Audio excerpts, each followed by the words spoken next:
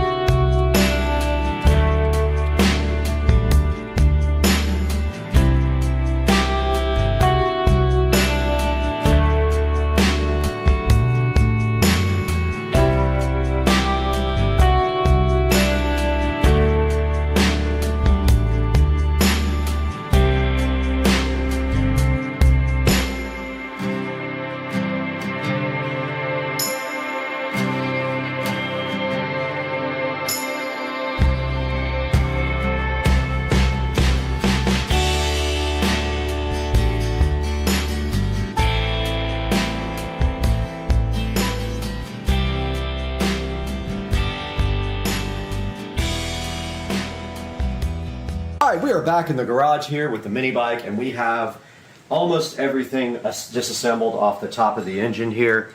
I don't know quite how this whole thing works here, but it was not connected. The springs were actually disconnected here. I think the springs go right here. This side isn't doing anything. So I don't know how to put that back together. Hopefully there's some manual somewhere to tell you how to do it, or instructions. I'm not sure. I don't see a point in taking off this, but I think the new throttle assembly kit comes with this brand new, so I'm not sure. That literally just pivots this carburetor, accelerator. I think it's the actual throttle assembly linkage right here, and that was not working at all. Gonna go ahead now and take off the actual carburetor.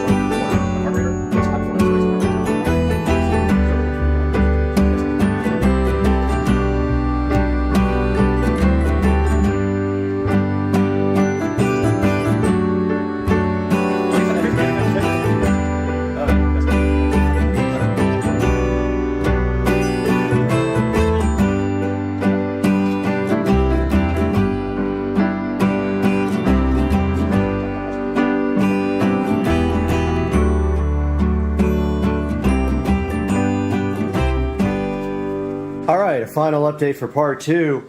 Rich came over and I was like, oh look, this tire won't air up, and sure enough I put the compressor on the valve and the thing aired straight up. And it's got no problem whatsoever except the flat spot. So I am replacing those though. I do want to tear down the handlebars and the fork and all that and get that redone, or get a new fork. I'm not sure what's available out there, but I'm going to look online. There's a lot of rust on the fork here. I guess I could sand that down and oil it really good and it would come back. But yeah, that's going to do it for part 2. I just wanted to let you guys see the tire got aired up, which is pretty crazy. I do have the chain and everything disassembled, the back tire over here, and I have no clue how to put this thing back together. So we'll see. Peace out. Supercar Street Racing. Oh no, I'm completely out of tequila. Oh, wait a minute. No, I'm not.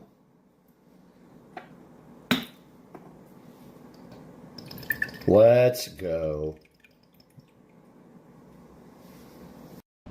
Guys, inside this mystery box right here is something special for the channel, and you can see right here, you don't have any idea what it is, but I do. And right here, this thing is requesting it to be opened, so I mean we have to at least do what it says and open this package right now and see what kind of cool things might be inside to benefit the channel. This guy, what is he doing?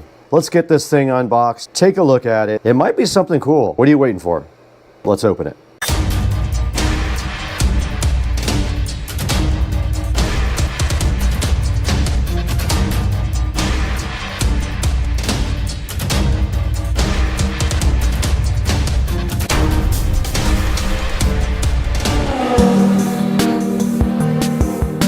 Supercar Street Racing back, guys. We are in the Supercar Street Racing office. This Mac is loud, this box is not, and today on Supercar Street Racing, we have something special for the studio. This is going to improve my life so much with the Supercar Street Racing 4K studio. We have needed this, we've been suffering without this. There's one more upgrade after this we have to do, but we gotta get this thing open because there's some other things inside here we need to do to this particular product.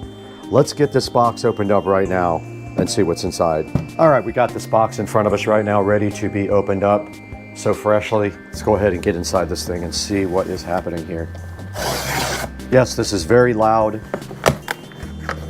I don't know why this does that. And here is the ASUS store, or ASUSter, I'm not sure of the pronunciation, FS6706T, NAS. Network attached storage, right here, looking so fresh and so fly. Also a RAM upgrade for the NAS storage. Let's get this out of the box. Here is the ASUS store NAS. You can see it has HDMI. It uses M.2 NVMe SSDs. It has a 2.5 gigabit network port, actually 2 of them. A quad-core processor, optical audio outs, tons of cool stuff in this box. And on the back, you can see all of the features of the FS6706T right here. Enthusiast grade network attached storage with cloud security. It's got apps. It does a lot of cool stuff. But the best part about having this NAS is this is going to back up all my workflow for Supercar Street Racing. And this is going to all go on here and it will be attached to the network via hardwired. Now let's get this thing out of the box here. There is the label on the top for you guys to check out. Let's get this thing opened. And it has a protective piece of foam right on top of it, and it's in a nice bag there.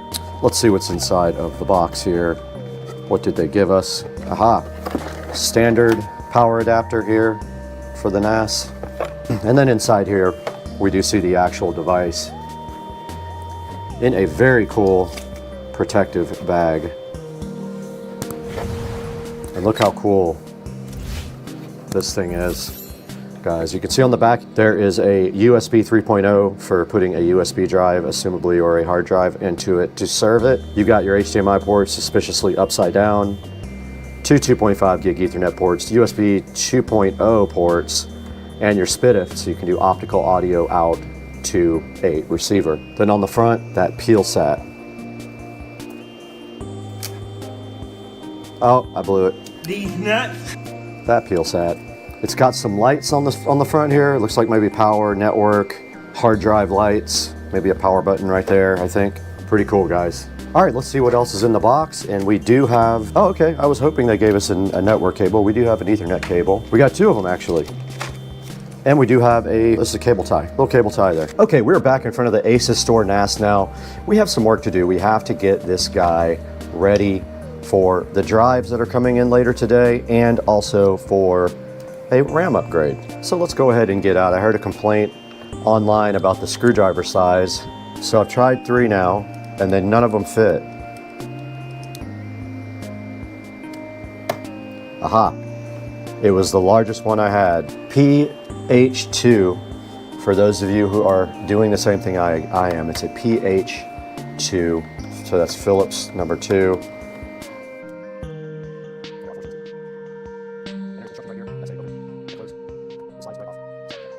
The RAM appears to be under here. Oh, there it is. The top just slides right off. Okay. Ah, I got the wrong memory. These nuts. It's SODIMMs. Dang it. Ha! Got him! Got him! Shoot. Back in front of the ASUS store, and I don't know why I thought this used regular RAM. It uses SODIMMs. I did order 16 gigs of memory for this that will be here later today. Same RAM I ordered, PC3200. So that'll be here later today by 10 p.m. along with the drives. But let's take a look at the back of this where the drives go in. So it does have 6 slots for drives, 1, 2, 3, 4, 5, 6, and they just slide right in right there. Slides in right here, all 6 of them. The model above this has 12. I didn't think I needed that many. I could always upgrade these to 4s if I want to go 4 terabytes. I did order 6 2 terabyte drives, and they will be in RAID 5, I believe it is. So if one drive fails, you still have enough drives left to rebuild the volume. So that is it for now until we get the drives and the memory in that we can install later. So we'll get back with you guys when we do that. Amazon just came and brought this plethora of 2 terabyte drives for us. We have crucial P3 Plus, PCIe NVMe 4.0, M.2, 1, 2, 3, 4, 5, 6, 7, 8 times 6 to go into the NAS. All we have to do right here and right now is get these guys unboxed and installed directly in this NAS. We are still waiting for the RAM though. It should be here any minute. Let's get moving.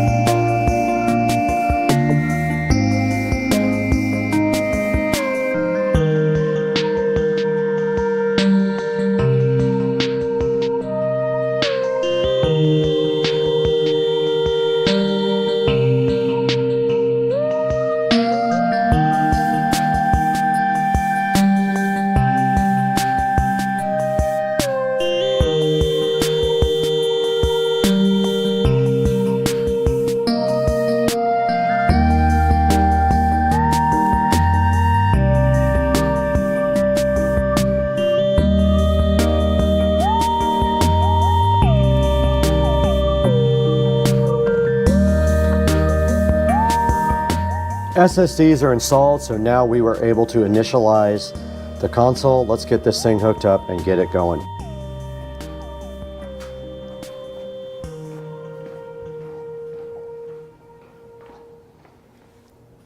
All right, the unit is powered on. I see lights. We just have a RAM upgrade left after this, so pretty simple. It's still initializing, and we'll need to get to the phone for the next part. Let's get the phone going and switch to that now.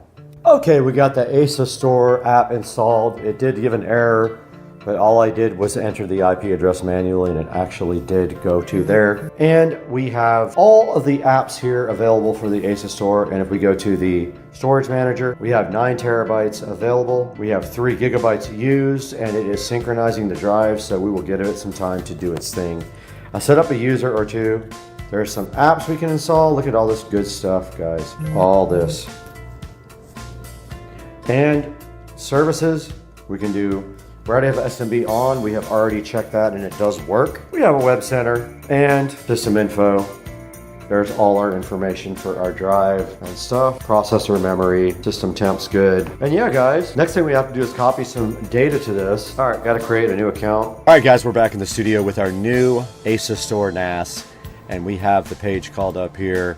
And you can see that right here and right now. We have all the apps available here, the file explorer, everything else to do all the settings on the NAS. But what I wanna do real quick is go ahead and back up my editing stuff. So if we want to get to the NAS, we got to do 2 backslashes, 192.168.0.210. And it wants my credentials. I'm going to pull those over here. You guys can't see this. And here we have our folders on our brand new NAS. We're going to do editing old NAS. Let's go ahead and drag it and see how long it takes. Now this is coming from a really slow device to a really fast device. So let's see. All right, so that's about as fast as the old device is capable of going, and that says 6 hours. All right, so we're getting about 90 megabytes per second, 110, 112, and I want to see how much. That's actually really fast. 18% memory, 10% CPU, and it's copying at 110 megs per second over a gigabit Ethernet link. So I think I just backed up everything. I just backed up my whole graphics and sound folder in about a couple minutes. Yeah, it's steady about 113 megabytes per second compared to the old NAS was about 30 megabytes per second maximum. So this is four times as fast. Now the rest of this is going to go while I leave the house, and this is a good amount of space that's got to be moved over. So I'm cutting and pasting all these from the old NAS. These are all my renders that I saved. I didn't save everything. I wish I would have, but that's going to take 7 hours at this rate. This old NAS is very slow. All right, we're back in the studio again, and we have some editing footage to do some editing with, and you can see it right here on the screen. Now, what you're looking at now is there is a USB 3.0 slot on the front of the NAS. I have the micro SD card plugged into an adapter, and it's plugged right into the front of the NAS, and you're seeing that right here. All this is GoPro footage. Now, at the same time, we're copying from the old NAS, which is right here, to the new NAS, and it is limited by the speed of the old NAS read speed, which is 39 megabytes per second. So now we're going to try copying all this footage to the local drive while we're going to actually copy this to the NAS drive so that we can try to edit off of it. We'll see. So let's select it all. Whoops, one more. We're going to cut from the USB drive. We're going to go to the editing drive. We're going to make a folder on the NAS, raw footage, and we'll paste it right here. Let's see how long this takes. So that's getting 94 megabytes per second from USB 3, dropping down to 88, while the other one is writing at 40 plus megabytes. So that is definitely as fast as the computer copies it from the USB stick. So no speed slowdown going from USB 3 on the front of the NAS to inside of the NAS on the actual NAS drives. And now if we pop our activity monitor up, we have 20% CPU, and we are using all of the memory, but we ordered 16 gigs of RAM, and it will be here today. I'm just waiting for it to get here to pop it in. But meanwhile, this is going at 90 megabytes per second, and the old NAS, my Book Live Western Digital, is copying all its backup files. So all the renders that I ever did are coming off of the old MyBook Live and going over to the new ASUS Store with 12 terabytes. And if we look right here at the drive, you can individually select each drive here and see which one you want to look at activity-wise. But here is the usage. We have used, now remember, it's RAID 5, so it's going to use one whole drive for RAID, so that if it fails, it has a one drive tolerance and we won't lose any data. So we only have 9 terabytes after we have a 6 by 2 terabyte array here.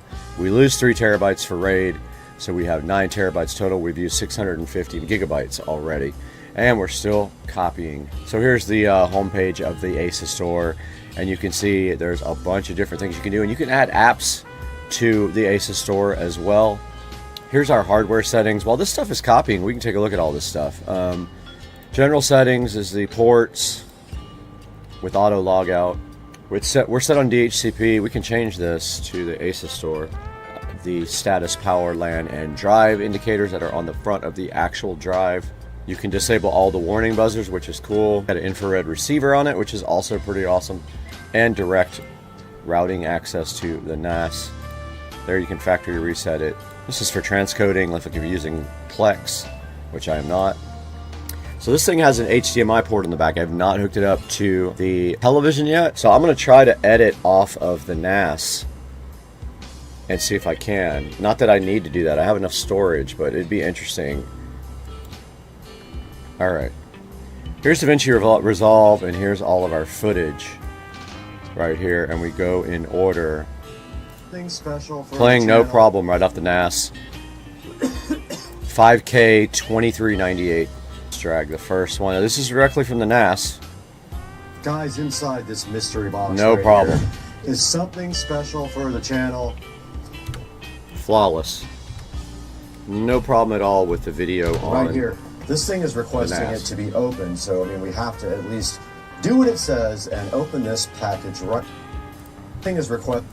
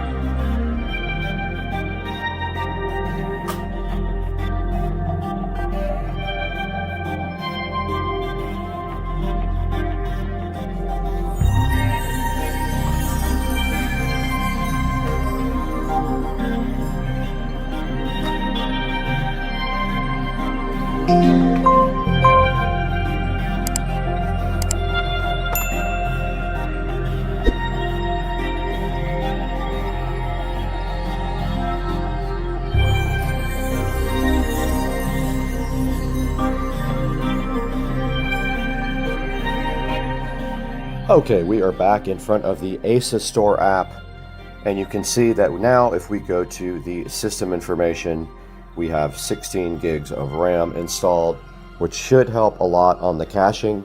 So that is going to wrap up this video, but all I wanted to do right here, right now, is also change the name. So I will have to do that in the actual app. But yeah, like I said, this is going to wrap up the video. We did put two 8GB ATEC premium memory sticks in. I'll put a link in the description to those. And we did remove the 4GB stick. And now the ASUS Store has 16 gigs of RAM. Guys, thank you so much for joining Supercar Street Racing. We hope you guys enjoyed it, and we will see you again on the next video.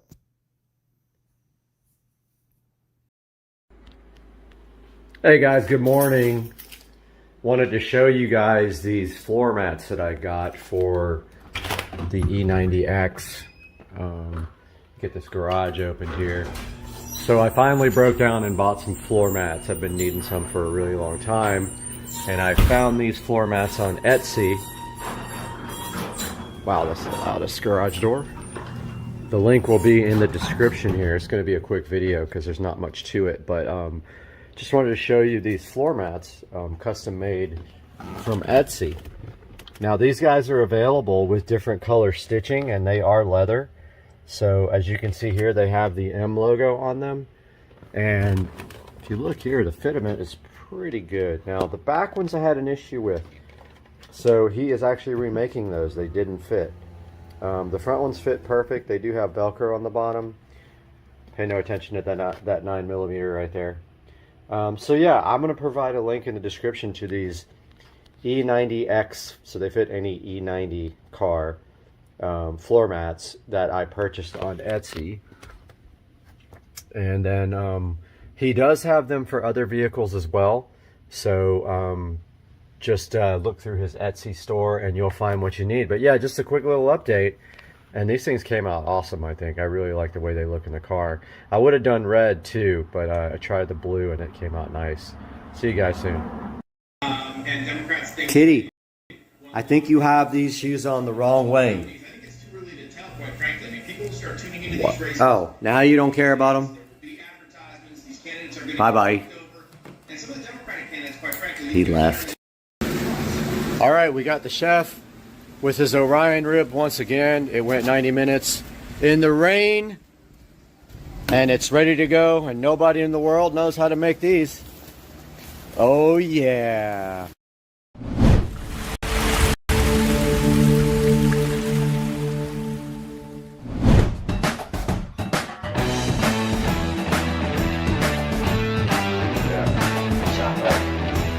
Shot back. Oh, it's got two USB ports.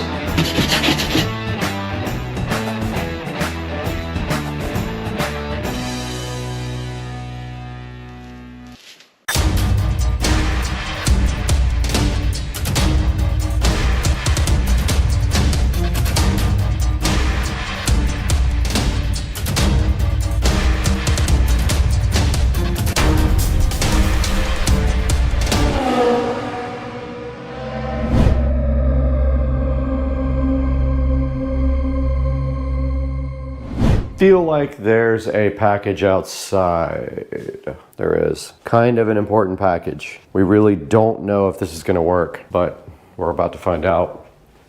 Sorry, I just woke up. Oh yeah, it's heavy. It's heavy.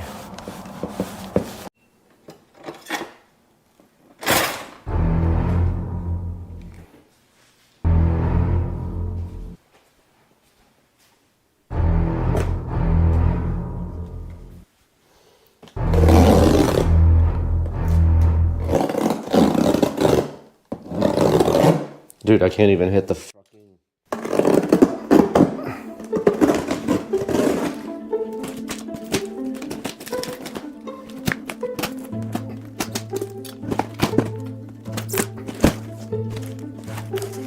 This might not fit inside there. It's gonna be close, dude. It's gonna be close.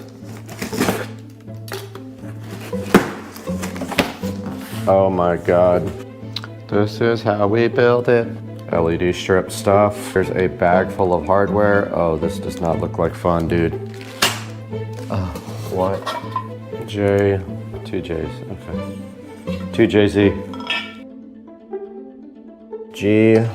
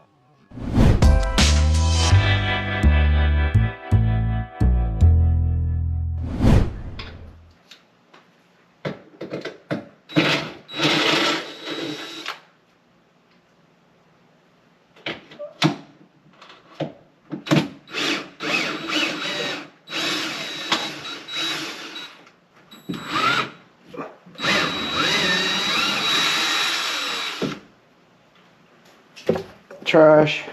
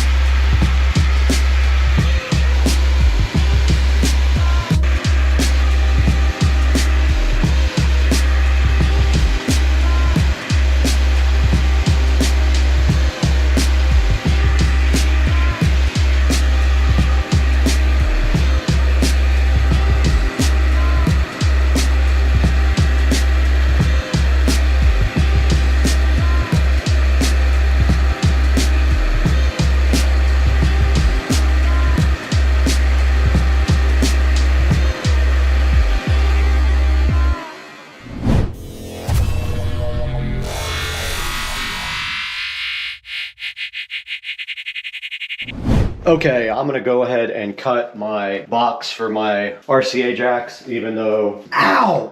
Ugh! These nuts. Got him. Ah, motherfucker, shit, that hurt. Oh. All right, I'm gonna go ahead and cut my box for my RCA cables, even though my cable isn't here yet. Top of my box, I'm trying to line up with the top of this box.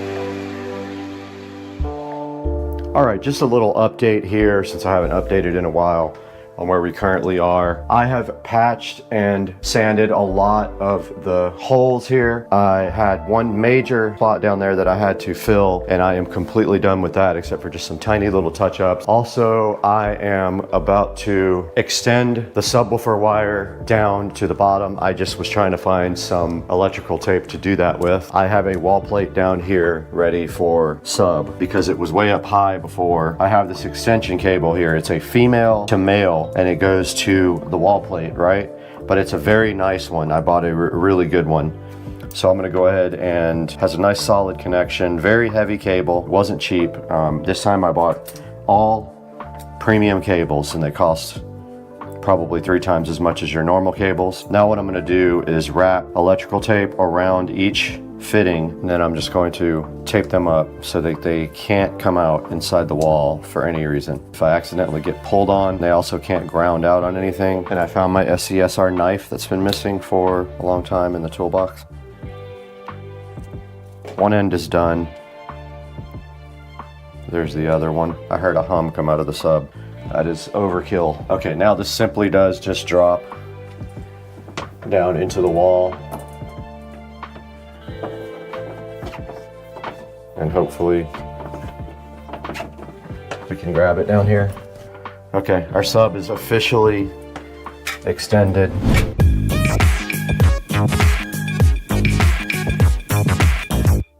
Yes, okay, being a hoarder absolutely paid off. I found what I needed and I can't believe it, man. I'm hyped right now. I do not have to order any cables. All I have to do now is use this extension to get that down to the bottom. I'll use a double RCA plate for that. So I'm just gonna extend these. I would have used super good cable, but this is not that important of a connection. I'm gonna go ahead and tape these up like I did the other ones. These type of connectors, man, I always save them because you're gonna need them. It's just a female to female RCA coupler. Just gonna fish it straight down through this hole. Hope it drops. Oh my God. I hope you guys saw that. It fell literally right through the hole. First time that's ever happened in my life. That's what she said. It fell out of the hole. It's the wrong hole, but still. Kind of a crazy bit of luck there.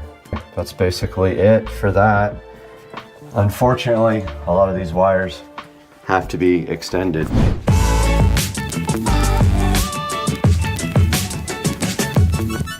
All right, I made labels for our RCA cables that go up through the wall. One south sub, one is from the theater room. This theater room is valuable because it will allow us to play either way, either from here to the theater room system or vice versa.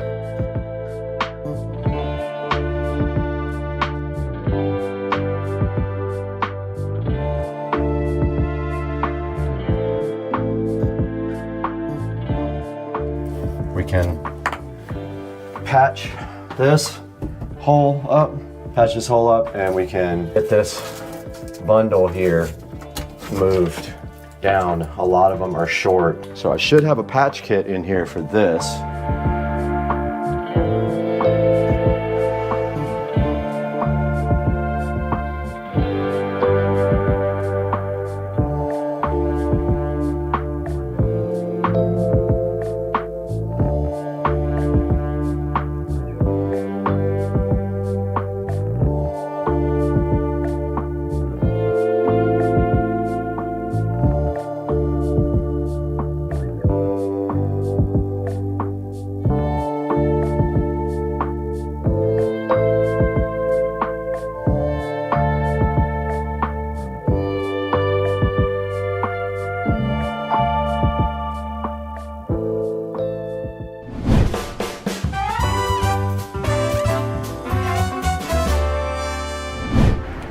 All right, guys, we got our wall boxes put in. They're not perfectly straight, but they're as good as I could get them. They're pretty good. I put the level on them, and I can tweak out probably the plate a little bit each way to get it a little bit more level. You won't see these anyway. They're gonna be right behind a shelf, and you won't be able to see down in there. I did that. I started patching this hole. The next thing I have to do is I have to sand this other patch. When it dries, it's still pink, so it's still wet. This is also still pink. This will probably take another hour at least to dry. It takes forever to dry. So I am about to sand this. It looks like it's mostly dry. Maybe give it another 5 minutes. Put a coat on that, but I went and got the speaker wire for this stuff. I want to take these labels off and then pull the wire. Actually, you know what? I think I'm gonna cut about right here because I know I need to add maybe 2 feet. Bubba, look at Cat TV. You gotta get it. It's Cat TV. Look it.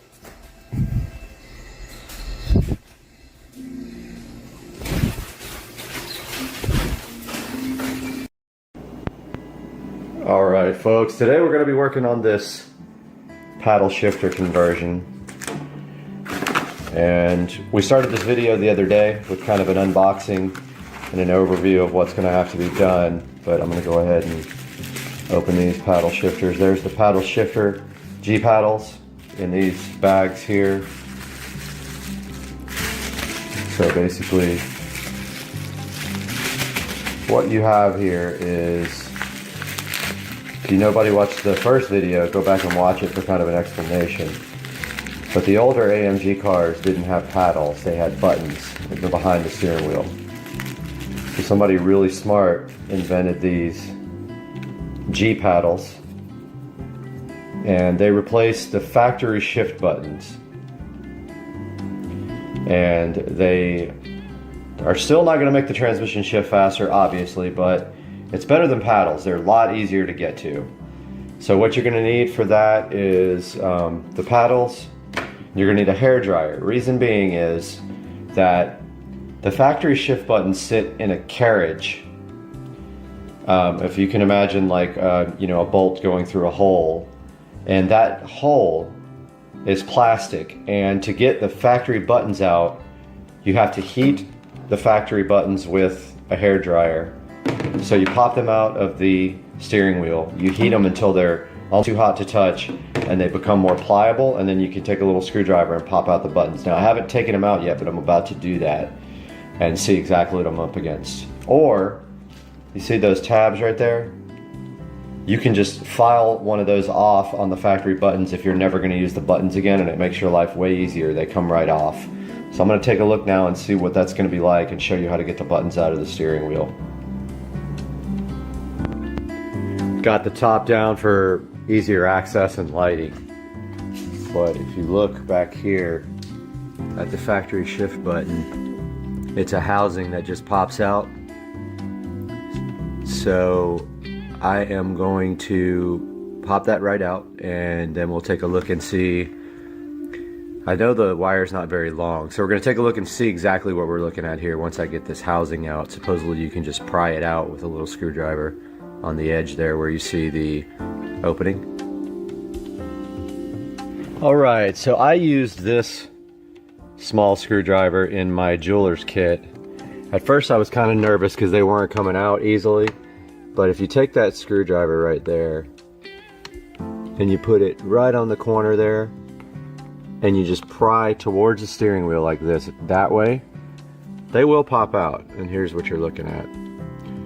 So this is the part that breaks. Everybody breaks off.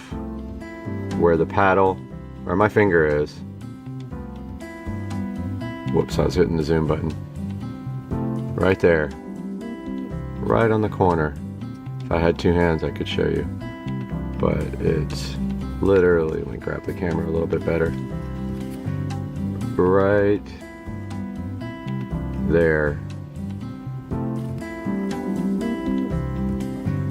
So now apparently you can file that center section out and these buttons will pop right out, or you can heat it up and pry them out and hope you don't bust that little tab right there. If you do, you got to super glue it back together. You cannot buy these.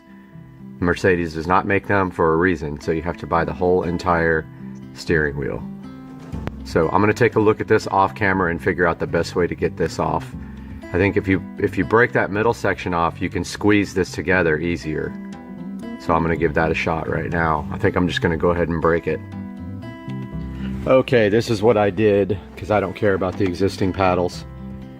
I took this awesome set of little wire clippers that I have here,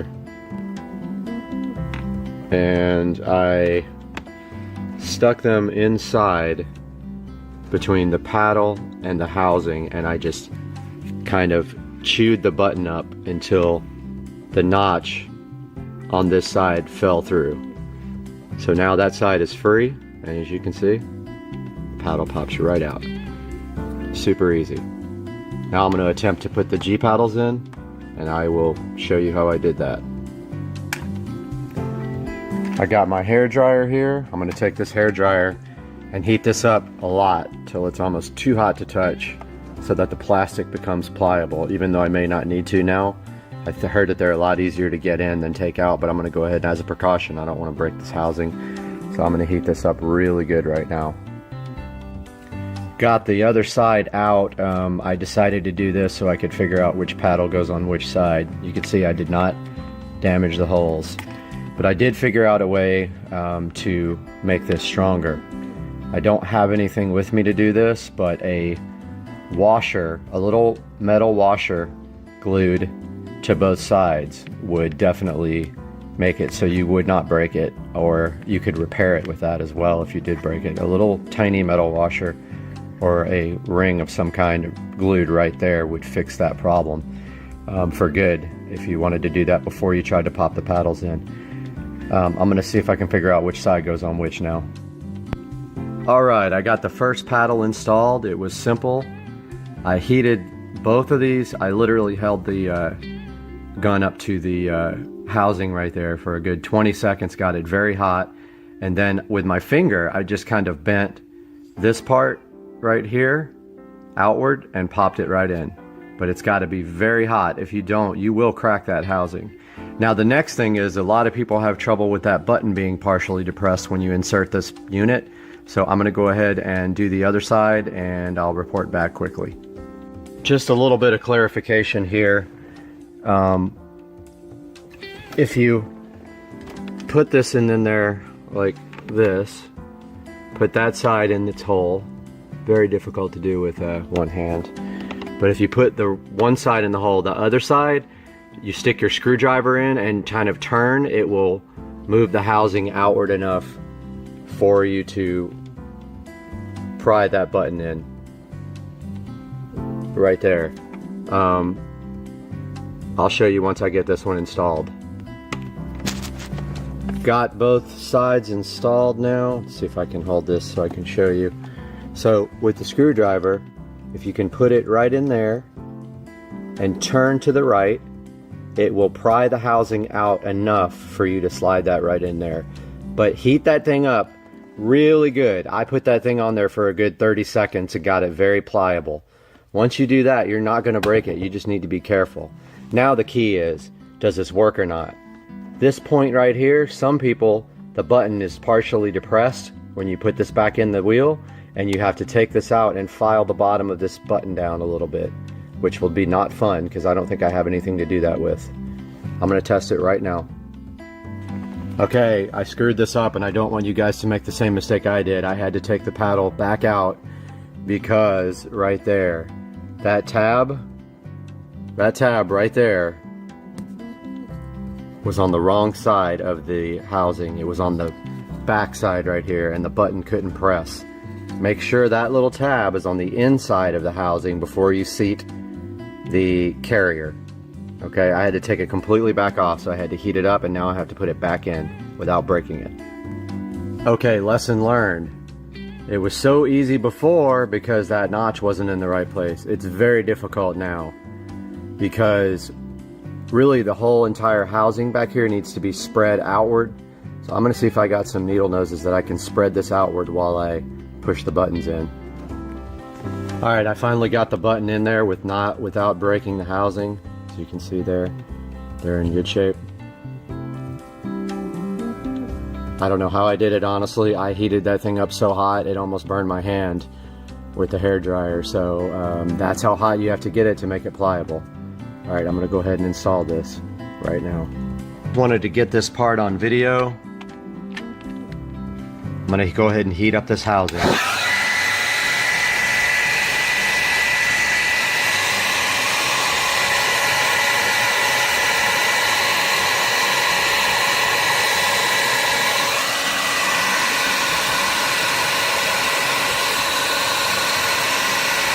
I'm going to hold it on there for a while, get it very hot.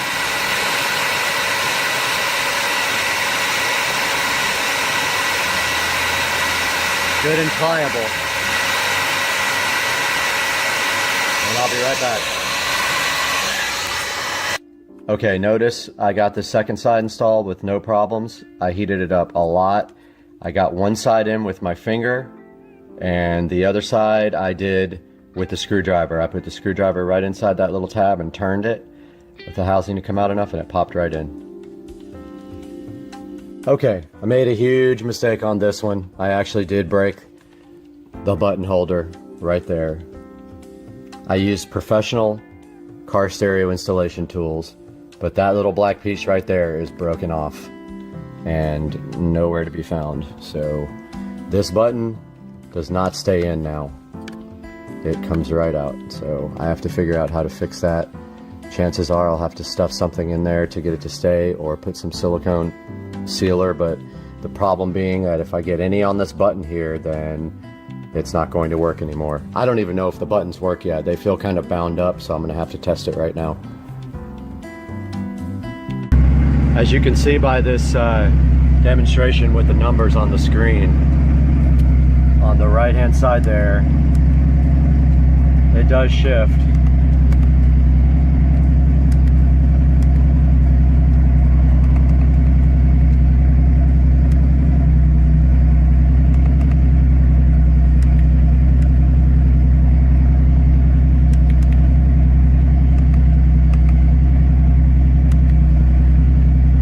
So this button though is completely loose, so I got to figure out how to fix that. Out taking a drive, buttons do work. I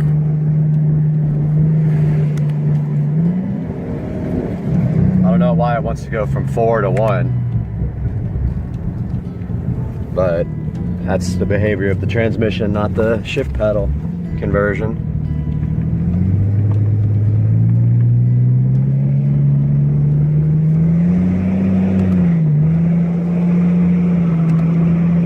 Does shift. Seems to be working properly now. I got to get that other button fixed. So here's where it broke. Right on the end right there.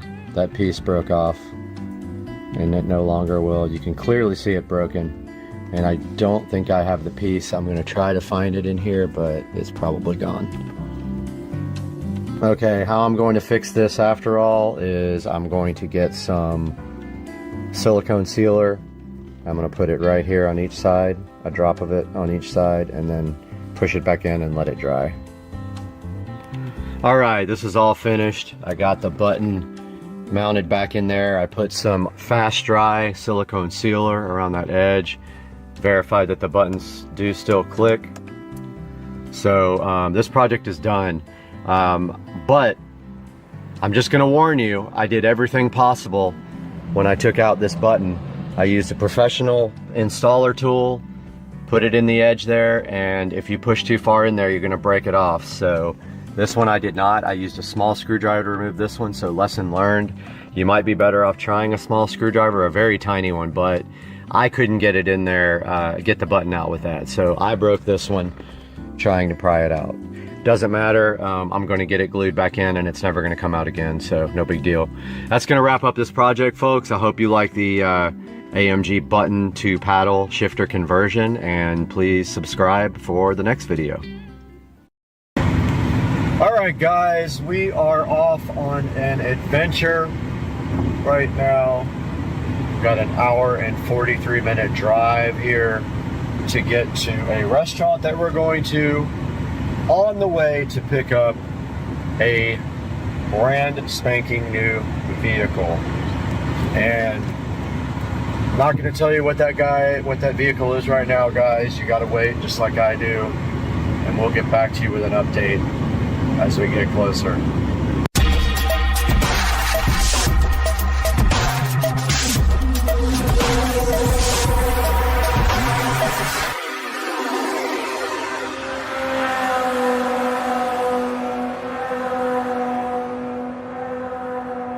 Alright guys, we are almost to our destination, about 13 miles to go until we get to Cocoa Beach, Florida. Super easy, fast trip, and I will update you guys once we get to the final destination. Guys, a little update. We have arrived in Cocoa Beach at our Airbnb, and it is super nice. As you can see here, we have everything we need and then some. And if you look out back here, we've got a pool, and we're on the water. Absolutely beautiful. So yeah, we're in Cocoa. Looks like the weather's gonna break down a little bit and get wet, but took a nap, about to head out, grab some dinner, and get a drink. Hey guys, welcome back to the channel. We're sitting here at whatever, what is this place called? Island Bar. So we're at Waterfront Bar. And we were just talking about YouTube and how to create a channel. And if you look over here, we've got this wonderful view of the water here. And so we're sitting here having vodka, and we're talking about Teslas and the fact that I may or may not have just bought one tomorrow. I gotta go get. So by the time this video's out, they know about the Tesla. So yeah, so this is how we make videos. And then cheers. And that's my husband. that's her husband over there. So we're just sitting here having fun. So we'll talk to you guys soon. See you soon. It is an absolute must to get out here and get an hour of walking done. It's not optional if I can help it, even though I got maybe 5 hours of sleep. I don't know. I think I fell asleep at 11 and woke up at 4:30. Typical when I have alcohol. But I am out here in Merritt Island doing my hour walk. When I am done, I'm gonna go find brunch or breakfast, have a keto breakfast, and pick up the new car at 11:30, hopefully, if everything goes like as planned. That's how you start your day. And there is the Lighthouse Christian Church chilling right there with the rainbow sign, right across from a school, I think. I had to record this. This is my absolute favorite house of all time. I am so digging the lighting on this house. I want my house to look exactly like this. I don't know how I'm gonna do it. I know about the soffit lighting, but this guy has like these sconces on the garage. So they got, waiting for cars to go by. So they got two single car garages, and on each side they have sconces. But the coolest thing, I would have probably done warm lighting in the soffits, but the coolest thing about this place is the door lights. Those are on each side of the door. They have the LED lighting. Place is awesome. Love it, love it, love it. They got the security cameras installed, brother. Yeah, man, cool. Guys, we are here. So now you know that I bought a Tesla. And your destination is on the right. it's probably that one right there on the end. That looks like that might be my car. So, yeah, that's probably my car there on the end. Let's check in here. We are out here checking out the new car. The only thing I don't like is it has the Pirellis instead of the Michelins. It's got the P0s instead. And it just looks crazy. I think this is my second brand new car ever. So this is it, guys. 2023 Model S Plaid, black on black with carbon fiber interior. I've not been in the car yet to check it out, but that is the car. Registration is sitting on the dash, and we are just waiting to trade in the beater, which is right over here. All right, so he is working on the trade-in right now, taking the plate off and all that. Figure out how to check the odometer. Yeah, you just turn the key on. Oh, okay. Yeah, just Which, because it says like the miles per gallon and all that stuff. oh, push the little. We are inside of my new Tesla Model S Plaid. It is unbelievable. Literally can't believe it. And we are headed to Jacksonville, and we have 74% charge. We're gonna make it with 14% left, and that's all we have to worry about. And I do not know how to drive the car, so no clue what I'm doing here, but I am about to drive, and we've got cameras. It is absolutely strange to drive a yoke. It's like, actually the turning radius is so good it doesn't even matter. But yeah, we're driving in the new Model S Plaid, guys. I can't believe it, I'm hyped. And we're gonna go back to Jacksonville. Little update, guys. We are in the Tesla Plaid headed back to Jacksonville. When I left, it said that I would have 15% battery when I got to the supercharger. However, now it says 26% battery, so that has steadily been increasing. I have the driving mode on chill, the steering on chill, the acceleration on chill. Everything is in chill mode. So it looks like we have plenty of battery power when we get to the supercharger, and we'll go ahead and top it off because I don't have a charger coming until Sunday. So if I do want to drive it again, I'll want to get some power into it. But yeah, a little update. I found out how to play music, so I'm playing internet radio right now. And the only thing I don't like so far is you can't listen to phone notifications while you're listening to like internet radio and things like that, but that's just normal stuff. You're either on Bluetooth or you're not, so that's the way it works. And we'll give you guys another update at the supercharger. We just left the supercharger and it was charging at, I don't know if it was on purpose. He said that's a Generation 1 supercharger, so it's slower than like a newer one. So that's kind of normal for that one.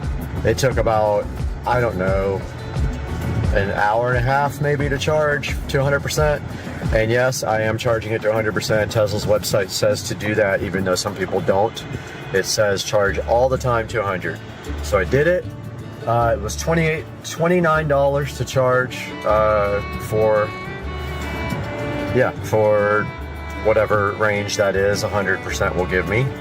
I won't be charging hardly ever out in public unless I travel, which I don't do very much because I will have a level 2 charger at home on the 30 amp dryer. So yeah, we're headed home now, and that's it. Nothing else to report. You ready? Yep. All right, so we've never even felt this before, so let's see what's up. You ready? Yep. Let's do it. Okay, we're gonna hit it from just a roll. Ready? Yep. Here we go. Jesus Christ. Oh my God. Holy.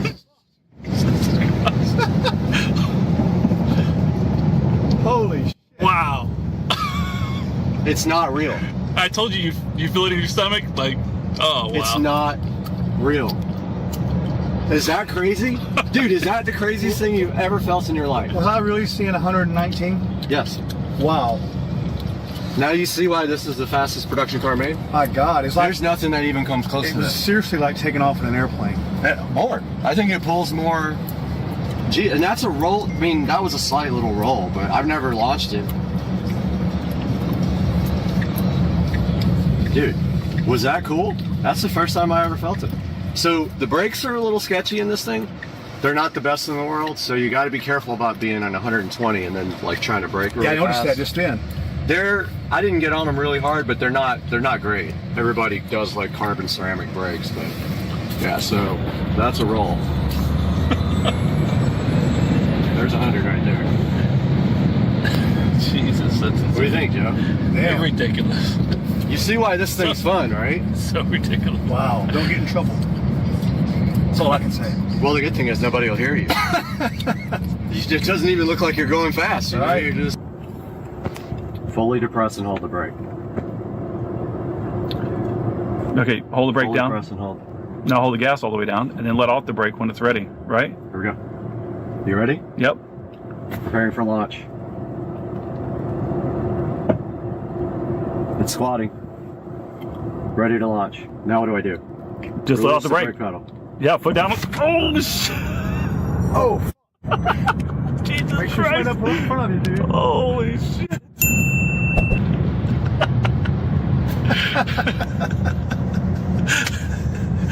Oh, shit. That's crazy. Woo.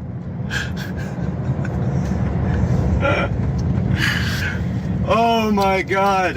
Lieutenant Mitchell, Maverick. Zero noise, and it was just, dude, On it. that was insane.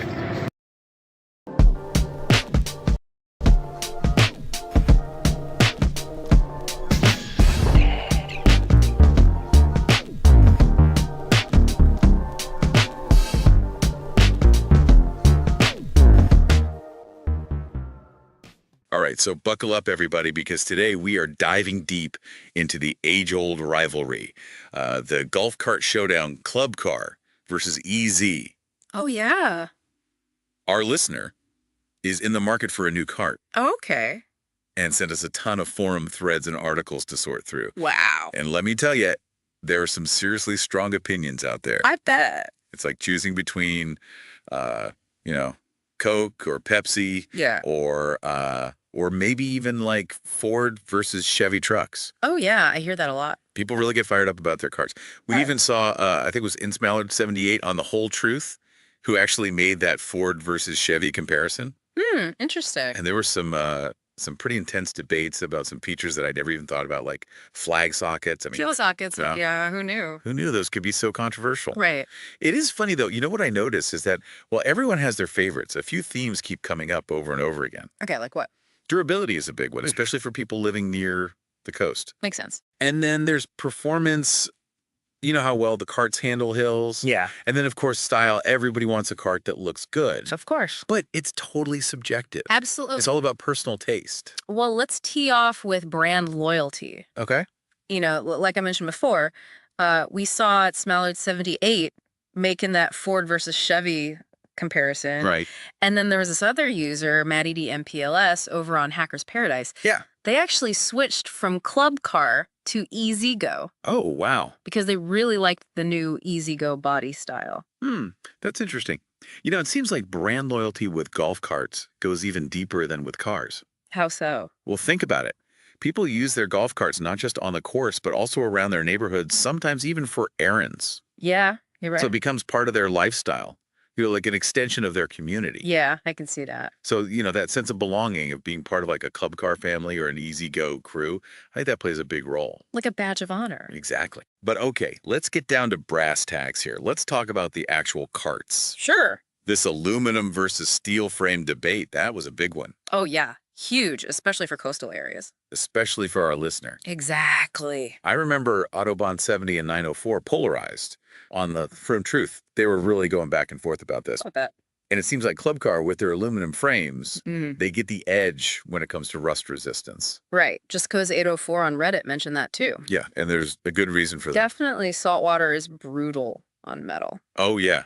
The salt just eats away at it. And then when you add in things like battery acid spills, which, let's face it, they happen, it just gets even worse. Steel just can't handle that kind of abuse in the long run. Okay, so aluminum is the way to go if you're near the coast. Pretty much, yeah. Yes. Aluminum forms this protective oxide layer, you see? Okay. And that acts as a shield against corrosion, especially from that nasty battery acid. So aluminum is like the superhero armor for golf carts. Huh. Yeah, you could say that. But wait a minute. I also saw some people on Reddit arguing that steel frames are stronger. Oh, yeah, they do have that going for them. And then there's Southerman 13, who pointed out that some newer Easy Go models actually have plastic battery trays. Oh, wow. So that throws another wrench into the whole durability debate. It does make things a bit more complicated, doesn't it? Yeah, no kidding. So maybe durability isn't a clear win for either brand. You got it. It really depends on what you're looking for. All right, well, let's move on to performance then. Yeah. Specifically how these carts handle hills. Okay.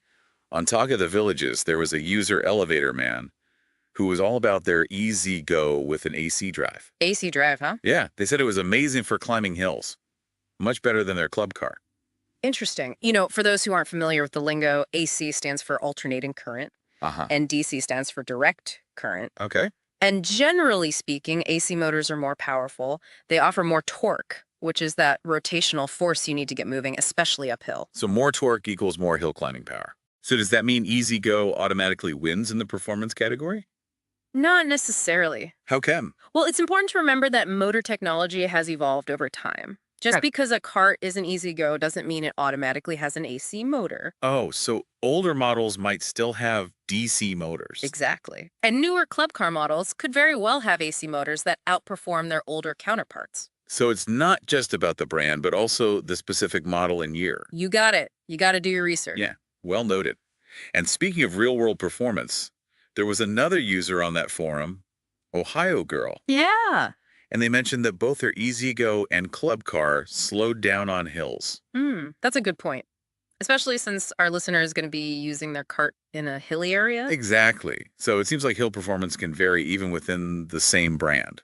Absolutely. You can't just rely on the brand name. You have to look at the specific model and what other users are saying about it. Okay, user reviews are key. They are your best friend when it comes to this kind of stuff. Gotcha. Well, speaking of user reviews and real-world quirks, remember Elevator Man who loved their Easy Go? Yeah. Well, they also had a club car that had a bit of a brake light issue. Oh no, what happened? Apparently, the brake lights only worked if you pressed the pedal in a very specific spot. Huh? Really? Yeah, can you imagine trying to figure that out while you're driving? Oh man, that sounds frustrating, but also kind of funny. Right. It's those little details, those quirks and annoyances that you don't always get from the marketing materials. That's why these forums are so valuable. They give you the inside scoop from people who actually own and use these carts. Exactly. It's like having a direct line to the cart whisperers. Ah, I love that. And sometimes those seemingly small details can make a big difference in how you use the cart day to day. Absolutely. Imagine cruising down a hill trying to warn the cart behind you to slow down, but your brake lights decide to take a break. Yeah, not good. It could be dangerous. All right, so lesson learned, always check the user reviews for any potential quirks, no matter how hilarious they might seem. It's exacta. Okay, let's switch gears now and talk about modifications, All right. specifically lifts. On Reddit, there's a lot of talk about Easy Go TXT lifts being the favorite because they maintain the original shocks and springs, Okay. unlike some aftermarket lifts for club car. Interesting. So for those who don't know, lifts are basically like high heels for your golf cart. Okay. They give you that extra ground clearance, which can be great for off-roading or just, looking cool. So you're saying my golf cart needs a lift to strut its stuff? Maybe not. It depends on what you're going to be using it for. Are you sticking to paved paths or do you plan on going off-road? Okay. And then there's rod quality to consider. Some lifts, especially the ones that don't use the original suspension, they can make the ride pretty bumpy. Good to know. Huh. So lifts are cool, but they're not a one-size-fits-all solution. Exactly. You have to think about your needs and how you're going to be using the cart. Right. And speaking of modifications, PDSW mentioned their Icon cart having four-wheel disc brakes. Oh, yeah, that's a good point. Is that something worth considering? Definitely, safety features are important. Disc brakes generally offer better stopping power than drum brakes, especially in wet conditions. So if you're going to be driving in hilly areas or places with unpredictable weather. Yeah, disc brakes are probably a good idea. Okay, safety first. All right, so we've covered durability, performance, quirks, and modifications. We're making good progress. It's like we're building the ultimate golf cart checklist. We are covering all the bases. And speaking of bases, we can't forget about aesthetics. Oh, you're right. We need a cart that looks good, too. Exactly. You want a cart that reflects your personality. Of course, style is important. It is. So let's dive into the world of golf cart fashion, shall we? Let's do it. So, when it comes to looks, these forum threads were all over the place. Oh, yeah. Lots of opinions, but no clear winner. I remember that Hacker's Paradise thread. Yeah. There was a lot of debate about which cart looked better, and it seemed like in that particular comparison, the club car came out on top. It's funny how subjective style can be, right? What one person thinks is sleek and modern, another person might think is boring. Exactly. Like, remember Golden Buff's comment? Uh-huh. They said the Easy Go looked like a bug with wheels. Ouch. Yeah, not a fan. But hey, to each their own. Exactly. Beauty is in the eye of the beholder. So true. So when it comes to design, what are we looking at here? Well, Club Car often goes for a more rounded, curvy look, Okay. while Easy Go tends to be more angular and boxy. Interesting. It's almost like those car comparisons we were talking about before. A Club Car is like the smooth lines of a Ford. And Easy Go is the ruggedness of a Chevy truck. Exactly. Yeah. And those design choices aren't random, What do you mean? Well, they often reflect the brand's image and who they're trying to appeal to. Okay. Like Club Car with those smoother lines might be going for a more refined, luxurious vibe, while Easy Go with that bolder, more utilitarian design could be targeting people who prioritize function and durability. So it's like choosing between a tailored suit and a rugged pair of jeans. That's exactly. Both stylish in their own way, but for different occasions and personalities. I like that analogy. Yeah. So at the end of the day, it's all about personal preference. Absolutely. Yeah. What makes you feel good when you're behind the wheel? Okay, so we've covered Club Car and Easy Go, The big two. right? But what about some of those other brands that people mentioned, like Yamaha and Icon? Oh, yeah, those are good ones, too. I think it was Brick Clark 904 and PDSW on The Whole Truth. Yeah. They brought those up. It's good to explore all the options. Definitely. Yamaha is known for having really quiet engines. That's nice. Eris and Mitch mentioned that. Yeah. And then Icon has a reputation for being super comfortable. Oh, that's important too. Definitely. Brick Clark 904 said that their Icon cart rode like a dream. Well, it's like finding a hidden gem. You got it. A brand that you might not have considered before, but turns out to be perfect for you. Exactly.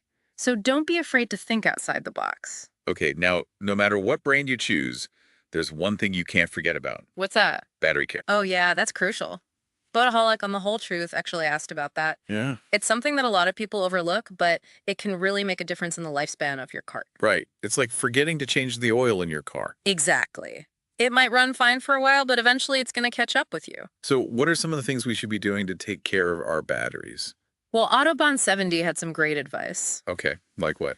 They recommended using watering kits and distilled water. Okay. And they even shared a link to a handy watering jug on Amazon. Oh, that's convenient. Yeah.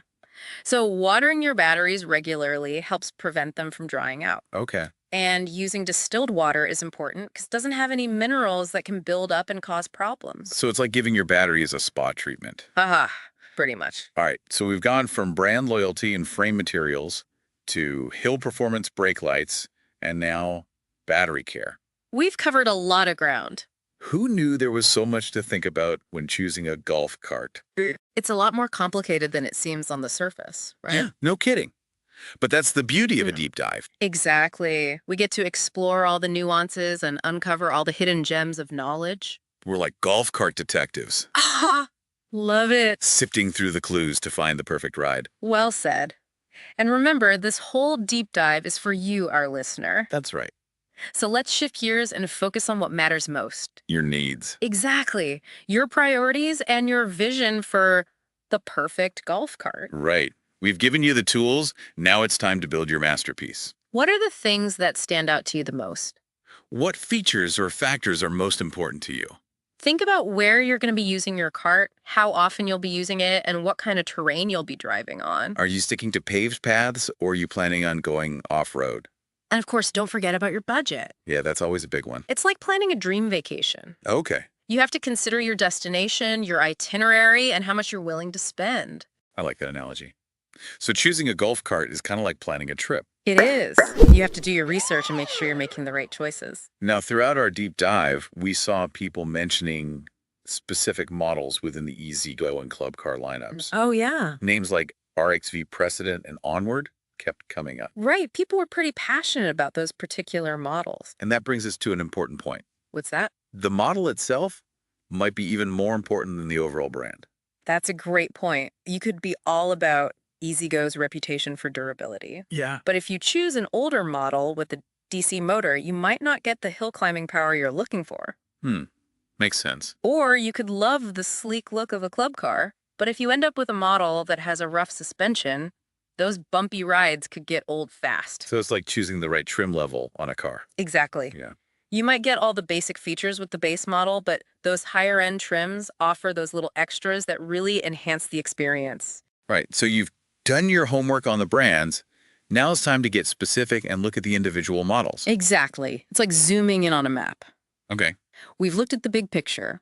Now it's time to find the perfect address for your dream golf cart. And remember, each model is going to have its own pros and cons, its own user reviews, and maybe even a few of those quirks we were talking about. Right. So don't skip this step. Do your research. Exactly. It's the difference between making an informed decision and just winging it. All right. So what's next? Well, you have all the knowledge about the brands, you understand the key features, and you know what's important to you.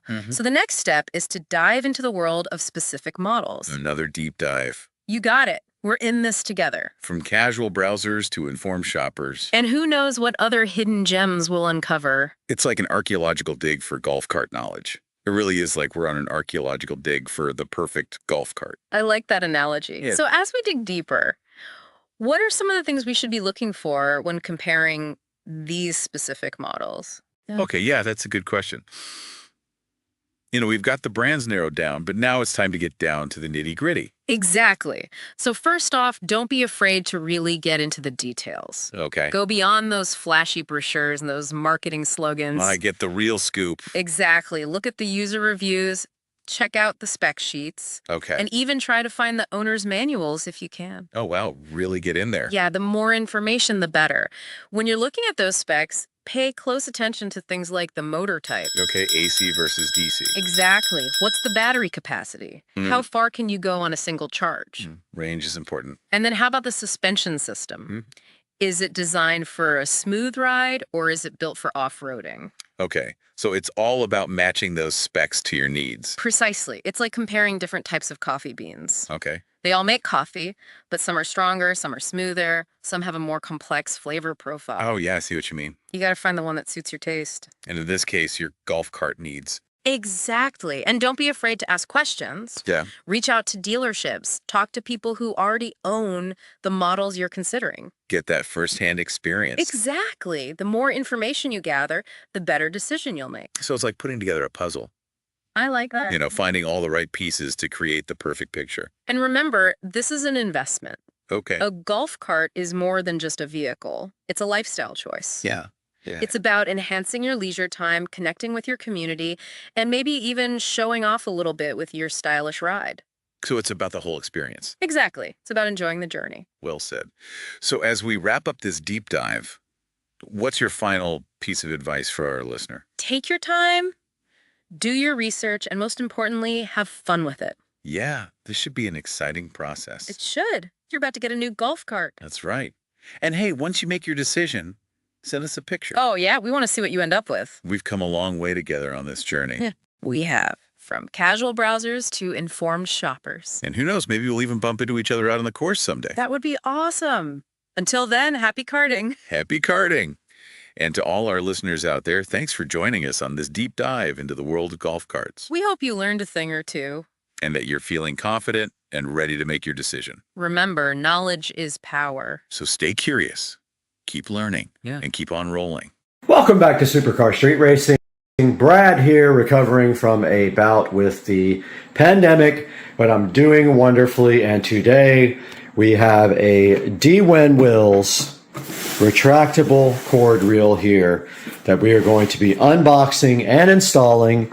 And then we have this little pigtail, and this is for charging the golf cart, since the golf cart now uses a regular female plug here.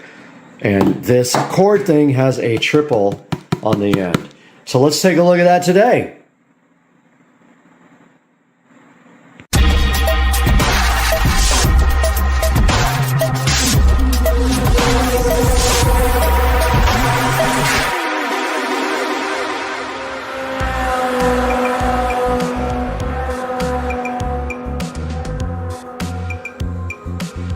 We are back and in full effect on Supercar Street Racing, recovering from the pandemic. Almost everyone I know had it, and now we are here with this D-Wen Wills retractable cord reel SKU HCRC 30C. Now this is going to be mounted right on the ceiling, and this will allow me to pull the cord down and charge my golf cart. So let's go ahead and this is the box that came in here. We'll get rid of that. And then here we have the retractable cord reel, looking so nice and beautiful right in front of us. And we will go ahead and open this up now. And inside we see this bubble wrap condom that we need to take it out of. And this should be a fairly straightforward install. And it has good reviews. And here is a something or another. Looks like a mounting bracket for this thing. And inside it, we have a very long Allen wrench, one of Allen's keys. It looks like, I think what that is. I don't know what that is, actually. That's not an Allen wrench. I don't know what that does. Here is the mounting bracket, and here are some screws and a little thingy for it, and I don't know what that does. But here is the lovely instruction manual that tells you how to mount this, and apparently this is the pin that holds the reel up to the bracket to secure it. So once you put the bracket up, you then, I guess, put this through like this to mount the not hose reel, it's a electrical cord reel. So it should be pretty straightforward. There are some ceiling joists going across we're going to try to mount this to. And then when we unbox this right here, right now, we have this beautiful electrical cord retractable thingy here that the first thing we're going to do is cut these ugly tags off and remove this dumb UL sticker that they make you have, which is super ugly. And we will get our scissors out right now and cut off this stupid, dumb zip tie. And there we have done that, so that is ready to go. And now all we have to do right here, right now, is go mount this guy on the ceiling like this, straight up, and then this guy right here will go through there like this. So let's do that right now. So this reel is designed to be mounted up to the ceiling, and as you can clearly see right here above me where I have the camera pointed, the garage door opener is mounted to the ceiling joist that runs across, and that is also where the outlet is. So what we are going to do is mount that right in the same spot, but we need a ladder or a step stool to get up there, so I'm going to grab that now. Alright guys, we have our mounting bracket here. We're going to go ahead and get up there and grab our drill real quick.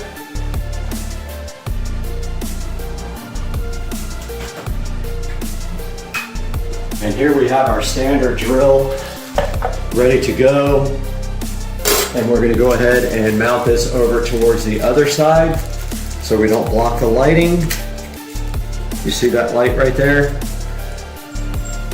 And we are going to take our drill up here. And we're gonna follow the joist that way and probably put this about right here. So this is not keyhole slotted, so you just have to kind of put the screw in and then hope you get it right into the joist. That looks like it should be it.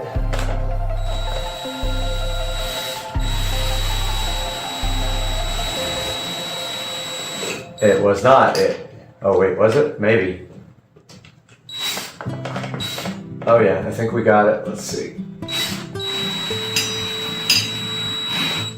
Most definitely.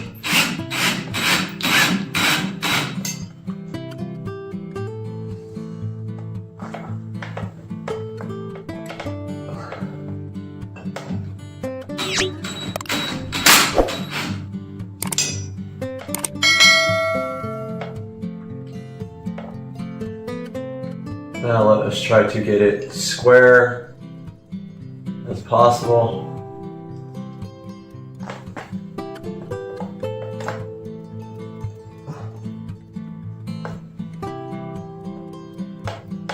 Okay, that's pretty good.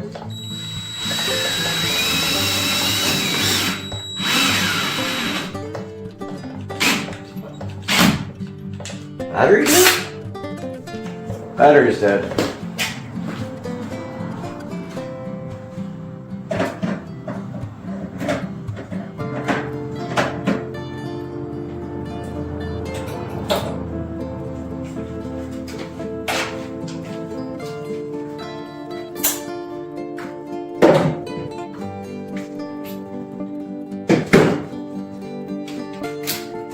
Alright, I'm going to switch to the impact anyway. I got the impact driver here.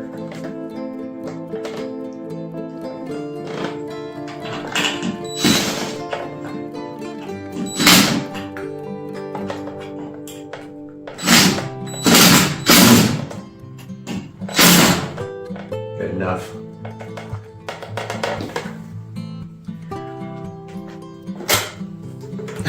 Alright, let's get this thing hung up. Basically, it just works like this. Oh, is that gonna hit the garage door? That might hit the garage door. That wouldn't be good. I gotta test and see if it's gonna hit the door.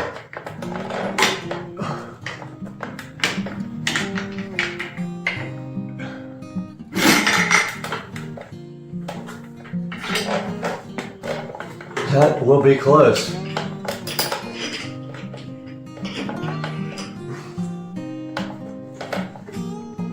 I think it'll be fine. We'll see.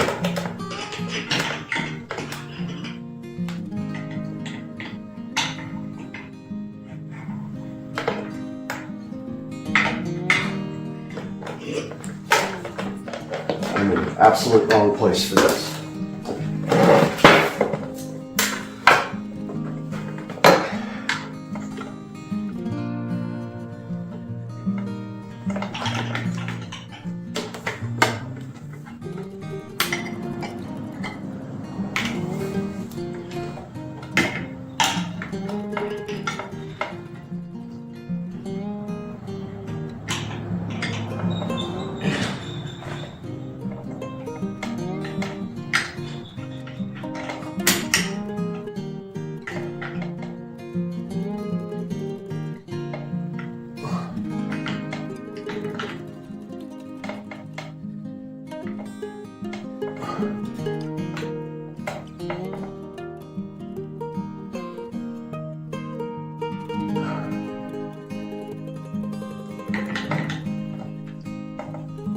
Okay.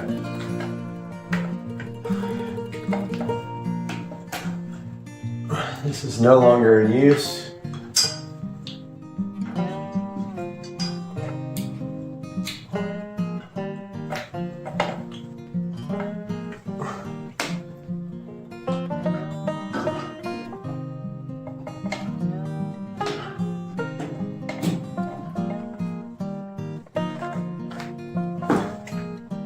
Now we just need to tighten up the wiring, test and see if the garage door hits it, which it shouldn't. Let's go ahead and do that now.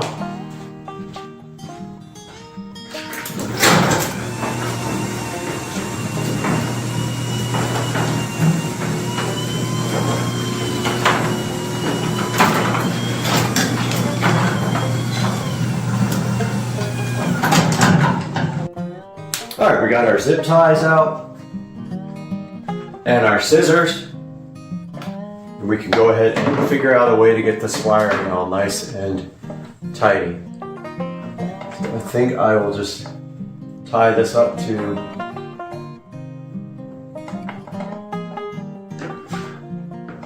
the garage door opener track like this.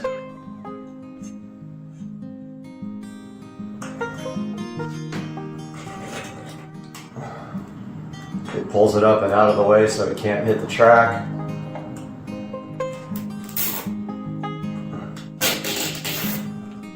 Like so.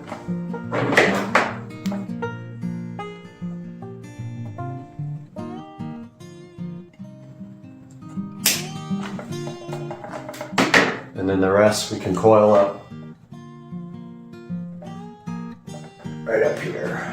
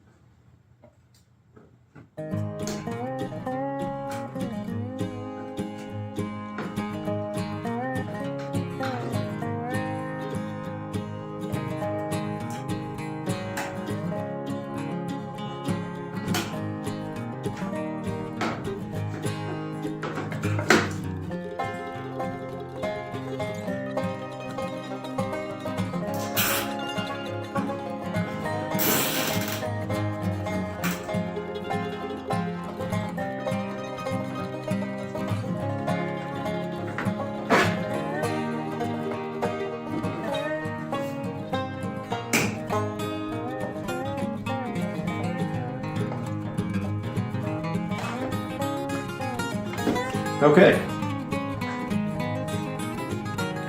Maybe one more zip tie up there. It doesn't look that great. Right. There.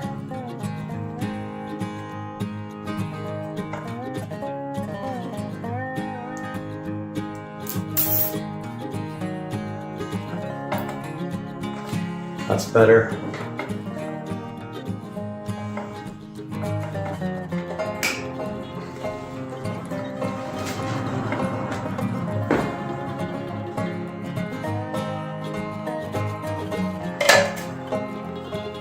And that is a finished job. Now there is also a clip here to keep the rod from coming out. I think it goes, I think it's like a safety for this.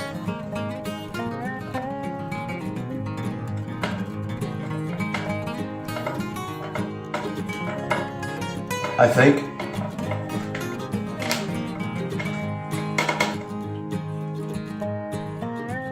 Yeah, there's a hole.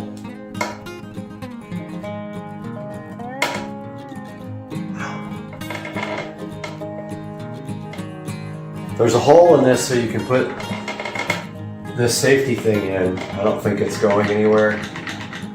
But yeah, it's for keeping the rod from coming out. But this thing is freaking hard to get on there, man.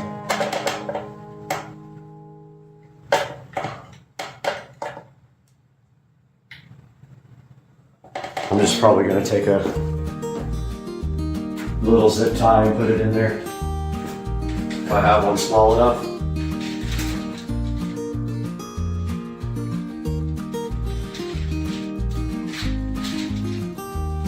I bet I don't have one small enough.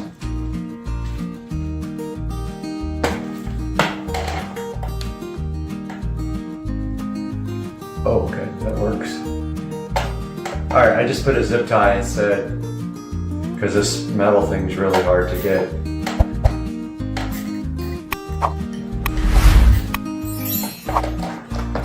So now it can't come off.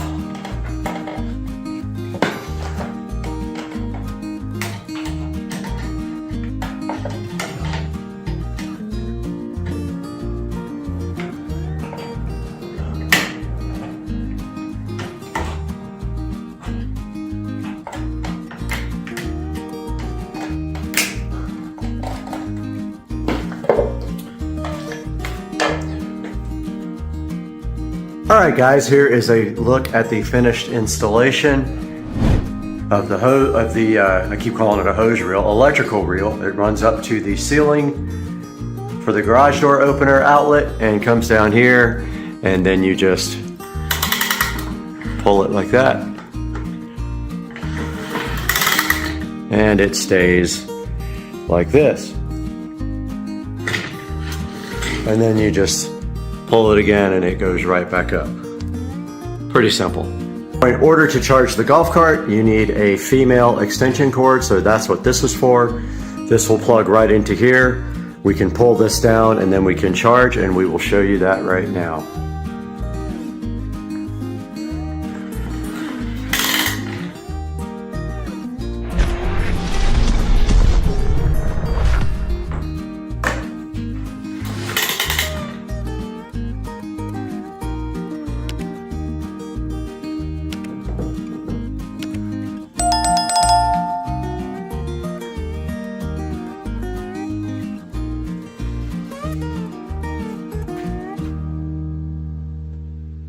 Alright, so the retractable cord is pulled down.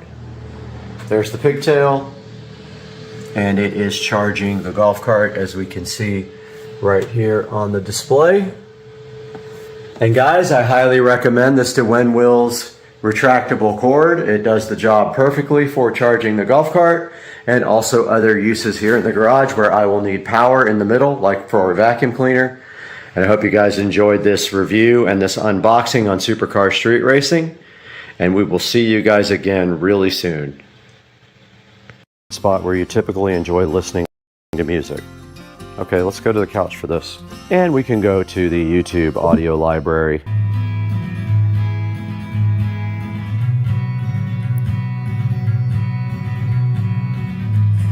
And we should be able to control our sub. Okay, we were successfully able to go ahead and set up the WIM Sub Pro. It is right down here on Wi-Fi, working perfectly, no issues whatsoever. And also there are a lot of options in the app for tuning the actual sub. You can change your own crossover levels, you can change the phase, and you can also set up the room fit where it kind of measures your sweet spot and adjusts its graphic EQ to make the room sound better. It's up to you whether you want to use that. You don't have to, but if you do, it is available in the software. But yeah, this thing sounds awesome.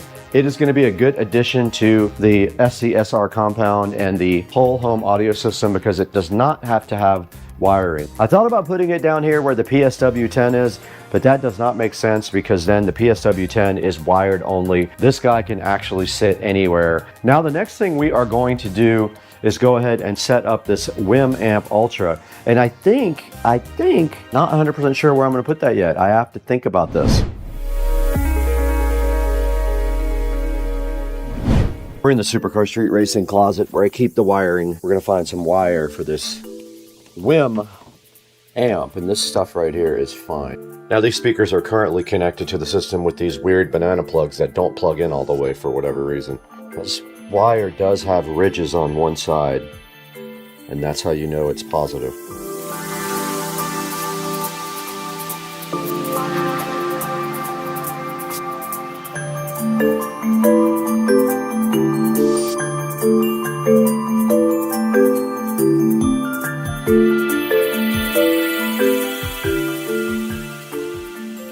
But check these banana plugs out that they give you. Basically, you just put the wire in here, through there, and tighten it up. And then you tighten this wire, and that's it. Now, this amplifier only has stereo outputs. It is not a surround amplifier. It does have subwoofer out, though. This is done. This is how you wire up the speakers for the WIM amp. Now, take note on the back of the WIM Ultra, all of your inputs and outputs. You have a Toslink in. We got a USB, a LAN, and an input, a regular stereo RCA input, and then our subwoofer output, which is very cool. And it is coming up. Okay, we're recording on both devices now, and all we have to do is go to the WIM app. So we went into WIM Home. It found it already. That is so cool. It found the WIM Amp Ultra F38A already. And it is going to set up, and it might update the firmware. It is connecting to my Wi-Fi system now. And it automatically updated the time and the date on the front display, which is awesome. It is updating the firmware.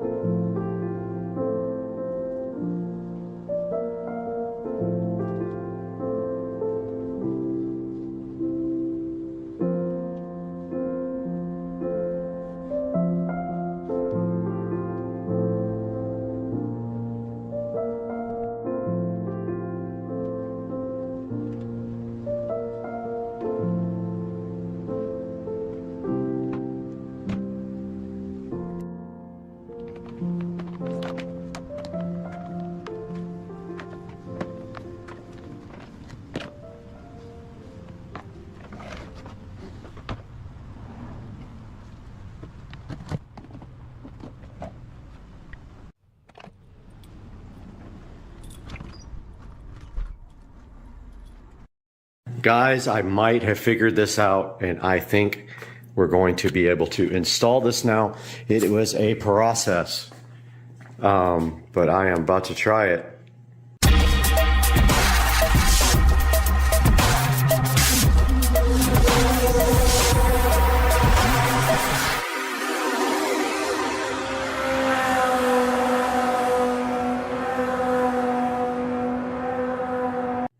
Hey guys, welcome back to the channel, and today we're going to show you how to install Kodi on a show device. That's right. You didn't think it was possible. You thought you were locked down, but guess what? If you got one of these, you can put it on there. Back in front of the Show 15 now, where we're going to show you guys how to install Kodi on this device. So the first thing you have to do this is a Show 15. I'm not going to say the name because it will wake up. Once you have the Show 15, you will get a prompt that asks you if you'd like to upgrade your experience to the Fire TV experience. You go ahead and upgrade this device to the Fire TV experience, where you will come back and you will see this little dot right here. See that? Right there. Once you have that, then you're well on your way to getting Kodi. So guys, what is Kodi?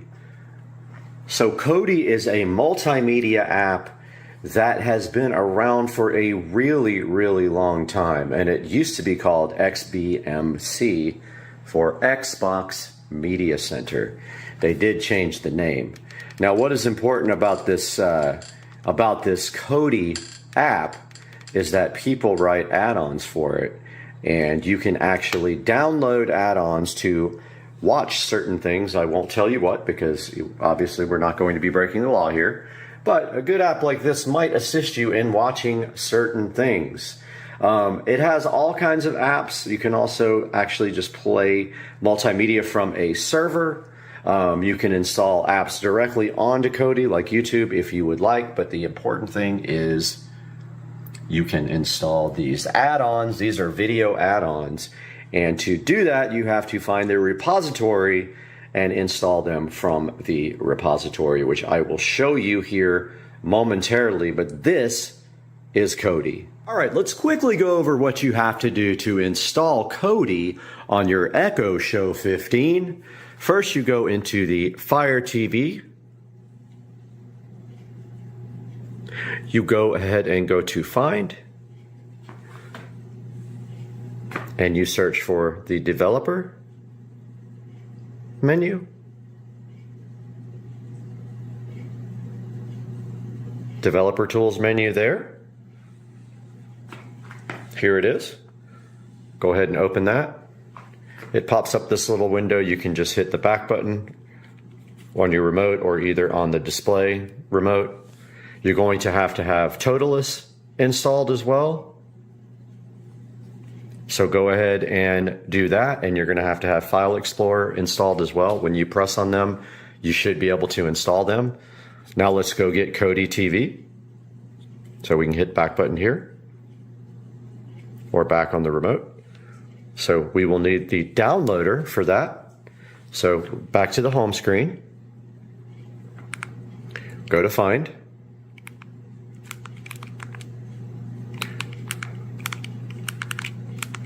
Try that again. Find, search for downloader. There it is there. Go ahead and install downloader. Once it's installed, open it up. Now it's telling you that there's limited functionality for touch. So now, once you have downloader installed, you browse to either this full link or you go to Kodi.tv. And remember, this is limited touch. So if we just go to Kodi.tv, if you don't want to type in that whole link, you're going to have to get the 32-bit version. Go to the little menu here. Go to download.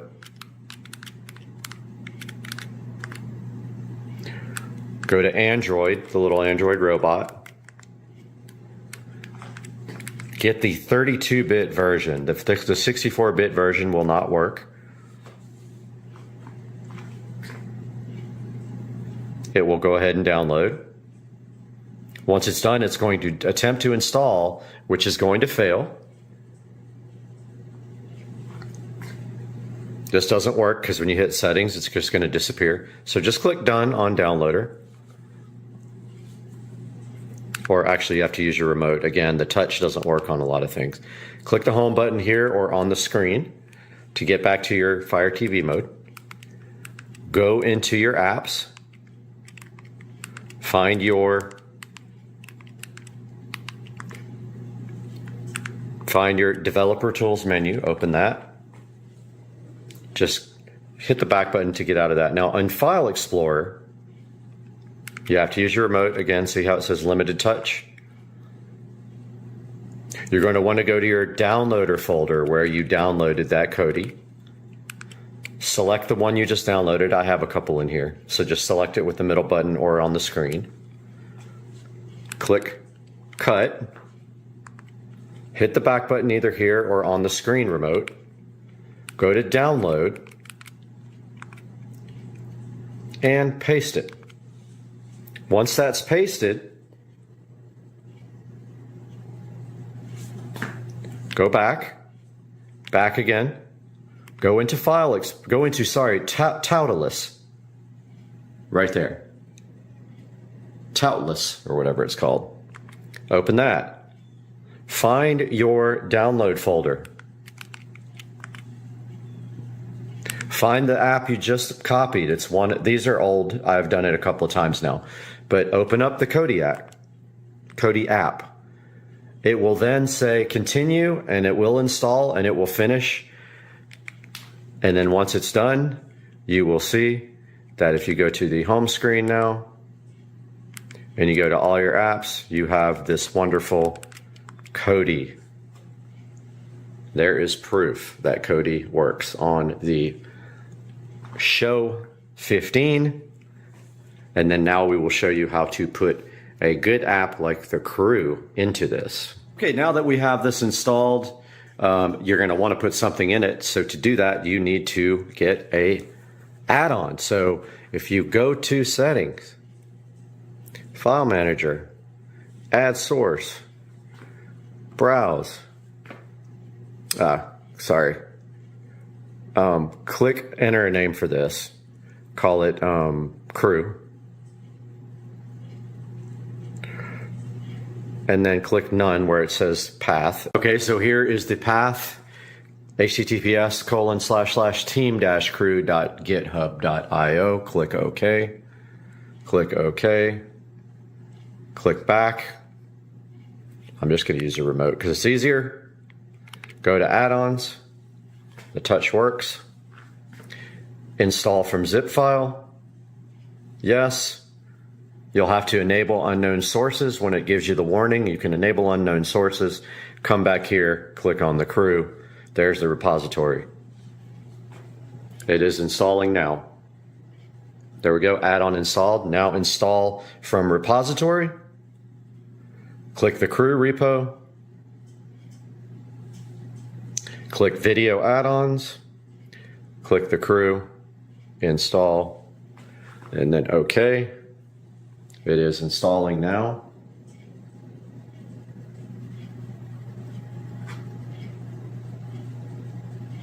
Shouldn't take too long, it's at 7%.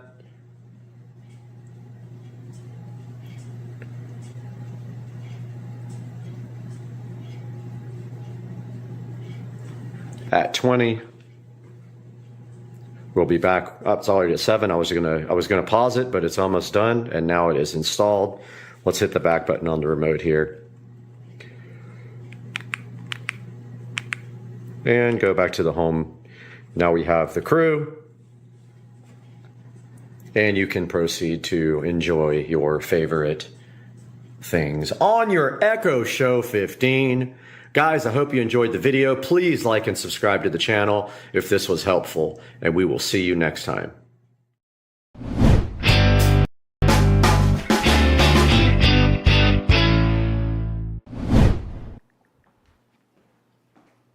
Hey man, what are you doing? Learning calculus again. So I just got a notification on my phone that I think we got a delivery. We might want to go get it from out front so it doesn't get stolen. Should we go out there?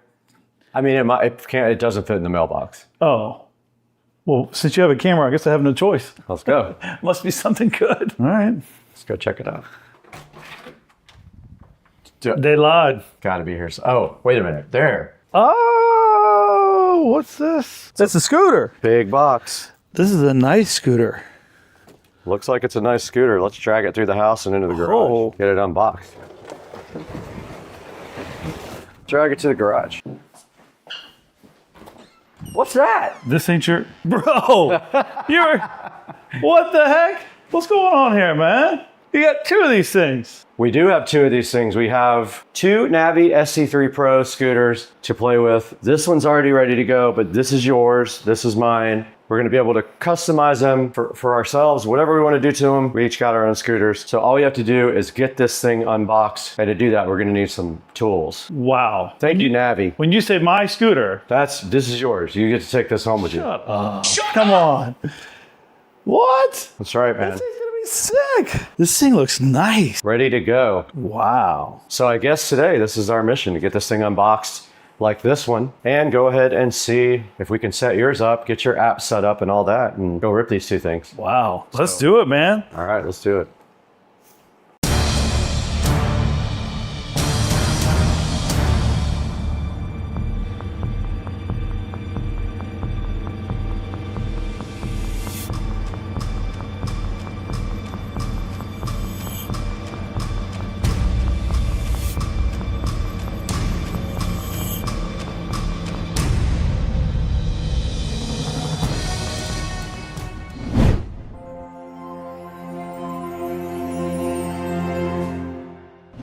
Hey, what's up everybody? We are in the Supercar Street Racing compound garage right now with something special from Navi. They reached out to me a few months ago and said, hey, do you want to take a look at our SC3 Pro scooter? Joe, take a look at what we found outside today. What is this thing? Well, yeah, I was obviously surprised when we went out to the front door to see this sitting there. From the quick research that I did in a few minutes in prepping for this video, like, this thing is awesome. This thing has a lot of bells and whistles, including the first thing I love from a security standpoint is it has a built-in AirTag from Apple, which is great. I'm an Apple guy, you're not a big deal, but I'm gonna be able to take both scooters and add those to my account. So if this Wait a minute. What other scooter? What are you talking about? Well, you already showed them that scooter.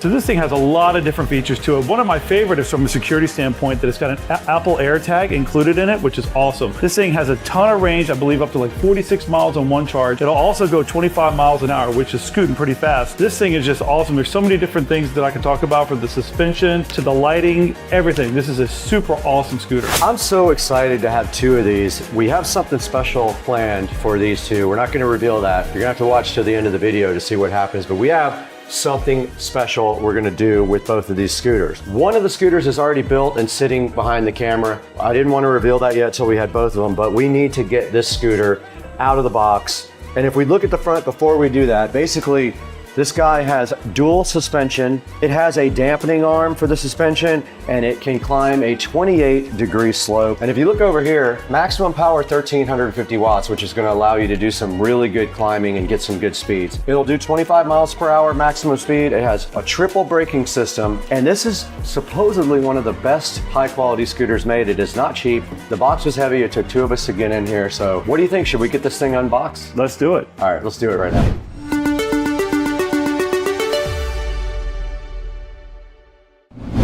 All right, I'm here with Dukes of Duval, and we're in front of the Navi ST3 Pro scooter, the best scooter made, in my opinion. And we're gonna go ahead and get this thing unboxed now. Are you ready to do it? Let's do it. Get the knife out, let's go, the Black & Decker. Okay, so the first thing is we just had 2 straps holding them down, and we have now some tape to deal with. Looks like that's about it. We got some styrofoam, and it looks like in this one, Joe, we have a charger. Yep. So this looks like the charger for it. Just like a regular power brick charger, nothing substantial. And then there's a bag here with a power plug for the charger. That comes also with that. A little bag of screws and a wrench. So we're gonna have to assemble this. It's not much. I think it's 4 screws or 3 screws. Wow. I can't remember. And then the actual scooter is now in the box. Another styrofoam. And then the Navi should just come right out of the box. And it does have a kickstand. You can go ahead and put that kickstand out.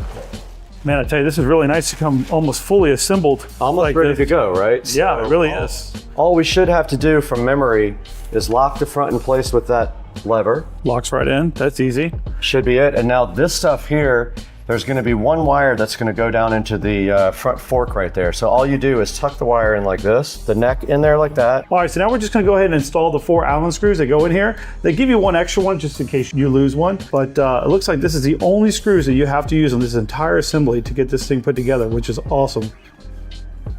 And it looks like there's some thread lock that's put on there. That's the blue stuff that once you tighten it down, these should stay in there pretty nice. So there's 2 in the front and 2 in the back, correct? Correct. Yep. Okay. That is going to be the entire assembly, which I love that. You really don't have to do anything. I got to be honest with you, for something this nice, you know, you think it's going to take a while to put together. It does not. It is very quick. That is the fastest I've ever put anything together. Now there's going to be a couple more steps after that just to get this thing completely unboxed. We're going to need to go ahead and cut off your tag here and take off the plastic and the deck down here. So, all right, so we're going to go ahead and take the tag off. Okay. Here, got some plastic we got to rip off. Just underneath the wheels, huh? Yep. Okay. Looks like you're going to have to take off this protective deck cover as well. Rip that off. This thing's unboxed so good. All right, looks like the display screen has a little bit of protective film on there with some information for, looks like maybe downloading the app that goes with it.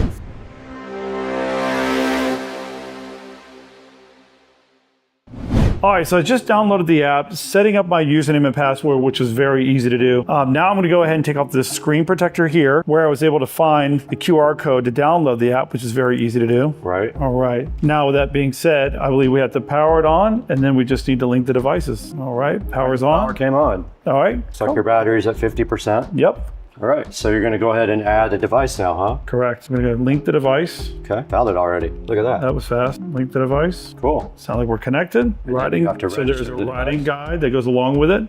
You can skip that. Yep. All right, we're connected. Awesome. So you can see your scooter now and all the perimeters, right? Yep. Okay, we're out here with Joe's ST3 Pro here from Navi.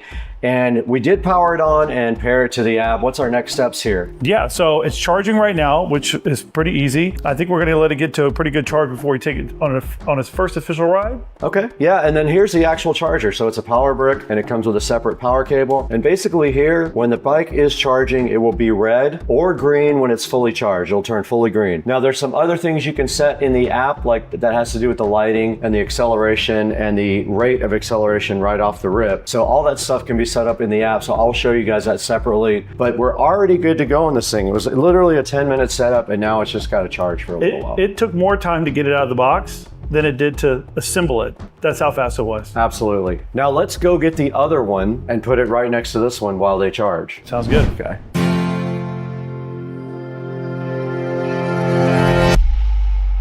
Okay, we're back in front of our ST3 Pros. We got both of our ST3 Pros right here on the chargers. I think Joe's is at 58% right now, so we're letting it charge up a little bit. But we wanted to get together with you guys and talk a little bit about the features of these guys. So one of the cool things is there's a variety of ranges available depending how fast you want to go. Yeah, so I think the speed also is indicative to how far you can go. So if you want a top speed, of course, you're going to go less distance. Right. But if you want a longer, then you put it on eco mode. So I think there's 3 particular modes, right? Yeah, Eco? sport and drive. Correct. So in eco mode, you get 47 miles. In sport mode, you get 20. So there's a trade-off there. Yeah, absolutely. But depending on what you're doing and how fast you want to get there, obviously you can change in the settings pretty quickly. Yeah, you just have to plan your trip. Another thing about this thing is that we didn't even know till we started researching is it has a 1,350 watt brushless motor. Yeah, the brushless part is a big thing, right? So a lot of the newer motors are all coming brushless, and what it basically does is it's less wear and tear on the motor, so it lasts for a lot longer. I have a good idea that these things are going to last for a long, long time. Cool, I'm excited about that. It says it might last 10 times longer than a normal motor. I would believe it with brushless. All right, another cool feature of these awesome electric scooters are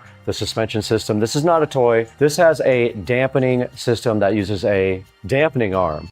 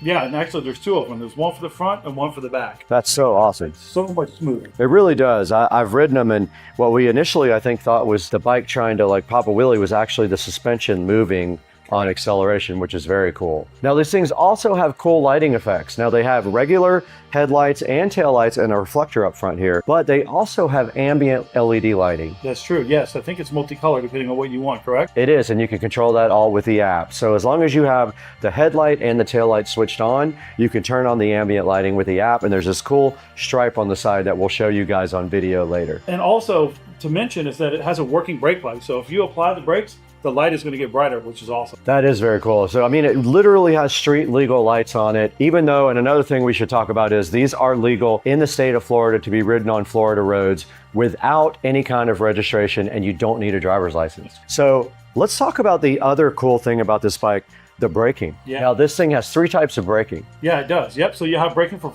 both the front and the rear. But the third one is the most important, which is regenerative. And as you guys know, we like golf carts, and that's what they have on all those. So it's very cool to see that technology here. So it does have a setting inside of there that I think you can do 3 levels, right? Depending on how much you want the regenerative to stop the scooter itself. But I will tell you, as a person that loves using it, I'm going to put mine on high and allow that to brake for me so that I don't wear my normal brakes out. Okay, so I've only tested on the lowest setting. We actually put both of ours on turbo for regen, so I'm excited to see if that gives us any battery. And I'm excited to see the braking because as in our cars, the regen's awesome. We don't ever have to use our brakes hardly. Correct. One of the great things that I love about this, much like our golf carts, is that they're all aluminum frame, which is really, really good for longevity, right? What we don't want to do is to get out in the elements and find ourselves dealing with a bunch of rust. Aluminum's going to stand the test of time, so I'm really excited about that part. Same here also. And also a cool feature of these guys are they have tubeless tires, almost like a regular motorcycle or car, and they are self-sealing as well. Yeah, so in the event that you run over a nail or something in the road, looks like it seals itself back up. We're gonna find out. And also one other thing, they have a set of ergonomic handlebars on each one, and I have ridden this quite a bunch now, and I'll just tell you that it's all about your riding style. If you can get on it and not just go crazy on the grip, you can actually ride comfortably for a little while, but that does help a lot. And it's got a bell. So one of the great features about this is that it has a thumb throttle, which makes it very easy. So you can still hold on with a nice grip on it as you're riding. So you can use your thumb to accelerate when needed. Also, it's also kind of a safety feature because on a bike with a twisting, you can actually lose the bike and turn it wide open and it can literally fly out from under you. With this, when you let go, the acceleration literally stops. So that's a good safety feature. So one of the other great things is that it has a very wide deck on here, which is good to get your feet in the position that you want for long-term rides. You want to be comfortable, which is great. And it's also rubberized. Very good. Yeah, that does help a lot when you're riding. And it does also have your heel kick right there in the back, as you can see. So this thing also has ABS and it has anti-skid acceleration too, so you don't spin the tires, and it's all configurable inside the app. So another cool feature about this bike is the display here. So this thing has all the information you need to ride. It also is interactive, so it can work with the braking system and the power button to set some of the features on the bike and also to unlock it. And it shows you everything from like Bluetooth to your speed and your battery charge. And I know we talked about this before, but this thing has the ability to unlock and lock from the app. And the fact that it has a Find My app built into the scooter itself. So for your Apple users, you know how great that is. So if you lose this or it comes missing, you can also track it down very easily. Absolutely, and you can do 2 forms of locking also on the bike. You can set it to unlock with a password, which is configured and unlocked on the actual bike, or you can set it up with a Bluetooth unlock so that when you walk up to the bike, all you have to do is do a certain couple of things and the bike unlocks for you and nobody else can steal it.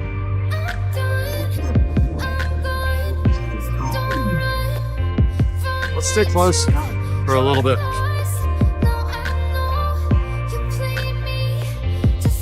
Dude, I did pop a wheelie.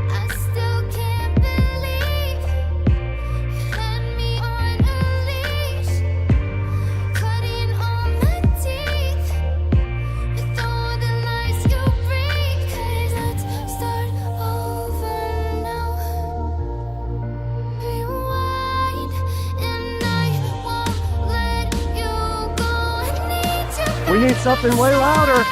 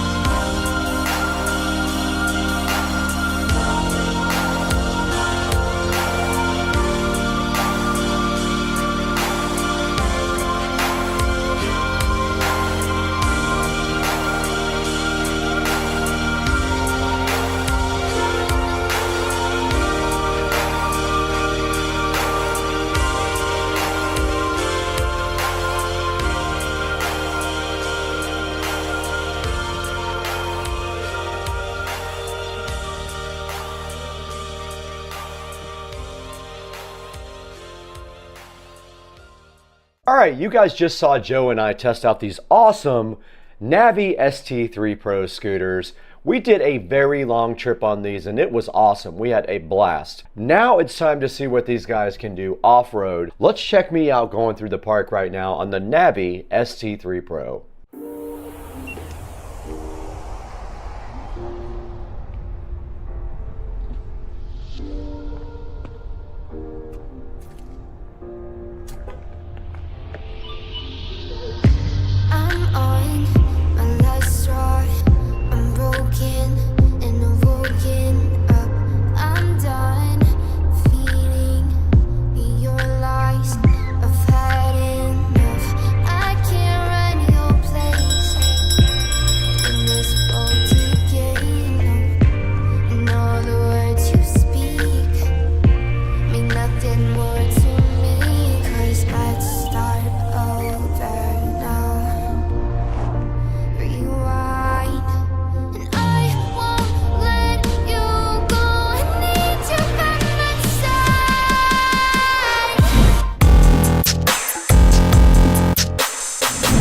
All right, what's up everybody? Good morning. It is Sunday morning. It's football day. And I have my USB 5 volt to 12 volt up converter here to try and power the screen for the scooter. So all my plan is right now is to see if this works. If it does work, then I'm going to solder it on, but we need our power bank. Now, we also discovered very quickly that the amount of power going through the bag charger cable was way too high for that cable, and it literally was almost melting. So we're gonna need a different cable for this, but it's really easy to see if this works because I have the wire for the Android Auto screen right here. All we have to do is hook it up and then try it. Let's get this thing connected up and see what happens.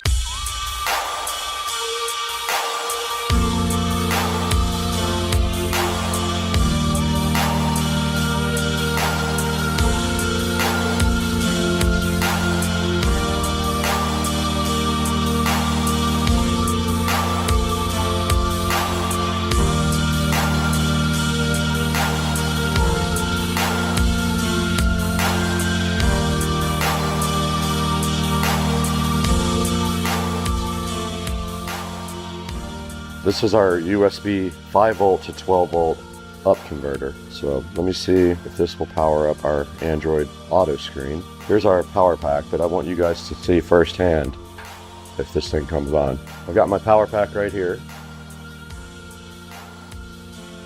It is on. All right, it says 12 volts on the display of the power pack. Is our screen on? It is. It is on. Wow, that's so freaking cool, man. I'm so hyped. All right, I have another mission. I am going to go ahead and permanently run the wiring for the screen. All right, we know that works. Let's turn it off. So basically, I'm gonna drill a hole in this bag and run the power through there. Okay, my wire and my screen are tied up nice. It's gonna come right down here and into the back of the bag. I went ahead and got my drill bits right back here. Close as I can to the wire.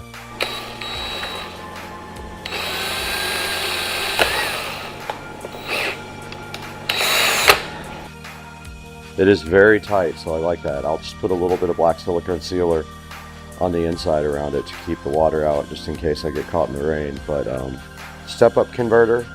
Now I'm gonna have to solder this to my other wire.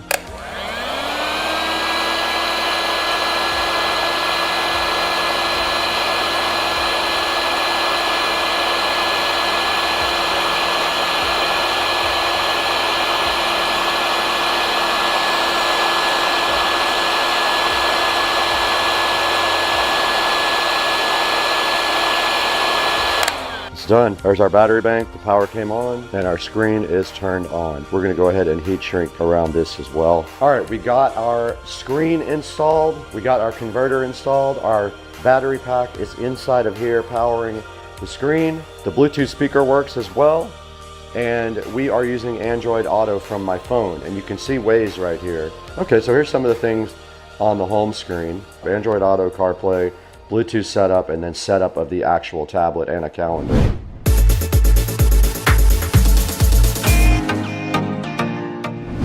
Hey, what's going on, everybody? Welcome back to Supercar Street Racing. We are so happy to have you on the channel once again for something super special. You guys saw what just happened. Joe and I got two Navi ST3 Pro scooters. We went ahead and took them out and did an awesome excursion. We went about 6 or 7 miles at one time. Didn't even get close to coming less than 50% battery power. What you see on the screen right now is the Navi ST3 Pro. Navi sent us two of these and we were so happy to go ahead and check them out, modify them, and in the process, we added another sponsor to the mix. Lamto sent us their 7-inch wireless motorcycle CarPlay system, does Android Auto also, and we put it directly onto our Navi ST3 scooters. It was a very cool project. You see, we can do everything from there and play out the music on our Bluetooth speakers as well. What a cool time we had with Navi and Lamto on this collaboration for Supercar Street Racing. Go ahead and pick up your Navi ST3 Pro. These things are awesome. They are not kids scooters. They have full suspension, so they work great on any ground. You saw me go into the park as well. They work great on the road, and when you go over bumps, they do an awesome job of keeping you safe. They'll go up to like 47 miles if you keep the power level down. They are very fast. They have a lot of torque. No problems climbing hills or anything like that. The Navi ST3 Pro is the real deal. If you like scooters and you are not a child, this is not a child scooter. You will want to put an adult on this because it is a bad boy. Now I'm going to have a link in the description to both the Lamto GPS, CarPlay, Android head unit for motorcycles, and one for the Navi ST3. Please click through our links in the description to buy all your products for Supercar Street Racing. It helps us out greatly. We get a few dollars here and there, enough to keep the channel going. And also, I want to thank you guys for over 225,000 subscribers. That's absolutely amazing. We couldn't do it without you guys. You are our support system. This video was crazy and it took me forever to edit, so I got to get out of here. I have to get out of here.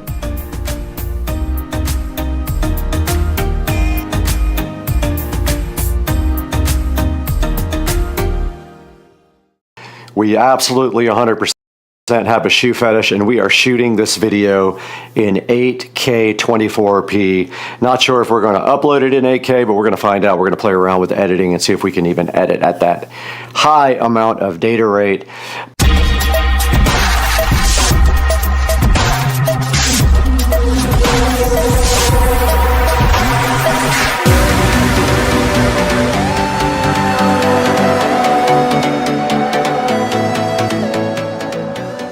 Guys, welcome back to Supercar Street Racing, where today we absolutely 100% have a shoe fetish, and we are shooting this video in 8K 24p. Not sure if we're going to upload it in 8K, but we're going to find out. We're going to play around with editing and see if we can even edit at that high amount of data rate. But today we do have that shoe fetish I was talking about, and I am hyped about getting my brand new On Cloud 5 sneakers here, because On is one of my favorite things to own. They are very high quality shoes, not cheap at all, and I have a ton of them in my closet right now. But today we've got a brand new pair of On Cloud 5s right here in this box for the channel Supercar Street Racing. We have stepped into the Supercar Street Racing amazing closet where we have all of the shoes here. This is my side of my favorite and nicest shoes. It goes from some very nice Huck and some very nice flip-flops here from Cobian. I've got two pairs of Cobian here. Very nice flip-flops. And then we move down to my favorite tennis shoes of all time, and we have some On shoes here. We have a set of Rogers here. It says Swiss Engineering on the side. We have a set of Rogers here, a set of Rogers here, a set of Rogers here. We have my Puma sneakers and my Puma Ignite golf shoes. And today we are taking a look at my next set of On shoes that I ordered, and I did finally decide to order some On running shoes, and they are the On Cloud 5s. And I got them on sale, and so we got a fresh brand new pair sitting in the box right over there for my everyday running For example, on the treadmill, I do have my ASICs here. I will not be using the Cloud 5s to actually exercise.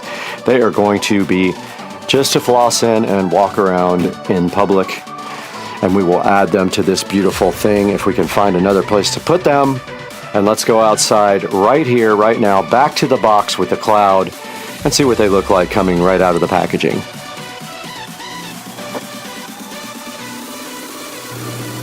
Back in front of the amazing On Cloud 5 running shoes, and you can see that right here we have a fresh unopened box.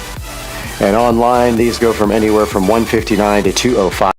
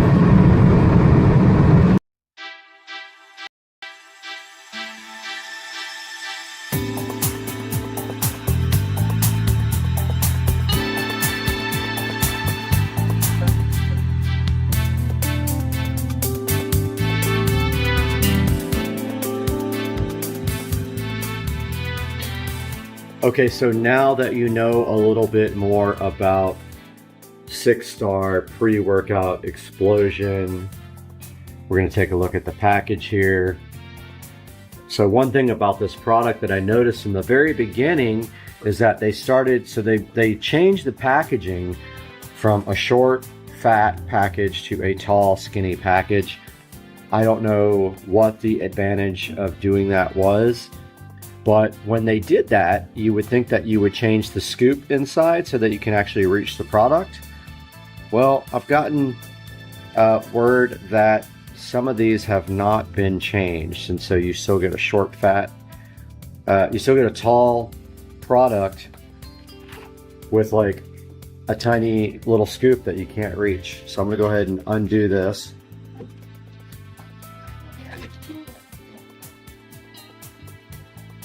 I think I got that undone. It's hard to work with just one hand, but hey, I got a tripod coming. All right, I'm gonna go ahead and undo this top. All right, so we got the top open.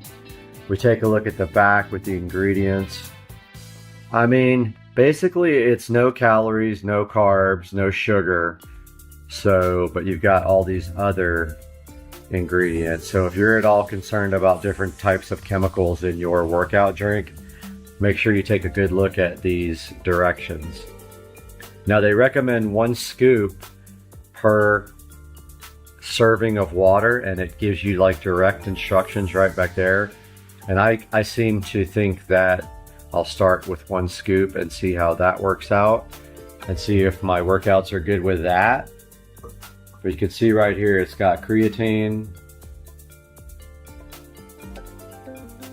It's got whatever the heck that is.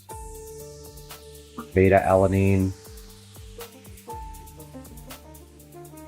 0 carbs. 30 servings. And so this flavor is called, what is it? Icy Rocket Freeze. So it's supposed to be like a blue punch.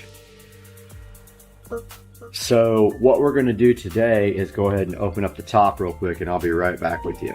All right, we got the top open, got the little foil thing out, and I'm curious to see if we got the right scoop for this. Let's see. We got the tiny midget scoop. So you tell me how that little tiny scoop is going to get to the bottom of this package when most of the product, and it's only halfway full, which is annoying. I mean, they could have made the package the same exact size, but I guess they were trying to make everybody think you get more. It's powder, for God's sake. But yeah, so here's the tiny little sawed-off scoop that you get with the 6-star pre-workout explosion. I mean, I guess you could always like tilt the can over and like knock it down and all this other crap, but hey, they are coming with bigger scoops, I heard. And yes, this does supposedly turn blue when you add it to water. So we're gonna head over to the kitchen and mix up a batch right now.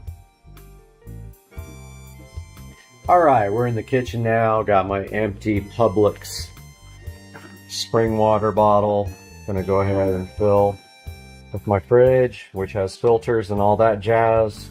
Gonna fill it up, not all the way. I'm gonna fill it up like, I don't know, 90% of the way, so I can still get my funnel in there. This bottle is jacked. Almost to fall over the whole time. Get my funnel out. Got my funnel, which does not protrude into the liquid. If you do that, you're going to get powder stuck on the end of the liquid, on the end of the funnel, because it'll be wet. Now when you do this, go slowly. I mean, unless you have like a larger funnel. Mine likes to like get caught in the neck. Just like that did. I think, let's see. Yep, got caught. So I'm gonna go ahead and get all that in there. All right. So all of the powder is down in the drink now. Go ahead and put that lid back on. Shake that up really good. Alright, so notice it turned like a nice, appealing blue color. Let's give it a taste and see what it tastes like.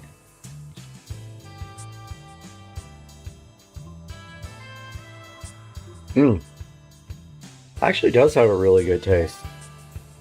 I mean, I guess it tastes kind of blueberry fruit punch-ish. Artificial sweetener, you can definitely taste that it's artificially sweetened, but it's got a good flavor actually. I'm going to go ahead and fill that up all the way now that I've got the funnel out of it. Okay. So this is ready to go for the workout tomorrow morning. So what we're going to do now is tomorrow morning when I start my treadmill workout, I'm going to get on the camera then and update you guys with a little bit of a impression of how this stuff is flowing through my body and tell you how I am reacting to it, and I'll see you then. Good morning, everybody. Hope you guys are having a good morning. It's Friday for me. I don't know what day it's going to be for you guys when you get this video. And I'm having issues with YouTube processing my videos forever. So the one I put out today says it's standard definition, which is annoying because I deleted it and tried re-uploading it. But anyway, it's a late start for me because I've been playing with the crappy tripod that I got yesterday. The thing is absolute junk. I tried to tighten it up to keep the phone from moving, and of course it broke immediately. So heading out to the treadmill right now to get my hour in. So let's turn the lights on out in the sunroom and head that way. And I've got the 6-star pre-workout explosion drink. And it goes right here. I have this fancy, I should have done a review on this cup holder when I got it. And then I got my shelf for my remotes, which I need to fix real quick. And then I'll get on the treadmill and update you guys from there. Right, everybody, I'm about to get on this treadmill. Get it going.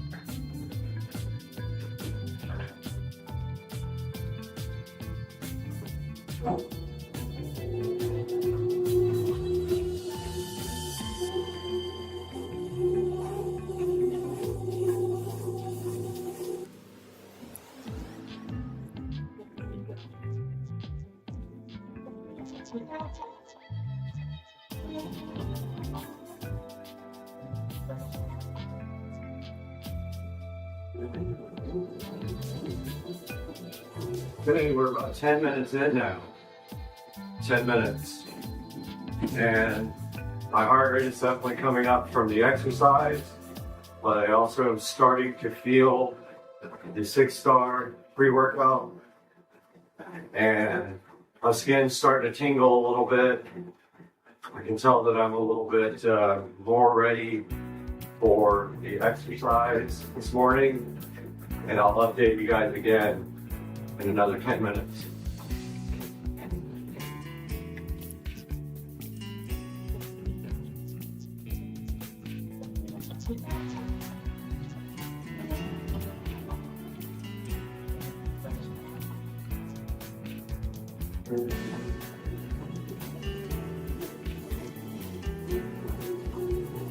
Alright guys, we're at 20 minutes now, 20 minutes, and my heart rate is definitely elevated a lot more now, starting to really get warmed up into the workout, and my skin is crawling a little bit, which I like that feeling, and also I'm starting to break a sweat a little bit.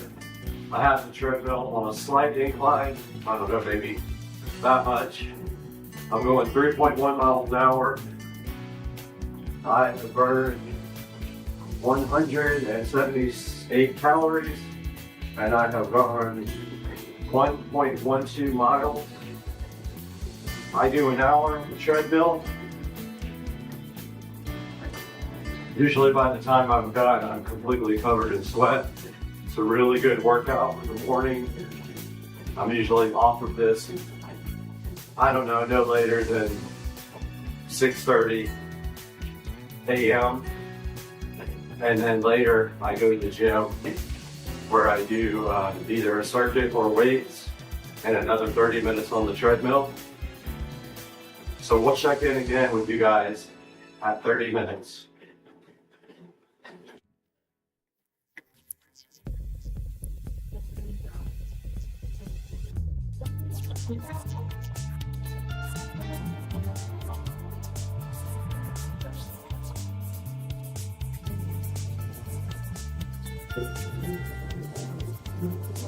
All right, guys, we are at 30 minutes.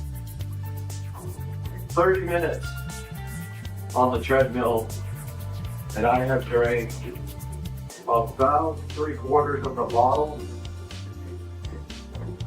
Now the effects are fully in my system. My skin is tingly all over. My hair feels like there's bugs crawling in it. It's kind of a cool feeling. It's that rush of energy feeling. I'm totally ready to go. Another 30 minutes here, no problem whatsoever. Completely beaded up with sweat here, undershirt, everything. And so stuff is doing its job. It has a great flavor. It goes down really easy. I totally love it. I can see myself using this at every workout.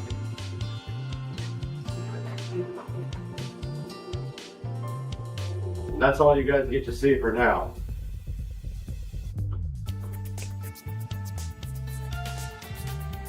Got the 6-star pre-workout explosion right here. And this is Icy Rocket Freeze. Final thoughts. I highly recommend this. There are some great pros to this. It costs way less than some of the mainstream competitors. I'll put a link in the description to buy it on Amazon. It's probably $10 cheaper than the next competitor, which is one of the major brands I'm not going to mention during this review. I do recommend it. It helps me get through my workouts every day. The taste is very good. I've actually tried several of the flavors, but the Icy Rocket Freeze, the blue, is my favorite. There's, I think, a tropical punch as well and a watermelon. But to summarize this whole entire review, it's convenient, it's easy, it does its job, it helps me in my workouts, it actually helps my intensity and my stamina up in the workouts, and so I do drink this at least one time a day, sometimes twice a day. It also will burn calories because it's thermogenic, so your body will be cold and you'll shiver a little more, and that burns calories even when you're not working out. So go ahead and pick up some 6-star pre-workout explosion. Use my link in the description and support the channel, please, where we can get some more content. And I'll see you guys. Have a good day. All right, we're out here at Island Bar and Waterfront Grill, having some drinks, enjoying the view down in Cocoa Beach. And you guys all wish you were here with us. Unbelievably amazing, and it's the most. And I've been in a lot of wine regions in the world, and it's probably the most beautiful one I've ever seen. That's what I've heard. It's like on par with like Sonoma. Give the rabbit a massage, Bubba. It's Rabbit TV. That's so nice of you to pet your friend. You're definitely not trying to eat his face off. I know. What are we doing up here? Is this a car on fire, dog? Car on fire, man. Is this why the cruise got canceled? I think so. Yeah. Too much smoke. They can't see.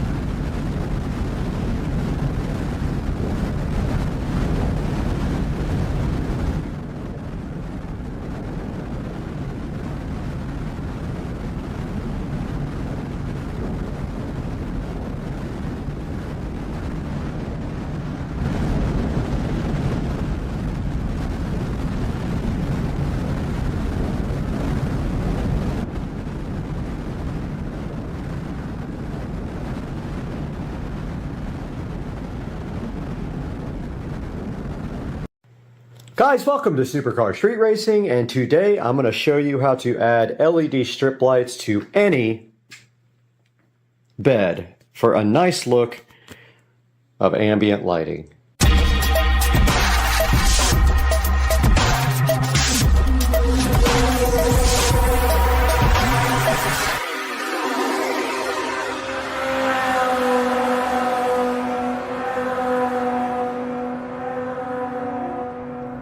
Hey guys, today we got the Govee Wi-Fi LED RGB strip light here.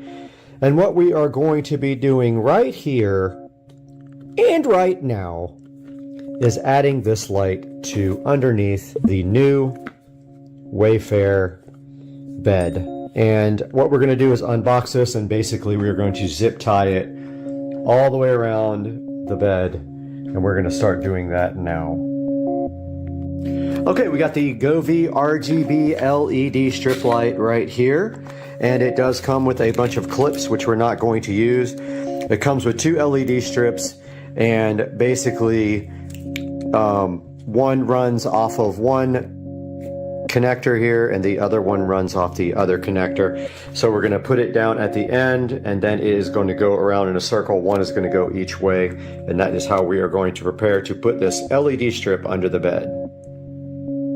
Okay, so we have one side of the Govee strip lights here. It's going to go one way on the bed, the other side on the other way, and we are going to go ahead and get underneath the bed and start zip tying up, going that way first towards that side of the bed. I guess maybe we'll just start in the middle. Maybe makes the most sense, so we'll do that. I'll have to climb under the bed, so I won't be able to really get any video while I'm under there. I have no way to video it, so I will update you guys as I go.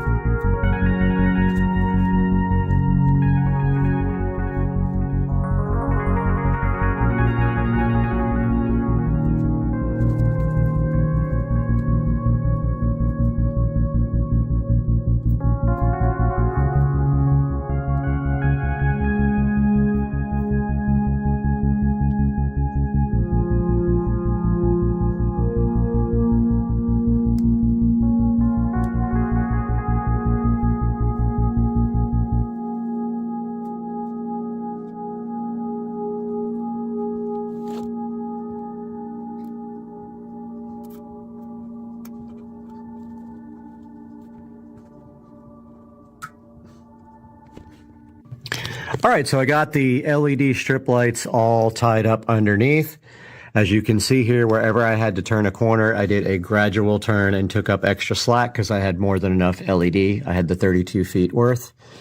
And I put zip ties every 2 or 3 feet and anywhere that I made a turn or had to go around something. And then back here, I just have to finish dressing up all the wiring, which I'm going to do now. I bought this USB / extension thing for this box. I'm going to see how it works out now. It's got USB-C, USB-B, and puts ports on the side for power. I'm going to go ahead and get that installed now and see if that's going to work. It's going to put the bed off the wall just slightly. Guys, I just finished up the wire management for the Govee underbed lights and basically got the wire management done for the side tables. And I did not plug the USB for the side tables into the top. I ran it down the back because it looks cleaner. And you can see here that we have the finished side tables. I don't really like how the wires have to come out to the receptacle over there, but that is no other choice unless I run it to the back of the bed and I'm all out of power back there. Also, the bed can't push all the way up against the wall because of the power back there. So I want to get a couple more pillows back here or maybe a headboard. I don't know what I'm going to do yet. But as you can see, we got our lamps back in here that were belonging in here. And we got the underbed done. And you can see how it works right there. I added it to the Govee app. And now it is smart controlled. Echo, turn off the master underbed lights. Echo, turn on the master underbed lights. These are also Govee bulbs. You could sync them if you want to, or leave them independent. They are currently independent. You can put them on scenes or routines so that when you say one thing, all these lights might do something, or do separate things, or do the same thing. And yeah, I am hating how this thing is bunching up. I don't understand that. This blanket is like bunching up on the inside. I don't know why it's doing that. But I'm going to take it off and remake the bed. And this project is done. Get a good look at the underbed lighting. We'll see you guys next time on the channel, guys.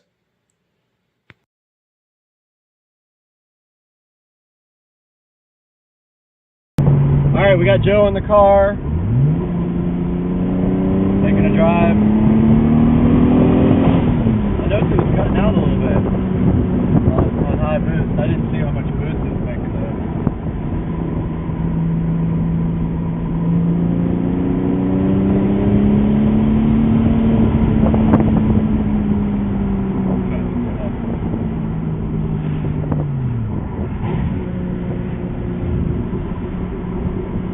Watching it while he films. We'll be watching that boost gauge. Oh, of course, we got the school bus.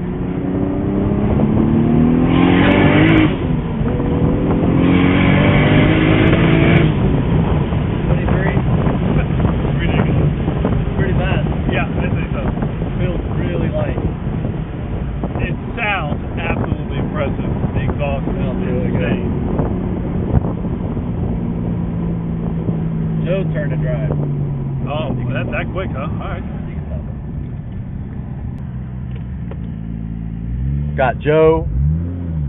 Oh, shit, he did good. Not bad.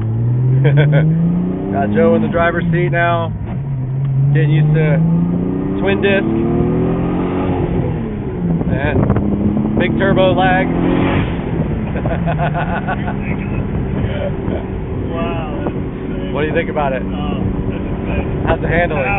Oh, it's real stiff. It feels good. Everything feels tight. Oh yeah, it pulls really hard. Wow. Just feels so light compared to the other car.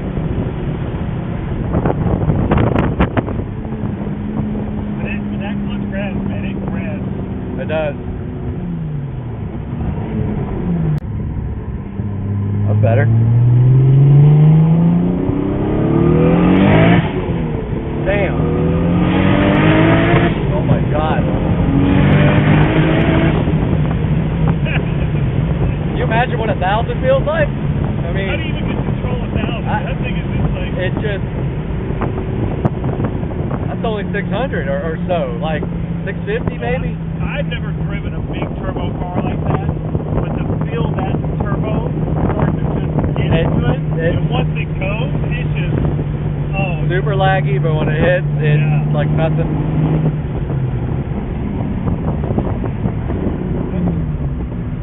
There we go. Take it a second. What's that? That's third. That's third. Fourth. All the way up. Back in. Just start to Swirly. Oh yeah, I love it.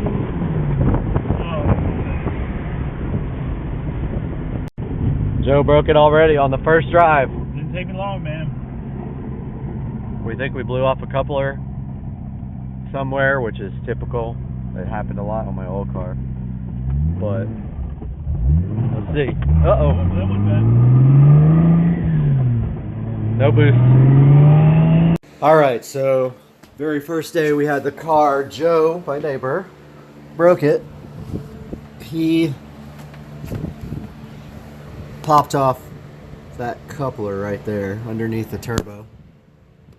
Totally destroyed my car, broke it right there. So now I got to get this back on, and I went to Home Depot and got a ratcheting wrench, and I'm going to try to get this coupler back on, and it's a pain in the royal freaking butt ass. Be right back. Okay, wow, that was terrible. I finally got this back on, and I'm going to show you how.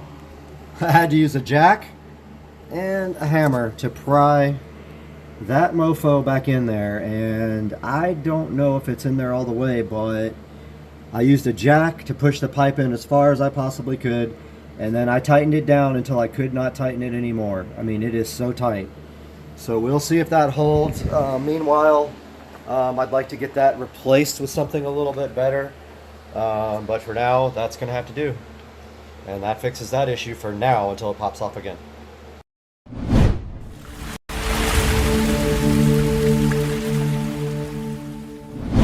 How's it going, guys? I'm Brad. This is Supercar Street Racing, and it is loud because I am right below the Dames Point Bridge. And if you feel like the Red Hot Chili Peppers right now, you're right, because this reminds you of that exact song, Under the Bridge. Check out this awesome shot right here behind me of the Dames Point Bridge in Jacksonville. Right there, Jacksport, right next to me on my right. To my left, all kinds of construction and gravel and all kinds of stuff going on. And yes, traffic directly above my head, probably hundreds of cars a minute going directly above me. Let's talk about 2 years with my Tesla Model S Plaid today on Supercar Street Racing. Let's go.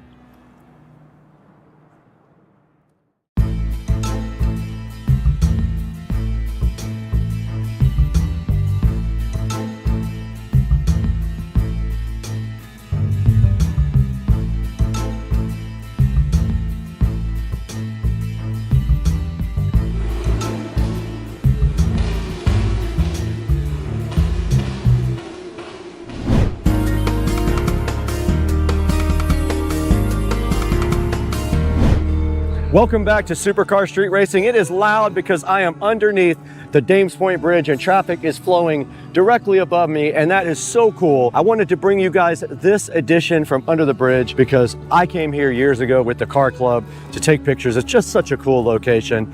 So here we are again on Supercar Street Racing. 2 years with the Tesla Model S Plaid, and the car has 4,000 miles on it. That's it, only 4,000 miles in 2 years, and I don't plan on putting that many more miles on it in the upcoming year as well. The car has one more year to be paid off. I think I owe about $38,000 on it, and it'll be fully paid off, at which time I will be getting a brand new car. You guys don't know about it yet, but it is coming in the next year. And we have planes flying overhead, we have cars flying overhead, everything we need to make an awesome video about the Model S Plaid. Now let's get going. I'm gonna tell you what I like and what I don't like and everything that's happened in the last 2 years with this Tesla.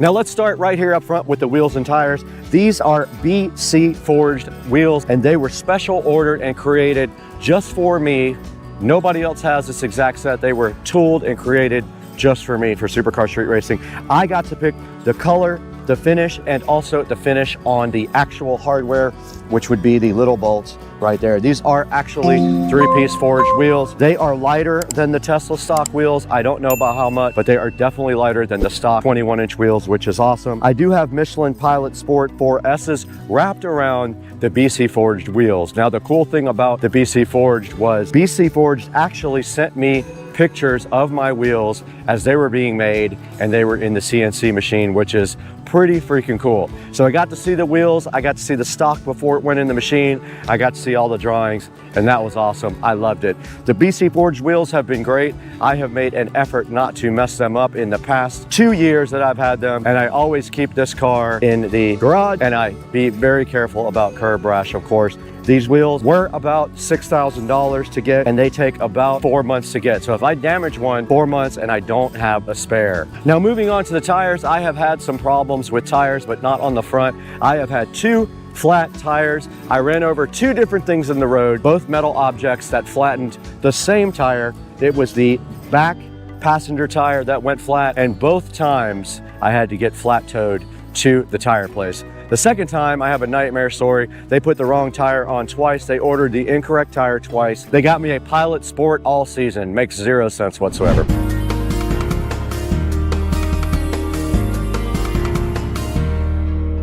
Now, right up front on the Tesla Model S Plaid up here, you can see a few modifications that I did right away. The lights are tinted with the satin wrap. The rest of the car is satin wrapped, and so are the front lights. It looks really cool. It gives them kind of a smoke clear look, but the whole entire car is PPF wrapped thanks to All Set Auto. They did the lights as well.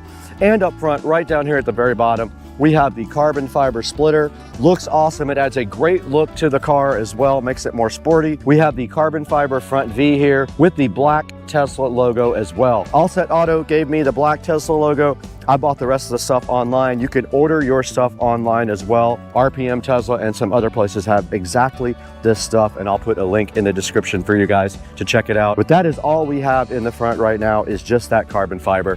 Somebody's coming.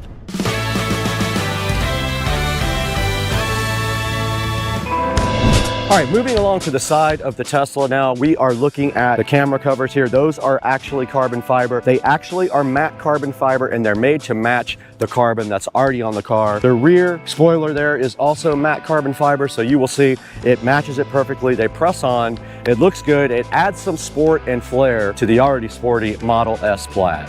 All right, next up on the side of the Tesla Model S Plaid, you also can see that all of the windows are tinted, including the front window. All Set Auto also did that. But right here on the side, we have the carbon fiber mirrors. That was one of the first things I put on the car, and I think they look pretty cool. They definitely make the matte PPF wrap kind of offset a little bit, and it gives it a little bit of flair on the side and brings out the sportiness in the Model S Plaid, which it definitely needs more than it did from the factory. These carbon fiber mirrors are easy to put on, and they're just press on, and it's super simple, and they fit perfectly. There will be links in the description for that as well.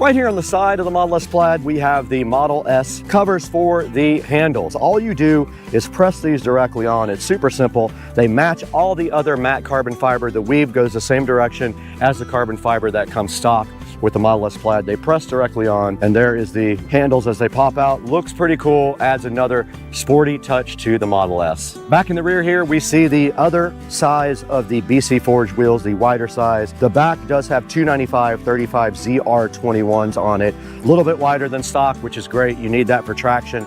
Even the Model S Plaid can break traction in the dry sometimes on a non-prep surface. Moving towards the very rear, we have the Model S charging cover and taillight cover carbon carbon fiber. Now this is super easy to put on. It lines up directly with your existing charging port, and on the other side your lights. You press it directly on. It does give your car quite a sporty look and feel.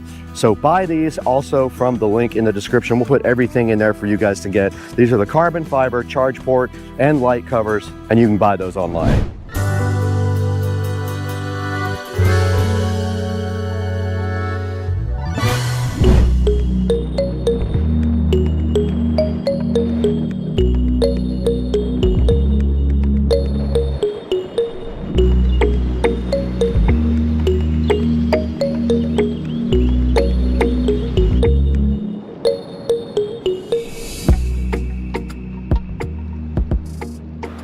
Guys, we are welcoming a new sponsor today to the channel. Olight contacted me and asked me if I was interested in checking out their Warrior Ultra 2500 lumen tactical flashlight, and I was so hyped because I'm gonna give this directly to Rich after I check it out for you guys. They have olive green, gray, and navy blue. And this thing is pretty cool. It has multiple settings, so you can do like a regular light mode, you can do a turbo light mode, or you can do a moonlight mode as well.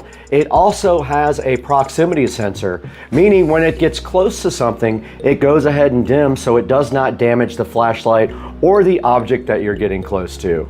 Now the Warrior Ultra does come with this cool charging cable. You can see it is red right now because it is charging. It literally just is magnetic. You stick it directly to the back and it does charge the flashlight. Now the flashlight does feel nice and heavy. It's got a great feel to it. It does not feel cheap at all, and you'll find that for the price, this is a quality flashlight. Now as I said earlier, this has 2500 lumens.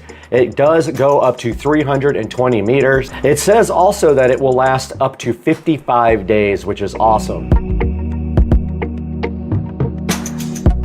Now it's got indicators also right here that show you the charging level, so you always know where it is. The button on the back is grippy and textured. It gives you secure grip even in the wet. And it does come with this awesome holster, very nice. There'll be a link in the description to both of these guys. Go ahead and buy it and tell them Supercar Street Racing sent you when you get your Warrior Ultra.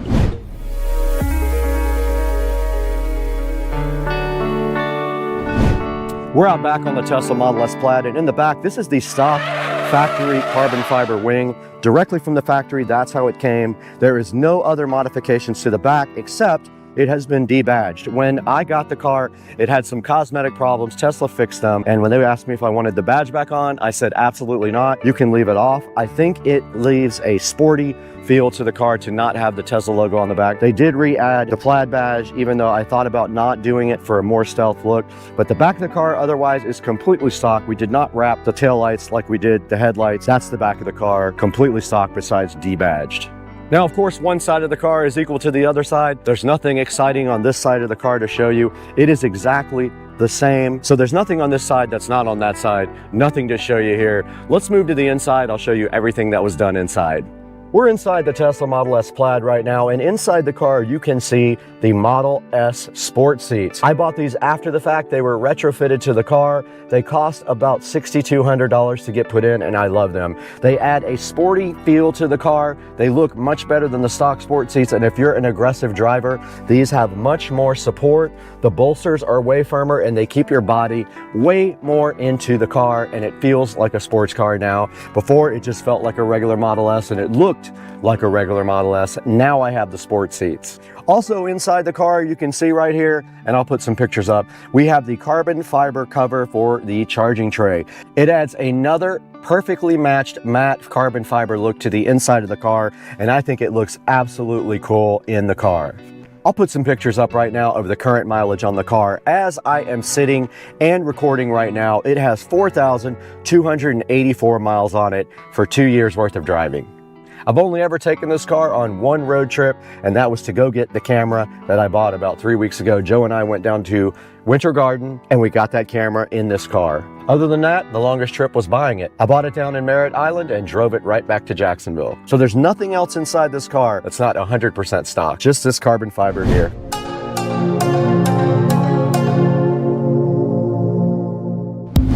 Now let's talk about any problems I've had with the Model S. So far in 2 years, I have had to put the Model S into Tesla repair twice. Now the first time I had to put it into Tesla repair, it was for the charging port.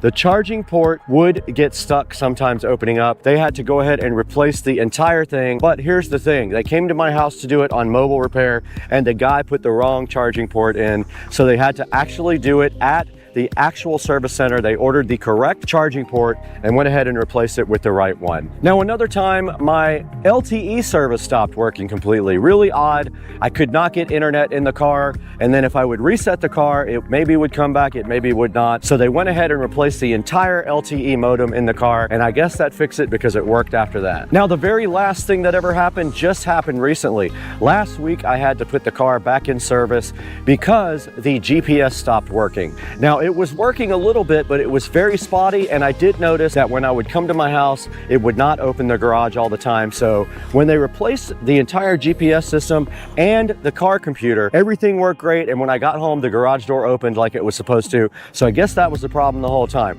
That's the only time the car has been in the service department. It's been a total of 3 times. 2 of those times they tried to fix it at my house, 1 time they couldn't. And that's gonna do it for a 2-year wrap up with the Tesla Model S Plaid here. I hope you guys enjoyed the video, and I want to thank you so much for 130,000 subscribers. Please like and comment. I'd love to hear your thoughts on the Model S down in the comment section. My buddy David just bought a Model Y. We're going to be covering that on the channel, hopefully. Brand new Model Y, and I referred him for it, so I'm super hyped to get his Model Y coverage when he buys it. Stay tuned for that. Thank you for liking and subscribing. Always buy your products through our official product link, and click down below for anything you want to buy on Amazon. Go ahead and scoop it up from us. We get a few dollars, and it helps keep the channel going. It gives us just a few bucks to run the channel, and it means so much to us for your support. Thank you for watching. We'll see you guys on the next one. I got to get out of here.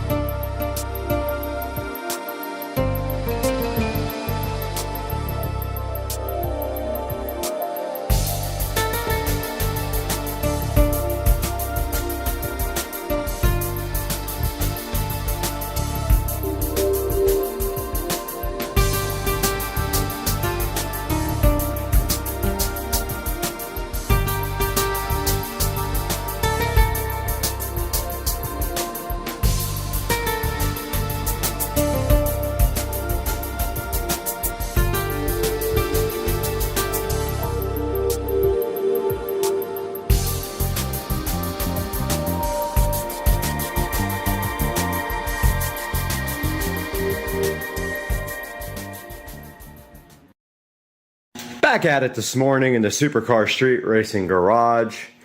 As you can see, I got my weights out here. I'm taking it out on the weights, get my workout in while I work on the bike as well. And I decided to go ahead and change this fuel filter. So before we even attempt to start this bike, I want to go ahead and get this fuel filter changed today on Supercar Street Racing.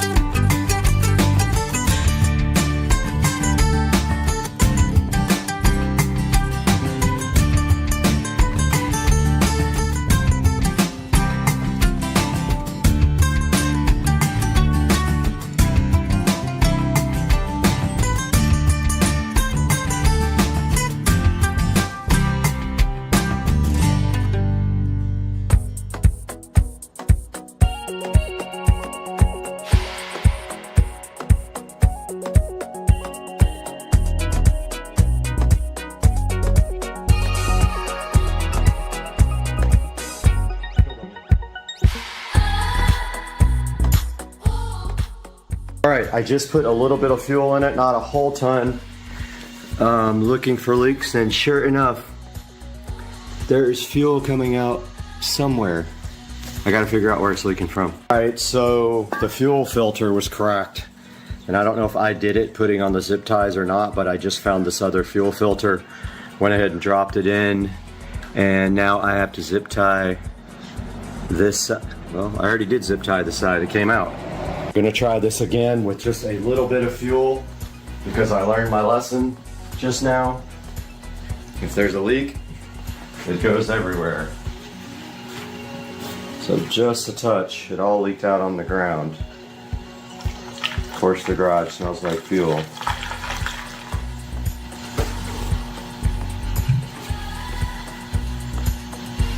All right, nothing in the line yet.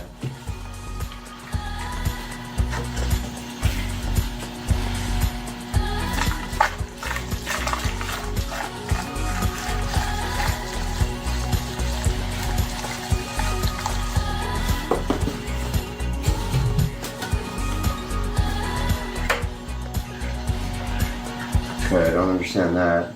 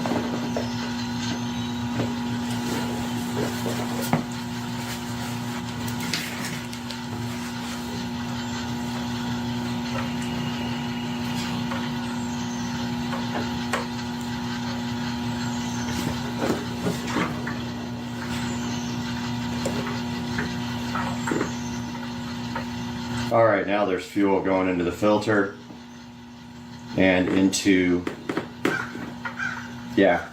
So I had to tilt the bike that way to get the fuel over, but now there's no bubbles and there's fuel in the filter.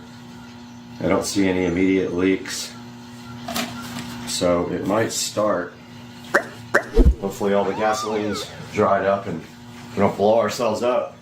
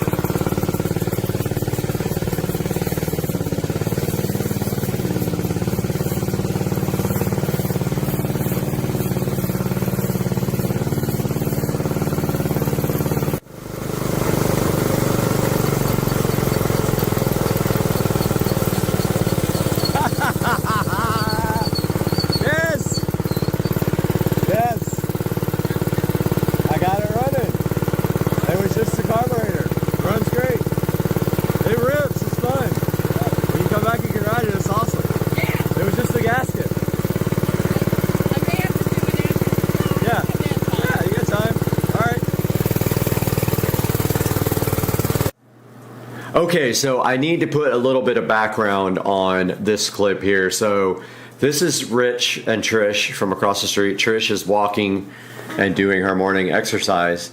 Now, the context behind this whole clip is the motorbike was given to me by Trish's sister, and that bike was ridden by her nephew, who now plays in the NFL. Shamar Bridges, you can look him up. He's an NFL player for the Ravens. He is going to be going back to Baltimore here soon. This is his bike from 10 years ago that was given to me by his mom, and now we are going to see if his aunt will ride the bike. And I'm sure he would absolutely love it. So let's get that going.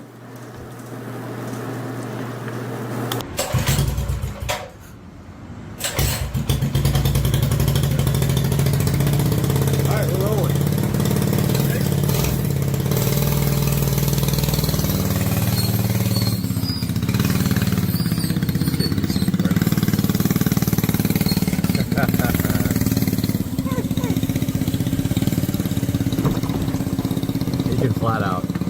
That thing moves. It does move good. I love it. And that's not even fixed up. It's just pretty much stock, except for the carburetor. All right, try to get a little bit.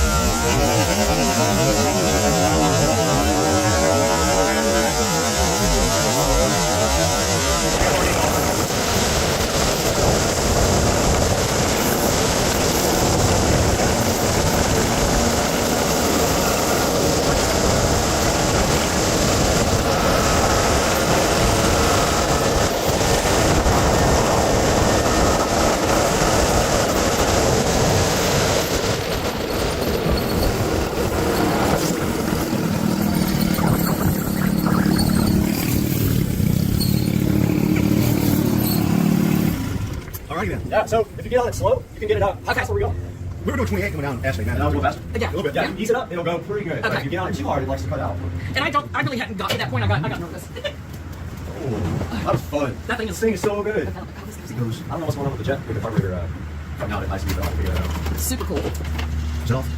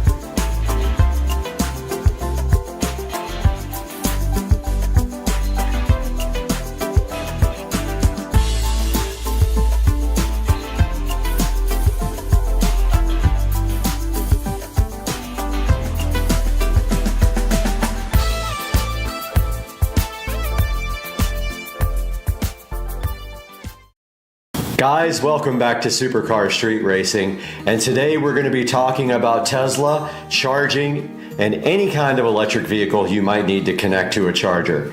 Now, you know Tesla this year has sold over 500,000 vehicles in the first quarter of 2023, which is absolutely amazing. So today, we're going to show you how to charge your electric car at home with your dryer.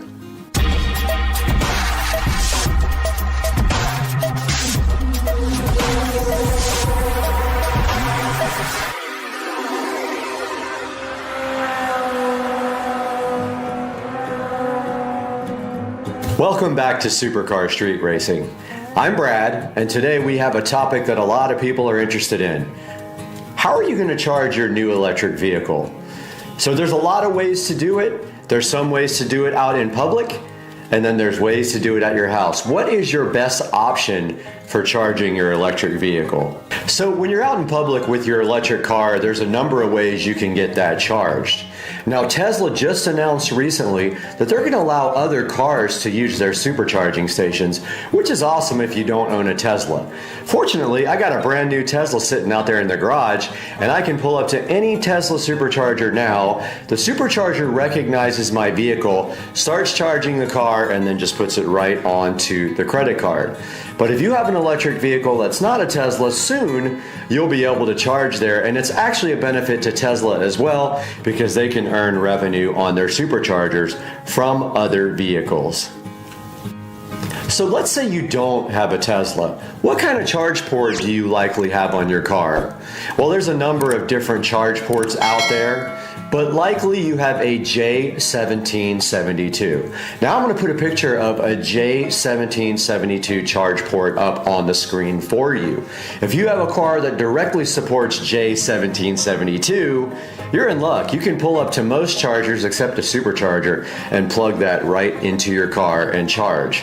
Now there's a number of J1772 charging stations out around my house, probably about 10 very local, and then there's more all around Jacksonville. So I don't have an issue finding chargers. If you do have a Tesla and you want to charge your car at a J1772 station, you're going to need a J1772 to Tesla adapter. And I'm going to put that up on the screen right now. All new Teslas are delivered with a J1772 to Tesla adapter, and in my car out in the garage there, it was located in the trunk in a side compartment and was easily found, and it is now sitting in the garage, and I will show you that here in a little bit. There are free charging options out there, if you can believe it. There's dealerships right down the street here that have chargers sitting in front of their dealership that will charge your vehicle for free if they're working and they don't block the spots for their own cars. There's a number of dealerships lined up Atlantic Boulevard here, and about to be another Tesla dealer that you can charge your car at for free. The Tesla, you will not be able to. It will most likely have a supercharger. Hopefully, it will have a supercharger on this side of town. And all the other dealerships you can pull up and charge for free. Let's talk about the different types of 220 volt plugs that are available and can be installed at your house, or you might already have one in your house.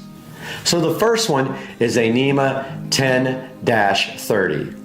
Now the NEMA 10-30 is actually the one that's installed in my garage now, and you may have this same plug in your garage because it's very common for dryers. How do you know a NEMA 10-30? Well, take a look at the picture that I'm putting on the screen here. And basically a NEMA 10-30 has two crooked prongs and then an L-shaped prong on the bottom, and that plugs directly into your dryer, and that's what supplies the 220 volt power to your dryer. Theoretically, this is a 30 amp plug. However, you'll only be able to get 24 amps of charging out of the NEMA 10-30 plug. So let's say you have the NEMA 10-30 plug already in your garage, right out here like I do. Well, then you're going to need a way to charge your car, and Teslas do not come with a charger anymore. That's right, $110,000 car, no charger. So there's some options out there. I did choose to get the split volt NEMA 10-30 charger. It is a level 2 charger and will pull a maximum of 24 amps from the dryer outlet right out there in the garage. And I'm going to show you that here in a little bit when I actually install the charger. There are other options out there, and you can also get other types of plug installed in your garage. So if you have enough room on your electrical panel out in your garage, and you have enough service coming from the line into your house, you may choose to get a NEMA 14-50 installed. That's a completely different looking plug, and I'm going to put that on the screen right here. Now the NEMA 14-50 does come with an adapter in the Tesla mobile connector. The Tesla mobile connector will connect to a regular wall outlet like the one down here, or you can use the NEMA 14-50 if there is a plug available and you're out traveling. I'm going to put the Tesla mobile connector on the screen right here and a link to it down in the description. So that's another option for you. You can either slow charge with your standard electrical outlet, which is 110 volt and I believe 10 amps, or you can go charge with the NEMA 1450 or have a NEMA 1450 plug installed at your home. Now, what does it cost to get a NEMA 14-50 installed? It's about 600 bucks. It depends on your local electrician, but for me, there was a $600 option, but unfortunately, my panel outside is full. I need a new electrical panel, and they wanted to charge almost $4,000. I opted not to go with that route. So I know what you're asking yourself. You're like, Brad, how am I gonna dry my clothes and charge my car at the same time? So there's a couple of ways you can do this. First, you could use a NEMA 10-30 or whatever your dryer plug is, Y adapter. Now what that does is it splits the power off the circuit to two different plugs so you can actually plug both in at the same time. Now there are drawbacks and limitations to that because you can't charge your car and run the dryer at the same time. But there's a solution for that as well. I'm going to put that on the screen right now. There is a splitter/switch that also allows you to connect both at the same time, and it will actually not allow your dryer to have power while you charge your car. Now Split Volt also makes this, it's pretty cool. I chose not to do it. I chose just to have the dryer on when I need to dry my clothes and not charge the car at the same time. And you can do that too.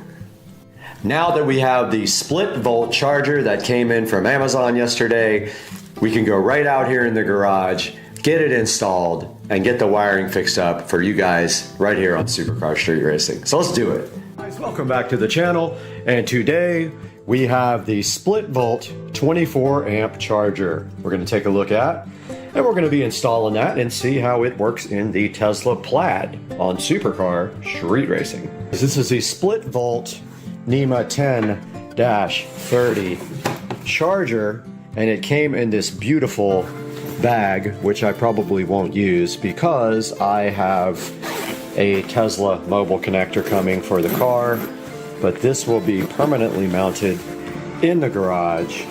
And so let's see what's inside of this beefy cable. This is the 16-foot version because that's all I need, and pretty good packaging. The box was damaged, however the inside had no effects, and it's got this nice split volt little thing asking you to email them if you have any questions. And then of course here is your charger, and just like most of the chargers, I don't like the fact that it doesn't have much of a pigtail. However, that's okay because it has a 16-foot cord and it doesn't have to go that far. I was hoping I wouldn't have to mount this on the back wall, but it looks like I will mount it right next to the dryer, right off the pigtail, and then take it into the car. So I did return the Electron charger. It would not do over 16 amps, and so it was a little bit cheaper, like $100 cheaper, and it wasn't worth it. So I returned that, and I got the 24 amp charger, which I will open now. Here's a look at the Electron on the front with the power light, charge light, fault lights, maximum 24 amps. And on the back, we do see that it has the capability to be mounted right there with a screw, which we will have to use a drywall insert. And then we have our J1772 connector, and I have a J1772 adapter, and this should be a NEMA 1030 plug hiding under there that I will open now.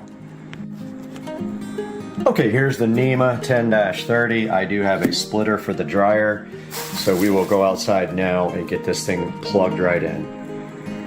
All right, back behind the dryer, we already have the NEMA 1030 splitter there. We are going to go ahead and mount the split volt right next to the washing machine here. The washing machine actually, of course, does not feed the 220 volt circuit, does not need it. It's the dryer on the other side, but we're gonna mount this thing pretty close to the splitter right here where it looks good. And first we gotta vacuum up all this junk and clean up this back. All right, I got the area all cleaned out, nice and mopped. It looks way better. So now my plan right here, right now, is to get this charger mounted somehow, and I need to figure out the height that we're gonna put it back here as well, so I'm gonna do that now. All right, we got the split volt 24 amp charger mounted on the wall. Now we have to work on some wire management. I am unfortunately almost out of these big clamps, and I don't think the next size up will fit. I'm gonna try it. I only got one of those right there, and I've got two of these, and I really need like 3 or 4. It's a complete bummer. None of these other ones will work. Maybe I have something else around here I can use, but I want to get the wire tied up all nice, but I'm not going to be able to use regular screws because the drywall is just going to break out. So got to use inserts and all that, so I'm going to work on that now. I got the clamps installed on the wall there and there. That one's a little bit too big. I'm actually going to go down to Ace and see what they have, but this size is too big for it. It's the size down below that, and I don't have any more. And I want to get something to mount to the side of this toolbox here, or the workbench, to hang the hose on right here so it coils up right on the edge. So I am headed that way to do that now. Headed up to Ace Hardware, the best place on earth. It's pretty close to the house. We're in the Tesla Plaid that I don't fully understand how to operate yet, but I've been having fun playing with it for sure. Just took Susie out for a ride and absolutely blew her mind, and all I can say is this car accelerates at an insane rate that I've never felt in my life. I've had 1,000 horsepower Supra, 800 wheel horsepower, both my Supra and my IS 300, and they are slow compared to this car. I can't imagine what a 15 to 2,000 wheel horsepower car actually feels like. It just has to be unreal, because this thing is a beast at 1,020 horsepower, and I don't know how much parasitic loss there is. There's no transmission, so it must put most of that down to the tires. It feels like it does, because I'll tell you right now, I haven't had a car that would even come close to this car.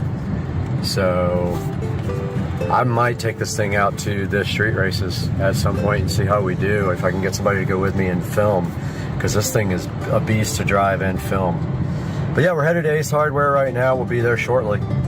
All right, so this is what it looks like after I got done. We have the split volt charger right there, secured to the wall with cable clamps. It runs along the wall like that, comes down the side of my workbench, and then I installed this nice hook for the cable. Just a word of advice, 16 feet is not enough. If you need to reach all the way across your garage, you would have a problem. I have enough, I think. I think I did a good enough parking job. Let's see. Yep, I do have enough, and so I have the J1772 adapter right here. I don't have my tripod with me. I'm so mad because I missed a lot of tape filming because I didn't. But this J1772 adapts most public chargers to Tesla, and you can either keep it in your car or keep it on your J1772 at home. If you keep it at home though, you need a second one for the car in case you can't charge with a Tesla supercharger. So this just fits literally right on the end of this, like so. It can only go one way. There's no way to mess this up. And then it goes right to the car. So I'm gonna do this now with the other hand because I am filming. The J1772 adapter is on. Let's see how the car reacts. All right, the charging port opened for me, and let's go ahead and charge. All right, the blue Tesla logo turned green. Don't know what that means. And it says charge on the split volt that we will have to get into the car and see what the rate is. It should be 24 amps. We could actually go on the app too, but let's go in the car. So it actually could see it through the window. 5 kilowatt hours, 24 amps. So we can't go any higher than 24 amps with my circuit, but that is, what, 18, 19, 22, 8 amps more than I had before. So I'm hyped. This is where you set the charge rate. And so it said 2 hours to fill up, so it'll take 2 hours to get to the tip of the charge. Very cool. So that is the split volt 24 amp level 2 charger for the Tesla, all mounted up and ready to go. I kind of like the charging thing that was on the screen when I closed the door. I'm going to try to get that to come back up so I can show you guys on video. So this is what comes up when you are away from the car. It says charging time remaining 2 hours and 45 minutes, 24 amps of 24 amps, 238 volts, 6 kilowatt hours. By comparison, a supercharger the other day did 62 kilowatt hours. So about 10 times faster would be my guess. But yeah. Looks pretty good. I might put a couple more cable clamps on this over here. There's not much more I can do to clean it up, aside from running something through the wall and plugging it down here maybe or something like that, but I'm not disappointed with this turnout. It's pretty clean. There's really not a better way to do it. This dryer vent already looks like crap over here, so now all I have to do is put my charger right up on this hose reel thingy when I'm done. Guys, I hope you enjoyed the video. Thanks for watching. Sorry it's going to be a short one because I didn't video everything I was doing, but we'll see you guys really soon. Dropping frames. Now, we were looking at the lower left and it says that there are no drop frames, but I had a lot of problems with this being choppy, and it is already a little choppy here. So let's see if we can find the stream and if it actually looks bad as it's on YouTube. So let's go ahead to my channel. We should see this live. Now don't forget, this HP doesn't have a lot of horsepower, so that could be the issue. We may have to run the wizard again.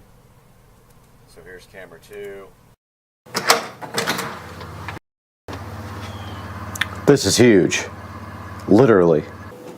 That's gonna leave a mark. That's blood. Let's go. Let's go. Let's go.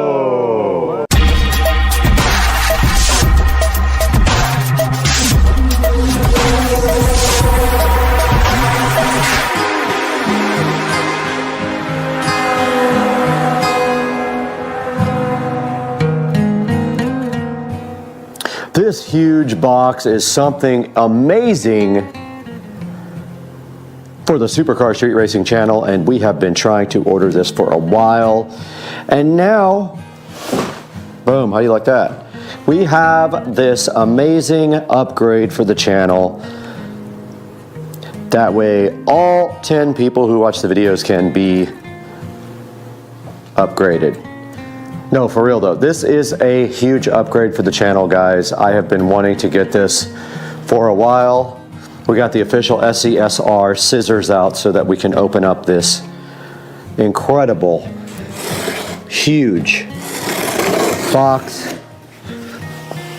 on the channel today. No joke, this is big.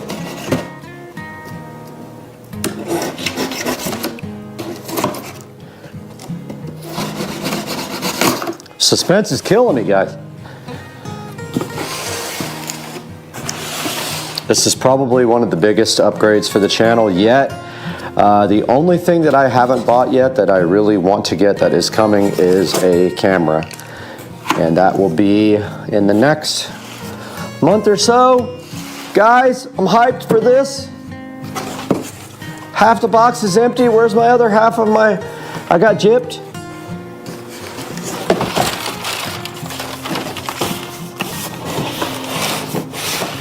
And inside of this box is another box. And probably inside of that box yet another box. Hopefully this is actually recording. I got this SD card off of Ali and it immediately said, oh, you can't do everything you want to do with this SD card. But I did play back the video and it seemed fine, but if this doesn't work, I am going to be one upset individual. Ooh. All right, well, those scissors are sharp. I just cut my finger hard. Not good. I just sliced myself open. So, lesson learned, don't grab a scissor. That was quite a little slice. That's gonna leave a mark. Just thinking how the scissors weren't sharp and they sliced my finger wide open. Not good. All right, so inside of this box, trying to keep my finger from bleeding all over the place, but inside this box here, I know, it's a lot of drama. I look like I opened the bottom of the box. I don't know. Let's see. Look at that bag, guys. I am hyped. I probably need to get my finger taken care of real quick. I'll be right back. All right, those scissors took care of my finger pretty good. I went ahead and washed that off, but yeah, I didn't think those things were that sharp, but I just literally pushed on the blade and it took a chunk out of my finger there, but that's okay, guys. I am not discouraged because no one can ruin this. And inside of this box, I don't want to bleed all over this stuff either, so I may need to get a Band-Aid. Yeah, I'm gonna go get a Band-Aid real quick and we'll be right back. All right, so you can still see some blood there, but hey, I'm not gonna bleed blood all over my brand new light kit. But yeah, this is my new lighting kit for the channel, and you guys can see right here and right now inside of this nice canvas bag what should be a set of lights for the channel. And right there we have a couple of power supplies, guys. Get hyped for power supply and power cords that go with the power supplies right there. So these guys actually have good reviews. They are RGB LED photography / videography lights, and inside of this you can see one right there coming out of the packaging, so fly, looking amazing. And looks like they have two pockets here for them. So there's one pocket on each side where the actual light slides into right here. And then we got a completely empty two bags because those were where the power supply were. And then we should have two tripods. It looks like we have 1 and 2 tripod assemblies right here. And what a nice bag this is, guys. So cool to have something for the channel decent. And this tripod slides right out of this unit like this. And the battery on the GoPro has been used now for 5 minutes and it's at 81%. So welcome to my life. GoPro, dead battery and overheat constantly. That's your life if you use a GoPro. No joke. Use the phone? Nope. GoPro? Yep. And inside of this box, guys, look what, we had two boxes right there. Both of them housed a nice tripod for each light. And then inside of the light right here, inside of the bag right here, we have the actual light. Now, I'm not seeing any kind of instructions, but I haven't really looked.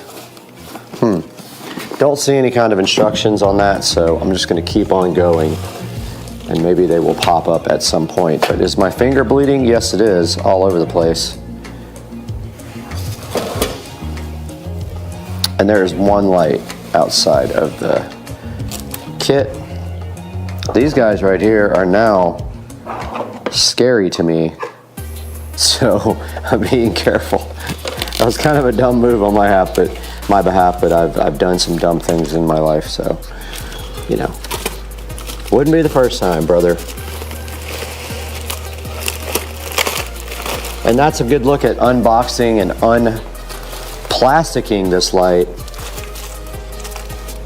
That finger really is trying to bleed a little bit, and I know I'm being drama-filled, but I just don't want to get blood all over these brand new lights. And inside here, we have the nice K80X lighting right here and right now, and you can see, looks like there's a spot for a battery right there, I guess. Not real sure, it didn't come with one, but I don't know what, I guess this is a slot for 2 batteries. Not sure, I'm gonna investigate this a little bit more. Those sharp cuts though. So this manual does say use the Pixel LCS app, so I'm gonna go ahead and see if I can find it.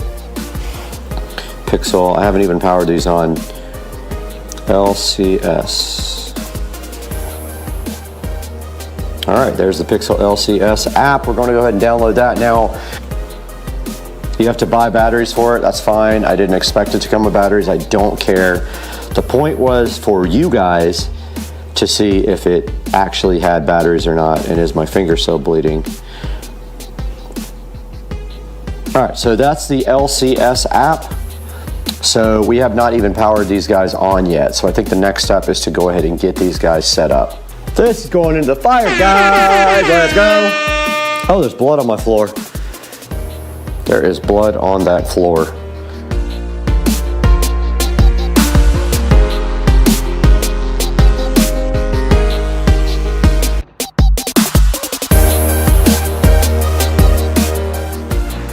All right, blood and all, we are back in full effect on Supercar Street Racing, and we have our lights set up left to right style here. They do have barn doors, and you can see right here and right now, when you make an adjustment to the back controls, it does affect both lights, which is pretty cool.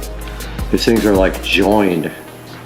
Very cool. This is 45% brightness.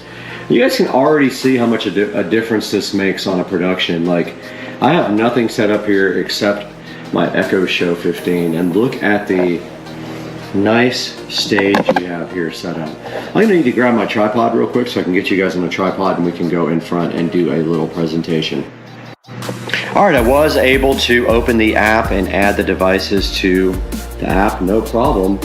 And yeah, look, it says devices added, and they are right there now. So I don't know how to use the app yet. I don't know if I will use it, but there is the K80 lights. Definitely working in the app, even though some people said the app does not work with the lights. I beg to differ. The app is right there, and if you hit power, one light went off, and 2 lights went off, so it does work. Guys, we are back in the Supercar Street Racing. Wonderful compound here, as you can see. Hurt finger and all, bleeding all over the place. There's blood on the floor, and who cares, because today the channel got a serious upgrade, and we have these wonderful lights now for productions, and it's so intimidating to actually do production with lighting. If you've never been in front of lights, these are very bright. This is 30% actually, so you can imagine what this would be like on full blast. Perfect for night shots, I would think. And right here in my hand, I do have the carrying case that came with the light, so you guys can get a good look at this. Now inside of this, there's 2 nice pockets right here for the lights to go into. They come off the tripods and they slide right into here and here. And then the actual tripods themselves can slide right into the bottom of this. And as you can see right here, right now, we have the Supercar Street Racing channel called up right here. If we can ever get it to work, and of course it does not want to work for us, but this is our beautiful Echo Show 15. But yeah, so I just wanted something for you guys to look at while I was presenting with the new lights. And this is what they look like, guys. I mean, this is gonna be huge for us. The only other thing we have to figure out now is getting a good camera. We're on the GoPro now. The GoPro is set to 5.3K. We usually downsample that or down-res that to 4K and get it to you guys on YouTube that way. But we're looking at a really good camera, a Canon R5C, which shoots in 8K, no problem. And this is just the start of what I wanted to show you with these guys. We'll take off the camera off the tripod now and see if we can show you guys some more stuff with the actual lights. All right, we're right behind one of these lights now. As you can see, we have one light lighting up the other. It is incredibly bright. So I'm gonna go ahead and crank down the brightness a little bit. And also, there is a bit of a glare on it because it's only lit from one side, but that might be better. But as you can see right here, right now, here are the controls on the back of the lights. We have 2 slots here for lithium-ion batteries right there, which we have to order. It uses Sony lithium-ion batteries, so we need to order 4 of those. And then, of course, your controls are right here. You can see we are at 3000K, and to adjust the 3000K, you just go to the mode where you see the color temperature, and then you move, that's the brightness, so you go like this. You hit this multifunction button, and then as you raise it, the color temperature does raise. You can see that clearly on the other light. 2600K is more towards yellow. 2900 is warm white, which is where I want to be for what I'm shooting today. And then of course these guys also do RGB, so they have plenty of RGB settings as well that I haven't even gotten into yet. We're going to look into that now. So in this mode here, you can actually set the individual RGB channels, so you can go up with red, and you can see that the red is increasing. If you hit the multifunction button here, it goes into green. You can add green. If you hit it one more time, it goes into blue. And in that case, you can add more blue, and that's how that part works. We're in the flash mode now, and then now we're back into the regular photography mode of the light. Haven't gotten any deeper into that yet, but I do love how these guys are on the same channel so that when you do something to one light, the other light responds in the same manner as the first light, which is very cool. Okay, a little deeper dive into what is on the front of the display here. The channel is in the upper left. You can see it right there. It may not focus directly on it. And also, I think there's some peel satisfaction still on that. The group is A, B, C, D, E, F for a group of lighting. The brightness is there at 41% right now, 0 to 100%. And the DC mode is right there with the plug, and you can see right here and right now it says Bluetooth, and then the color gamut would be on the left, but right now it's color temperature. If you have it in a different mode, it would show you the color gamut and the saturation, but right now it is set on 2900K for the color temperature. And then we went to the other mode. You can individually adjust the R, G, and the B of the lighting. All right, guys, so this is a good look at how it looks with the RGB turned on. And right now we are a nice hue of blue, looking like a bunch of Smurfs right now for you guys. But this is how the RGB lighting effects work on this.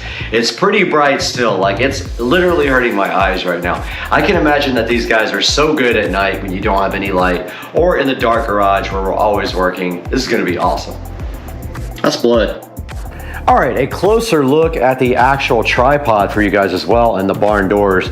As you can see right here and right now, this is the back of the unit, and the guy just kind of drops right on here and tightens up with this.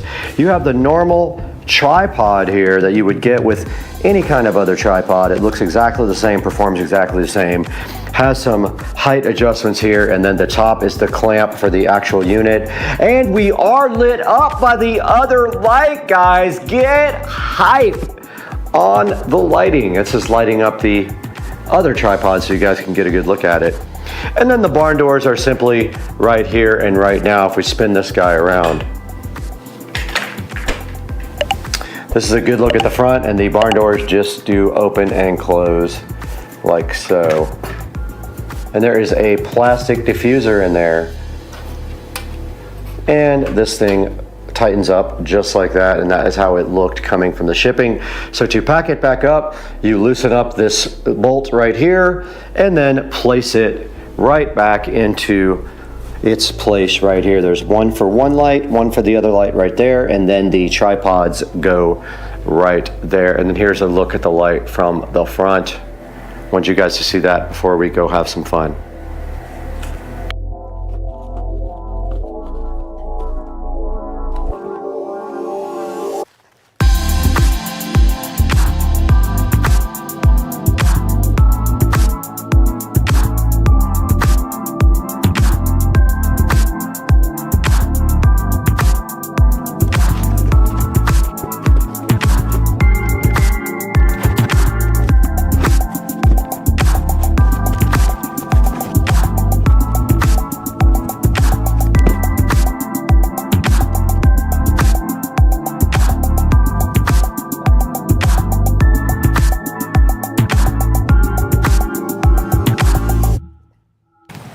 Let's go! And we have the light successfully packed back into the carrying bag, and you can see right here the way you do it is you put one light head right there, one light head right there. The tripods go in the center here, and I put the power supplies in this zippable bag right here. Then the whole thing just shuts and closes like this. Might be hard with one hand, but it will, in fact, close. Yep, it's going to be really difficult doing this with one hand. I'm trying my best.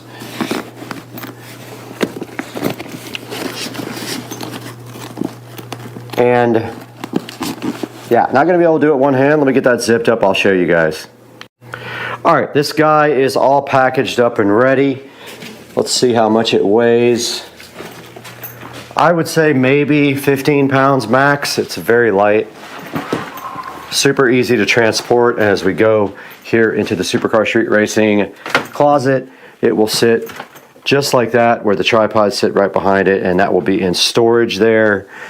Just like we planned for the closet here, it is perfect. And actually, we could move that to the back and put the tripods in the front, and it'll fit kind of better. We don't need this light anymore, so we're gonna have to retire that or put it in the studio. But let's take it to Supercar Street Racing Studios with Brad and look at this on Amazon.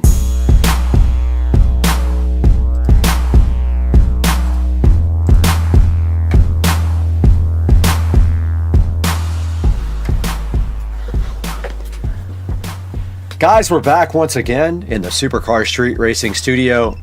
I'm Brad, and I'm so glad you're with us here today to take a look at these lights that we got for the channel. So let's get going by checking out the actual listing here on Amazon. Now, these are the Pixel K80 photography lights. You can see they have a 4.6 star rating there, so not bad at all. They are 2600K to 10,000K, adjustable for the warm to cool lighting on them, and also they do RGB as well. You saw that in the video. You can adjust the individual R, G, and B channels, and when they are working, they are actually locked together, so when you make a change on one, it is changing it on the other one as well. They are $297 right now. I just purchased them. They are not given to me. I am not sponsored by Pixel, but you can see they have 4.6 stars here, and not bad. They do come with 2 power supplies, 2 tripods, a nice bag, and then the 2 lights, and they do not come with batteries. I wanted to make sure that you guys saw that. They do not come with batteries. And the batteries were up when we first started broadcasting here, and you can see that they are an added expense. You can get 4 batteries and a charger for $139 right here on Amazon. I'm going to put a link in the description to these. The app does work. Some people said it doesn't. It actually does work. I'm going to put a link in the description to both the light kit and the battery kit. And please, when you guys are buying anything off of Amazon, it doesn't matter what you buy. Even if you buy something different than what is in the actual link, if you could please click on our link, I would be grateful. We get a little bit of money from any time someone buys from my affiliate links, even if it's not what I'm featured. Amazon understands and still gives me a little bit of tiny bit of money to keep the channel going here. And as you can see, it's not cheap to run the channel. We lose probably about $300 or $400 a month on the channel, but anything you can do would be great. And I'm gonna leave links. Like I said, go ahead and click and subscribe and like the video, guys, and we will see you next time on Supercar Street Racing. I'm peace out. Welcome back to the channel, and today I know you guys are all curious what the heck an OTG is, so we're gonna look into it. I mean, that's one right there.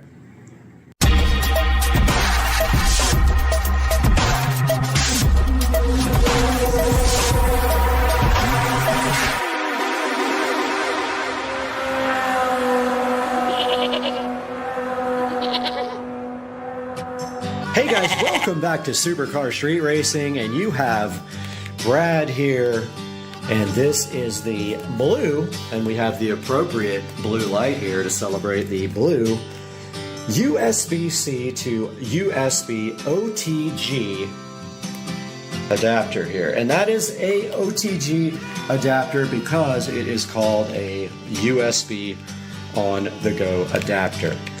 Now, taking a look at this USB OTG adapter here closer, you can see here it has a USB Type-C on this end, a male USB Type-C, and on this side it has a USB, it looks like 3.0 because it is blue, and then it has a female USB-C adapter as well. Now, what could this possibly be for?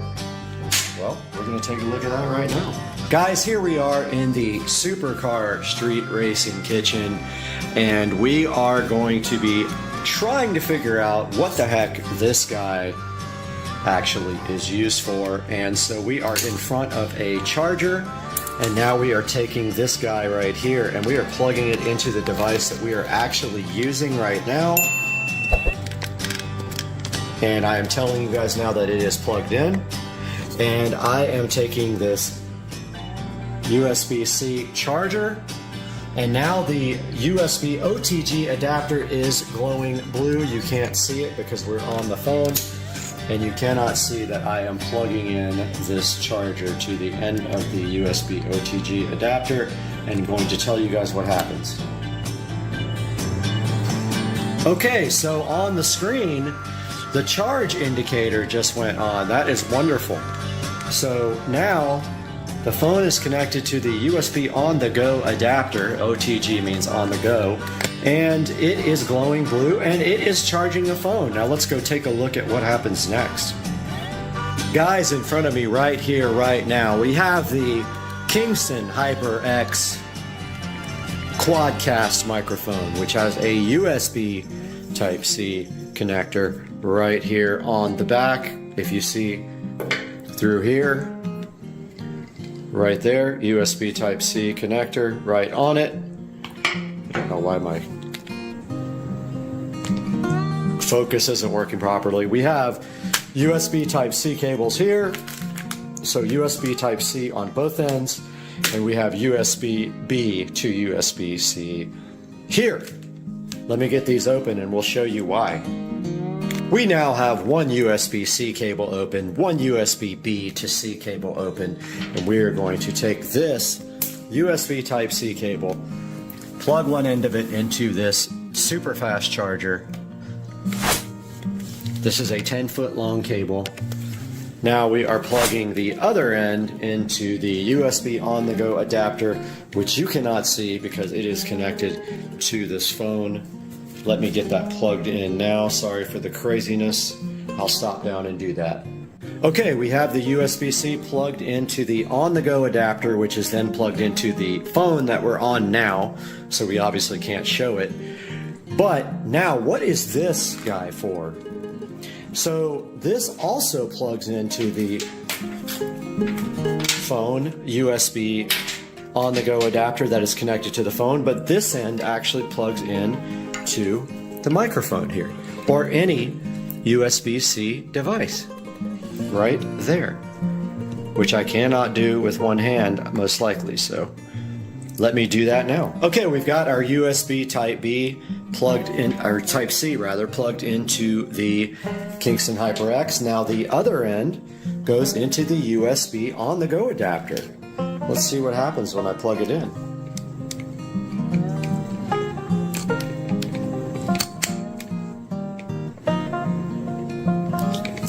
Absolutely nothing. It's supposed to light up. This might be upside down. So I read somewhere on the instructions that this only works one way. So let me get that turned over. Guys, we have let me turn the mic around. We have this working. It did not work at first, and I thought for sure we were going to have to send this back, but yes. We have the HyperX mic now powered by the phone. Let me go ahead and zoom out. Guys, yes, we have this working. This USB-B to C cable is plugged into the phone. The phone is charging. Yes, I verified it just now. The phone is charging and the microphone should be working now through the phone. Now what that means is we can record directly to the phone, and we don't have to go through the PC to record, and we can charge our phone at the same time because we have this on-the-go adapter plugged into the phone right now, and the mic is plugged into the phone. If you do this without the on-the-go adapter, you're basically just draining your battery, and you're running the light on the microphone as well off your battery on your phone. So this allows you to do both. So this is exactly what I wanted you guys to see on this USB Type-C on-the-go adapter for any device, and we will take a look at it online now. Hey guys, welcome back to another unboxing and review, and today we are taking a look at this, whatever it's called, a blue brand, whatever blue brand is, USB-C on-the-go adapter, 2-in-1 USB-C to USB female with 60-watt PD charging port adapter compatible, Samsung Galaxy, blah, blah, blah, blah, blah, Google TV Blue. And this is what it looks like. Now let's go take a look at what USB on-the-go actually is. USB OTG wiki. So it says right here is a specification that was first used in 2001. So basically it just allows your phone or tablet to be a host. So you can use flash drives or mice or keyboards or anything like that on your device. I know it sounds weird, but yeah, they won't plug directly in. Now, I don't think all of them will plug directly in. This microphone here that you can't see, this HyperX Quadcast, does work directly connected to my phone with a USB-C to USB-C type cable. Now, the reason that we got the USB-C on-the-go adapter is so we can charge the phone while we have a peripheral hook to it. Now remember, your phone only has one USB port, so how are you going to charge it if you're using the port for something like a USB microphone? So yeah, the USB Type-C on-the-go adapter, it introduced the concept of performing both host and peripheral roles. So wherever two USB devices are connected and one of them is an on-the-go device, they establish a communication link. The device controlling the link is called the host, the other one is called the peripheral. And USB OTG defines roles, USB-A and USB-B, specifying which side supplies power to the link, which is usually the host. The OTG-A device is a power supplier and the B device is a power consumer in the default link configuration. So that is how it works, and that is where USB on the go was initiated, and here is one right there. and it doesn't have a way to charge. So how are you going to charge your phone if you just have that? It needs to have a splitter on it as well. So yeah, you can see here a phone connected with a USB on the go to a bunch of stuff here. They've got a mouse, a keyboard, a charger, and you can even get one that has a HDMI on it, like a hub, and you can display your phone on a monitor. So here's some more information about USB on the go, which I will place in a link in the description. And now let's go back to Amazon and take a look at the one we just got. There is the beautiful blue OTG adapter, is what it says on the box, assuming because it's blue. I don't know. It doesn't say. It's a Asdor. And it has a one USB-C 60-watt charging port, one USB 2.0 port, and it says supporting connecting with USB port for high data transfer, and USB on the go 480 megabits per second. Use it for things like computer peripherals like flash drives, keyboards, hub, mouse, and more. It says it's widely compatible, and it lists a whole ton of stuff on what you can put this guy on. It says it supports 60-watt PD fast charging. I did not verify that on the phone that it was in fact fast charging. I probably should have done that. And it has nylon braided cable here for you. Taking a look at some of the other things you can purchase that are notable. This one right here is kind of the same exact thing. It just has braided pigtails instead of having it on a dedicated box here. Some questions here like, will it work with an external hard drive? It says yes, it will. Want to connect my mouse on USB port and monitor on C port, but this is not how that works. This is not a Thunderbolt port. This is not Thunderbolt. You cannot put a Thunderbolt monitor on this. USB Type-C is not Thunderbolt.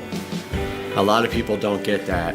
You can have a USB Type-C port on your computer and it will not always be Thunderbolt. You have to have a specific USB-C Thunderbolt port to use that with Thunderbolt peripherals. There are 53 total questions here, and you should go through these if you're thinking about buying this product.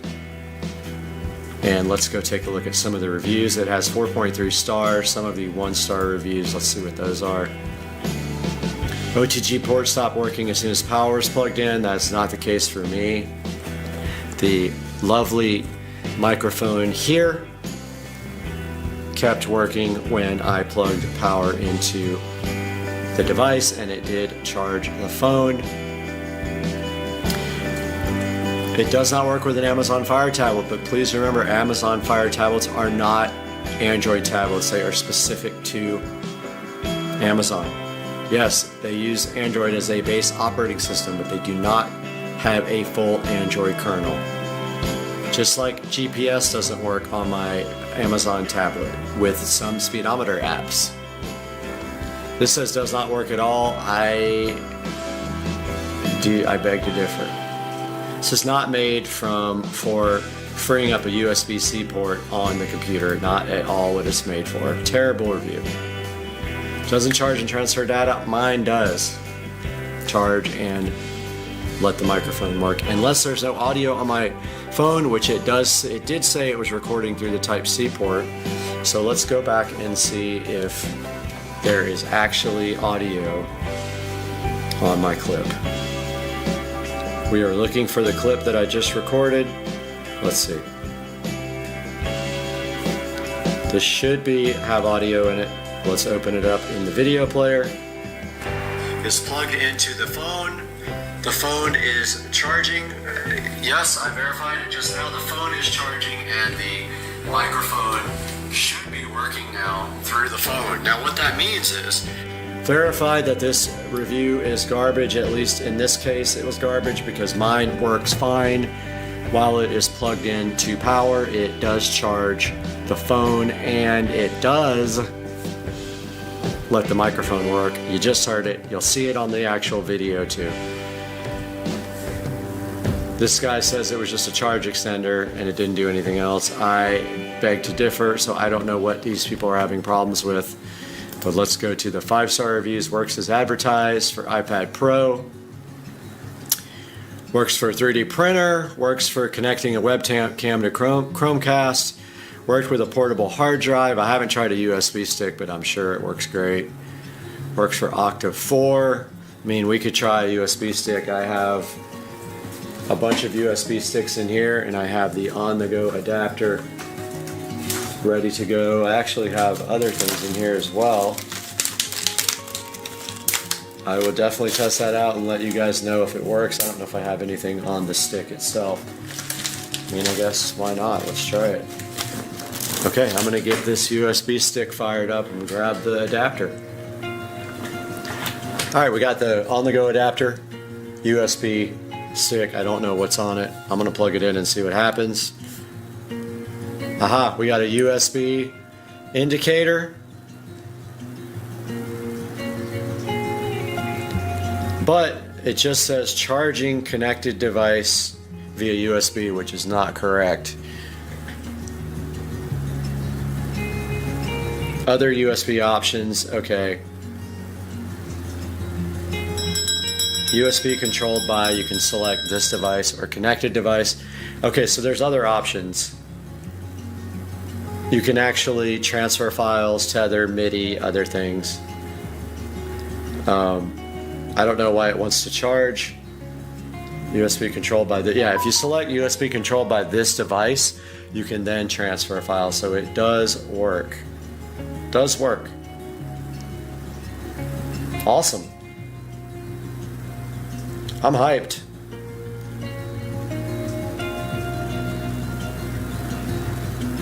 It is working as intended. So yeah, the USB on-the-go adapter, there will be a link in the description to this. It is from AZDDUR. Guys, please like and subscribe to my videos. Please, even if you're not buying the on-the-go adapter, please click the links in my description and purchase your products through them. It helps me and it doesn't hurt you one bit. You don't pay a commission at all. Amazon will pay me no matter what you buy. I don't make money off the channel. I lose tons of money on the channel. And we love you guys and thank you so much for tuning in to Supercar Street Racing and watching this review of this USB OTG adapter. And we'll see you next time.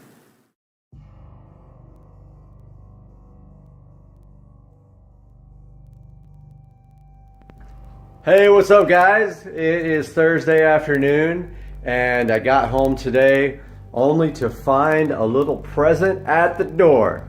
So today we are going to be taking a look at part 2 of the audio system for the SL65 AMG, and we are going to be doing a little unboxing. So the power amplifier arrived today and I want you guys to have a look at it right now.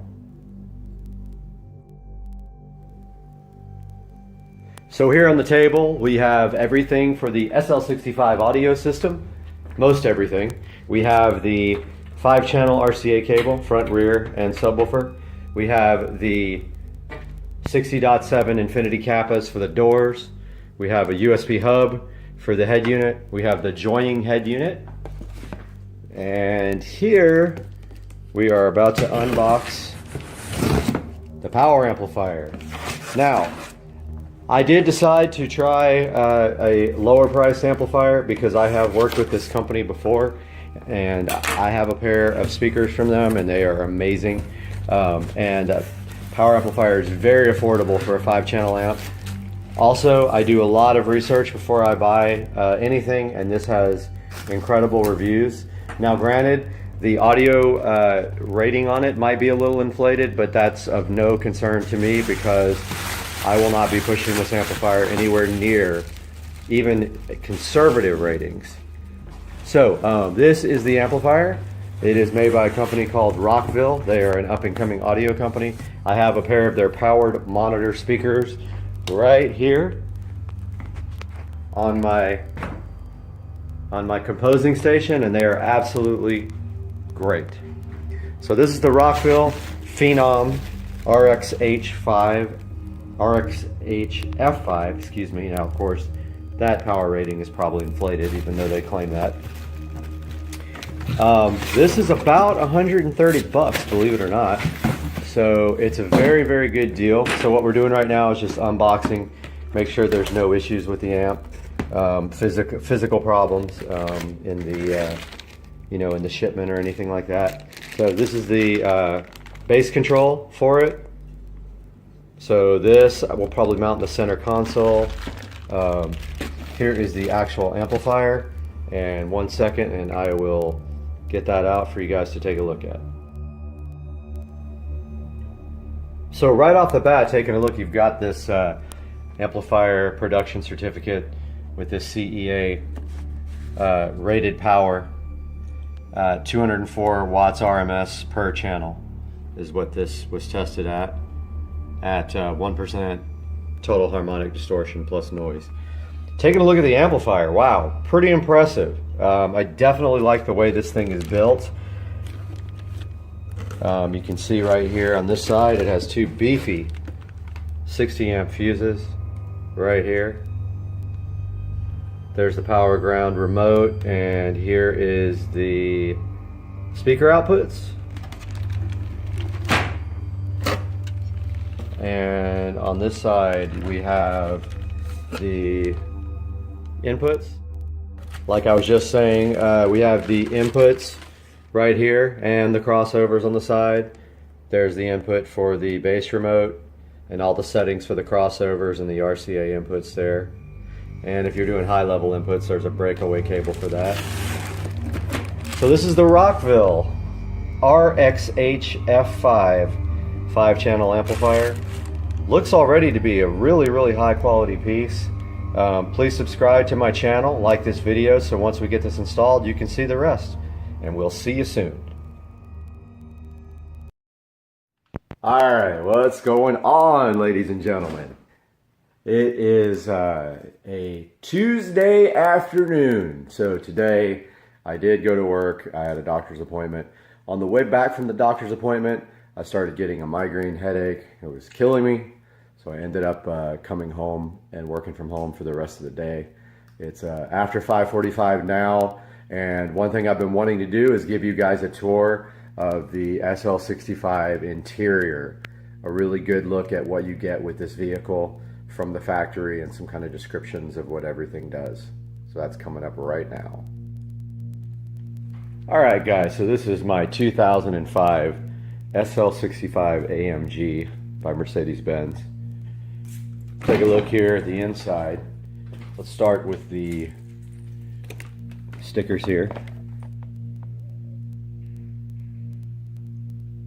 And this vehicle was manufactured on 7/04.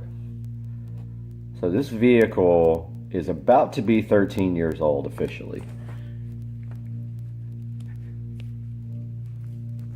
So here's the interior of the SL65 AMG. Let's start with this door panel. So the SL65 is a little bit different from the other SL vehicles. It is a more luxurious car and has more leather wrapped on the interior. You can see that here on the dashboard. The dashboard is all leather wrapped. First things first, here on the door, you can see that the vehicle has a wood trim to it. I'm not necessarily a big fan of the wood trim. I am considering taking those to a body shop and getting them painted. Probably silver, the body color. But starting here on the door, you got your standard electric window switches. Then over here, so this is for the seat heating and cooling. The seats are ventilated, you can see. It's not air conditioned, it just blows, just a little bit of air. Then you've got your memory for your seats and mirrors. Your actual seat control, which is shaped like a seat, so you know exactly what buttons to use. And the trunk release. You've also got this handy storage container over here. It's interesting because it kind of folds out and back in like that. This is one of the only problems with this car, is this little side piece has been bent a little bit. Moving on to the actual seats themselves, which are very comfortable. The SL65 has this option, not an option, standard, called exclusive leather. It is a upgrade to the regular Mercedes leather, and it is in all the SL65s. Flash just went off, but might have to do this with hardly any light. Let me grab my other light real quick. Okay guys, taking a look at the interior of the SL65 AMG. Here's a good look at the door panels. On the door panel you have your standard window switches, heated and ventilated seat switches, your memory switches for your seats and mirrors. Down here you've got a storage container. Taking a look at the interior of the car, you've got your switch here that moves the seat forward and backward. And let's get a little bit of light back here. Back here in the back, you've got your luggage area with seat belts that go down and clip in right there to hold your luggage, and 2 storage bins back there. That one has the CD changer in it. Now we will throw this seat control back forward. Taking a look at the interior, which has exclusive Napa leather is what it's called. It's an upgrade from the standard SL series, and it is standard in the SL65. Taking a look here, you've got your standard headlight controls with fog lights. You've got your steering wheel controls for the command system and for the multi-function display here. Here's your steering wheel controls. You've got your basic hot and cold water temperature gauge and your fuel gauge. Digital clock in the center. Keep in mind this car was created in 2004, so it is about 13 years old now. So you're not going to find a lot of the technology that you would in newer ones. There's the command system with old school map. It's almost laughable these days, but that is what it has.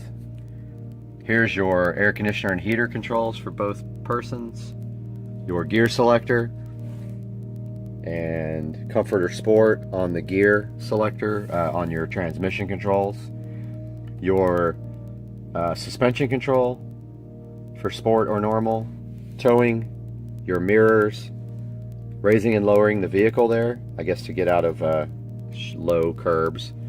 That is your traction control. Taking a look at the dash here. Not sure what this is on the dash. I've not figured out what got on my dash right there, but it made a mark. And I am not sure what that is, but it is upsetting me a lot. I tried a few things to get that out and it will not come out. Same thing on the other doors, identical controls. Got your glove box here. Down here on the seat, you've also got another storage bin. And inside that is the Mercedes first aid kit. Up here you got your lighting controls that you won't be able to see because the lights are so bright.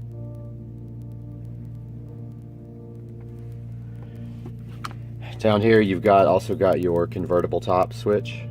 You just pull it back to raise it, push it down to lower it. Got your center console here, little coin holder, your little emergency Mercedes-Benz. Who knows if that even still works. Then inside here you've got another storage area with a CD caddy thing, which will never be used again. Some touch-up paint. And so that's going to do it for the interior of the SL65 AMG, giving you a little idea of how the car looks on the inside. This car is exceptionally clean. That's why that one little dot is driving me insane on the dash. Got to figure out what that is. But let me know in the comments if you have any specific questions about the car. Otherwise, that's going to do it for this interior tour. All right, what's going on, guys? We are headed out to the car meet tonight, and so about to start up the car right now. Pretty much head that way. This thing sounds wicked. Cold start. I'll update you more when we get there. So a lot of people have been asking what it sounds like with the windows down. That's moderate throttle. It's definitely louder than it used to be. I'll roll the windows down. So here it is with the windows down.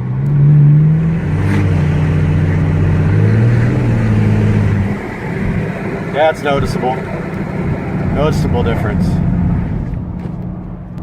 Here at the car meet, cops already here. So we'll see what's gonna happen.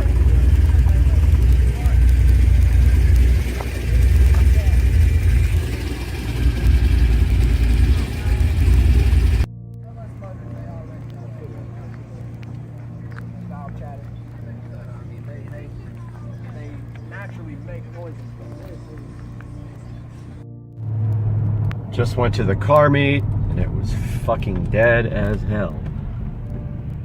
So I'm gonna try to get some pulls in right here.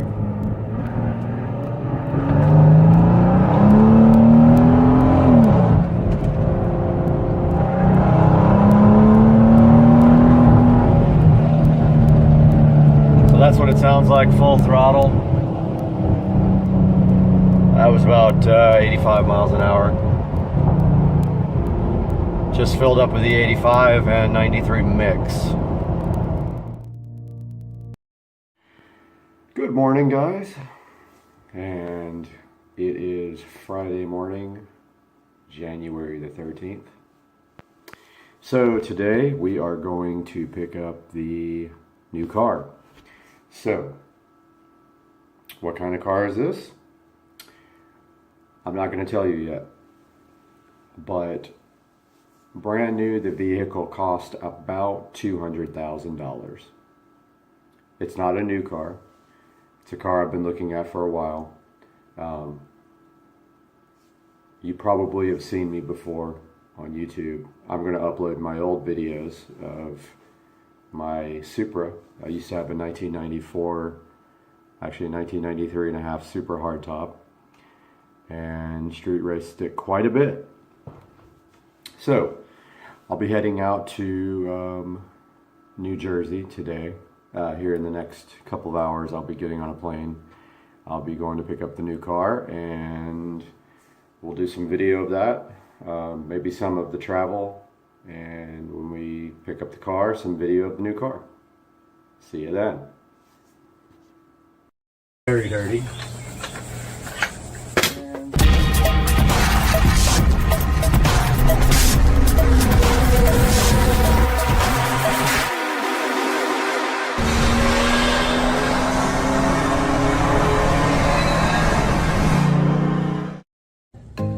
Hey guys, welcome back to the channel and happy Tuesday. I hope you guys had a great Memorial Day. And today we have something special that we're going to take a look at. I'm really excited about this because I don't have any of this particular product, but I love Govee.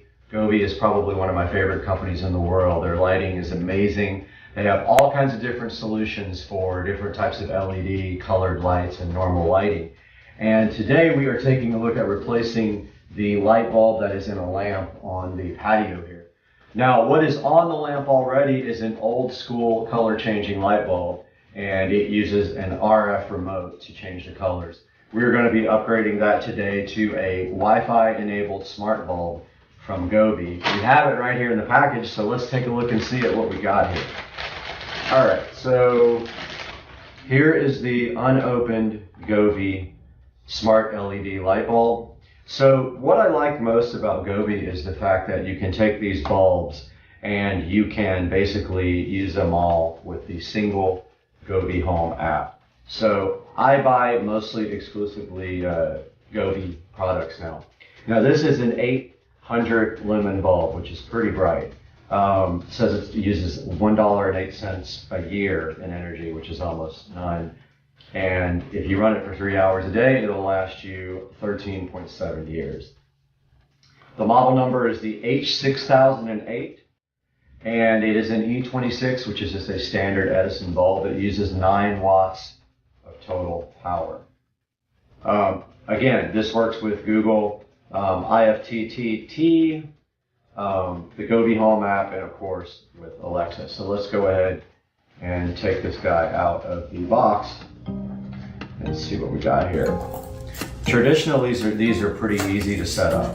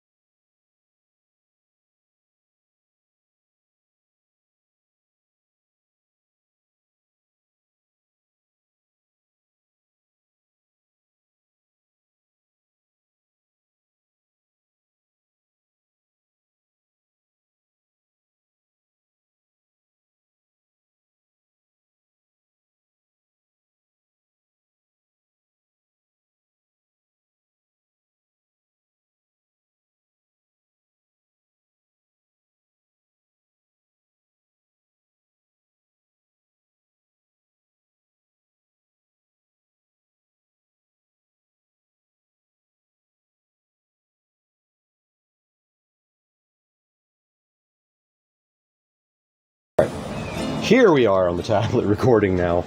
So we are going to first turn on our patio lights with our Alexa plug. Alexa will do that for us because we have a smart plug. Actually, I'm just going to flip the switch since I'm right here. So that turns on these patio lights and this guy, which is now on and warm white. So it did come on warm white. I don't know if you guys can actually see that, but let's get to our app here. So we go into the Govee Home app. My other LEDs you'll see here. Let's see. Welcome to Govee Home. No devices found. Interesting. I'm not logged in. Okay. I'll have to edit this part out, obviously.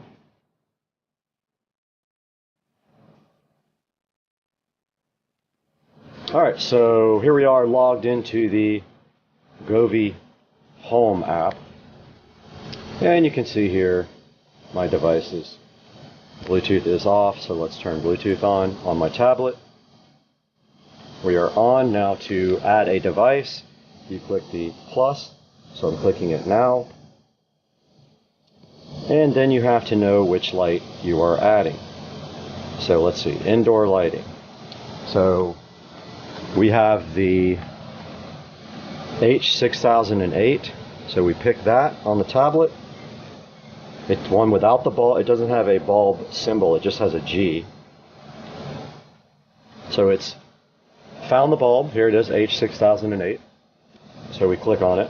It's connecting via Bluetooth.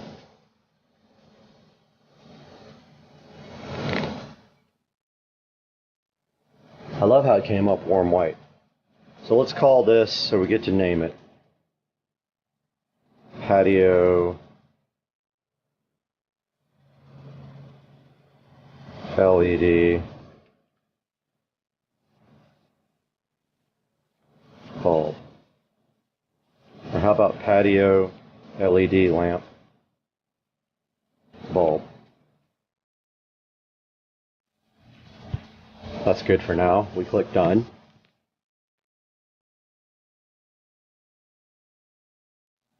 Now it's looking for Wi-Fi. Now don't forget I have multiple Wi-Fi, so I'm going to join one that is closer. That's interesting. It doesn't see all my Wi-Fi. Oh, okay, there it is. So we're going to join this 2.4E. There we go. Bulb seems to be connecting to Wi-Fi now. Said the signal was strong, even though that's in the front of the house. That's interesting. And let's see if we have the ability to upgrade the firmware. There's usually a firmware light. Let's see, firmware version 1. Yeah, there's no place to... There must not need a firmware update. Usually it shows the firmware update right here next to the little bulb. But as you guys can see up here, it is white. And you can do scenes and color wheel. So if we go to scene, we can do the same ones that we have on our bulbs for our smart mirrors. And there we go. You can't see it, but it is running colors now. So that is basically it. You can also sync up multiple devices.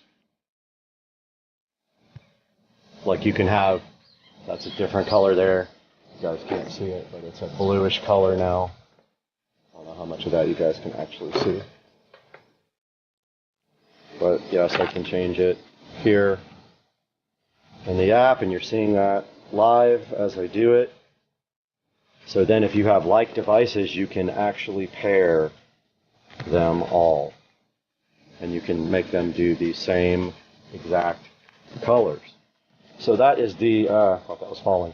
That is the Govee Smart Bulb. The Govee H6008 Smart Bulb, guys. I hope you enjoyed this little review and setup of this device. And I hope you guys have a good day.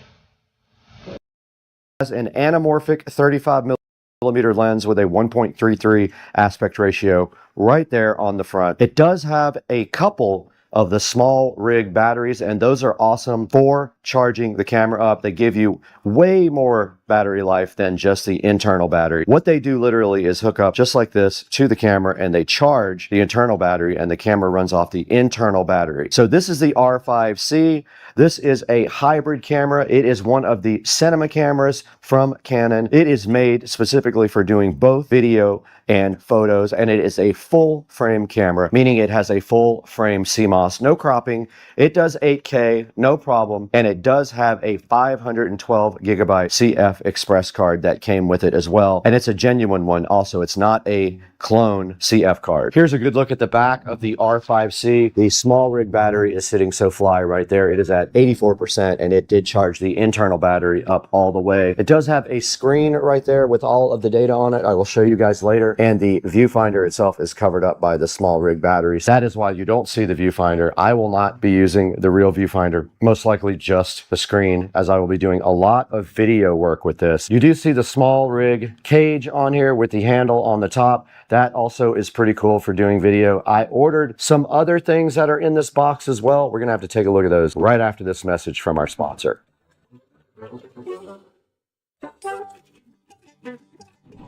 Now, this is a quick word from our sponsor. Shungite World is new to Supercar Street Racing. They reached out to me and asked me if I would mind taking a look at some of their cool little decorative products. I said, of course, I would love for you guys to sponsor one of our videos. So right behind me here on the table, we have some cool little products from Shungite World. Let's take a look at these. Okay, guys, right in front of me, we have all kinds of cool little products from Shungite World sitting right here. For example, this tall pyramid right here, it is polished. It looks pretty cool. These guys can sit anywhere in your house. This one right here is called the tall pyramid. These are the cubes. That is a regular pyramid that has not been polished. This one has been polished. So you can get these guys in two different forms here, either polished or non-polished. They also have spheres, as you can see right here on the screen. I am going to go ahead and put a link to 5 or 6 of these guys in the description so you guys can check it out. They also have the powder available for doing arts and crafts. And then the powder can also be used for a pigment for paint. So that's pretty cool. And then they did also include these cool little stick-on dots, which are very interesting. They have 3M on the back, and you can stick these anywhere as a cool little decoration. Shungite World was very kind to go ahead and send out a sample box to us. Please support them by buying the links in the description. Get your Shungite cool little decorative products from Supercar Street Racing, from Shungite World. Now let's get back to the video. Hey guys, Supercar Street Racing, and welcome to part 3 of my $35,000 pool remodel project. Now, part of the pool remodel project, of course, is going to be replacing the LED color changing bulb that is in the pool. So, a lot of the older pools have a 10-inch white spotlight. Now, that was made by a bunch of different companies. Mine is an Amerilight. And there's an easy way to take that bulb out and replace it with a LED color changing bulb. And that bulb is controlled by the switch. So what you do is you flip the switch off and on a number of times to change the color pattern. Well, that was the old school way of doing it. And my bulb was left on when I went out on a trip for about a week. And I got back and some of the LEDs were burned out. So what are the cons of doing it this way? Well, of course, the bulb housing is a metal housing with a rubber gasket around it, and that can leak if you don't install it correctly. So every time you change the bulb in that type of pool light with a metal housing that sits in your niche, you have to buy a new gasket, or it's recommended that you buy a new gasket, and you put that new gasket into the metal housing. I'll show a picture on the screen right now of that. And then you put the housing cover back on, and then you screw that into the pool niche, and that is how you replace a light. Now, it's the same procedure if you're just replacing your light with a white spotlight as you are a bulb that has LED color changing inside of it.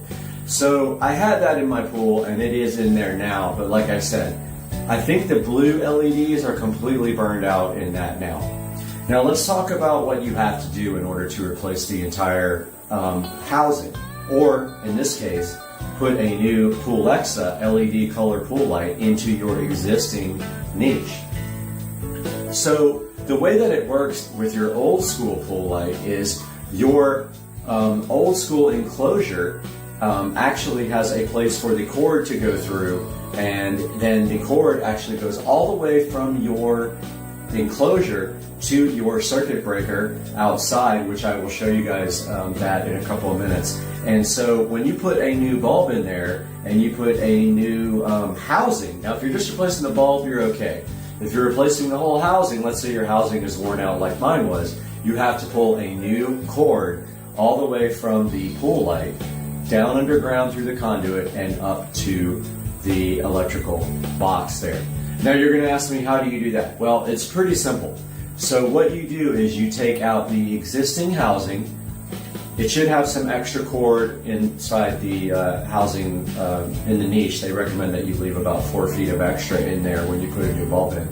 And you cut that wire, you tie the new wire onto that with electrical tape, you tie it really tight, and then you come to the electrical outlet junction box and you grab the old wire and you pull the new wire through and reconnect your new wire.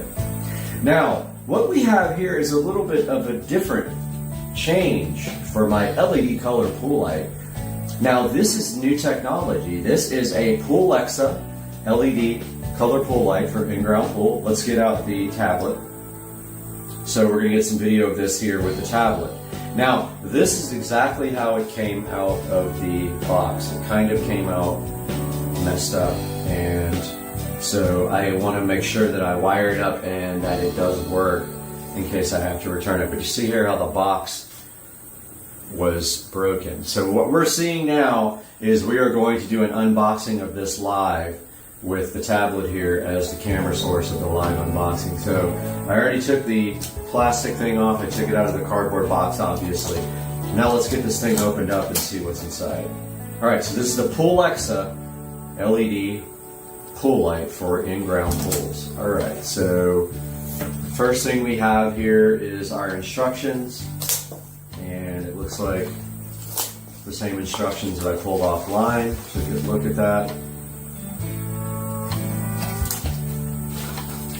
There's your instruction manual.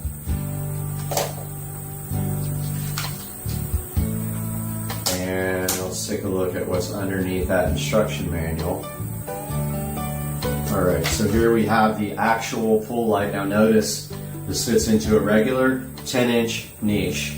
And so you would actually remove your old pull light housing completely, which actually goes into your niche.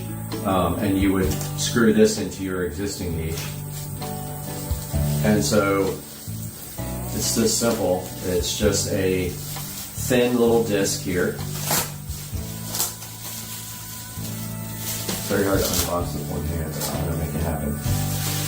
Alright, so there is the new pull light, the new technology here where there's not some big long bulb that has to go in place of your old white spotlight bulb. And if you look behind it here, it is completely sealed. Comes with a 50-foot cable, although a 100-foot cable is optional. So you can see right there the screw hole where you just screw it onto the existing niche. And there is the cable underneath it. There's your 50 feet of cable. And if you see the end here, there's the end of the cable. Red, blue, green, and black. Now, so a little bit of something else you need to know about this is that the pull light here that it is replacing inside the existing housing, this pull light is 12 volts. The existing pull light is 120 volts. You can't just take this and wire it to the existing wire. This actually has a controller that wires to your existing 120 volts, and it provides you with 12 volts, and then that connects to this wire, which we are going to do here live and see if we can get some power going to this light. Now here's the actual controller, and I'm going to need to grab some scissors to get that done, so I'm going to go grab some scissors real quick and we will be right back.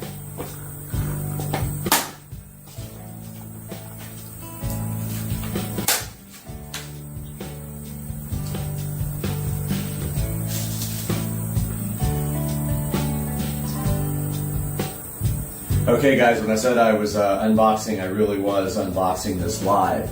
I went ahead and got some scissors, and you can see here that this guy is very well protected by styrofoam on the top and the bottom. So let's take a look at what is underneath there.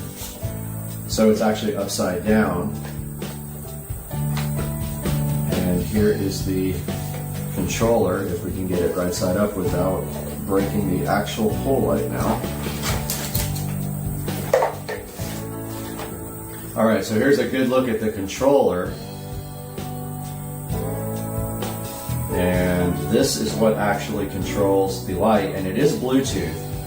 There's a link to the actual manufacturer website. Alexa is the brand. Pretty sure they copied Alexa, but that's okay. So that's a look at the controller.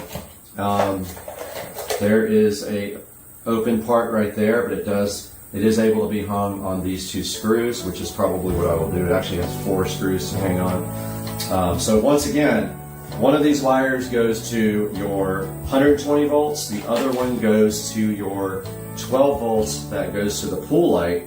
And just remember, 120 volts outside, you will have to do a conduit. That should be in conduit outside. So it looks like we got a power light right there. We got a gradient light. We got a steady light. We got a dimmer, a speed, and then we got some colors and some programs here, and I guess an app, Bluetooth control. It must have an app on the phone that we need to download, so we'll take a look at that momentarily. But for now, let's see if we can get this guy wired up and working. Alright guys, so we got the light rigged up right now. So what we did here, I'll show you on the tablet. So we've got the DC 12 volt side coming out. There are 4 wires here. There is a black, a red, a blue, and a green. You can see we got these nifty little quick connectors on it that I got off of wish.com. Black, red, blue, green to black, red, blue, green to the pull light. The other wire coming out is hot for the 120 volts. It is wired up right there to an extension cord end that I kind of rigged up. And now we are going to plug it in and see what happens.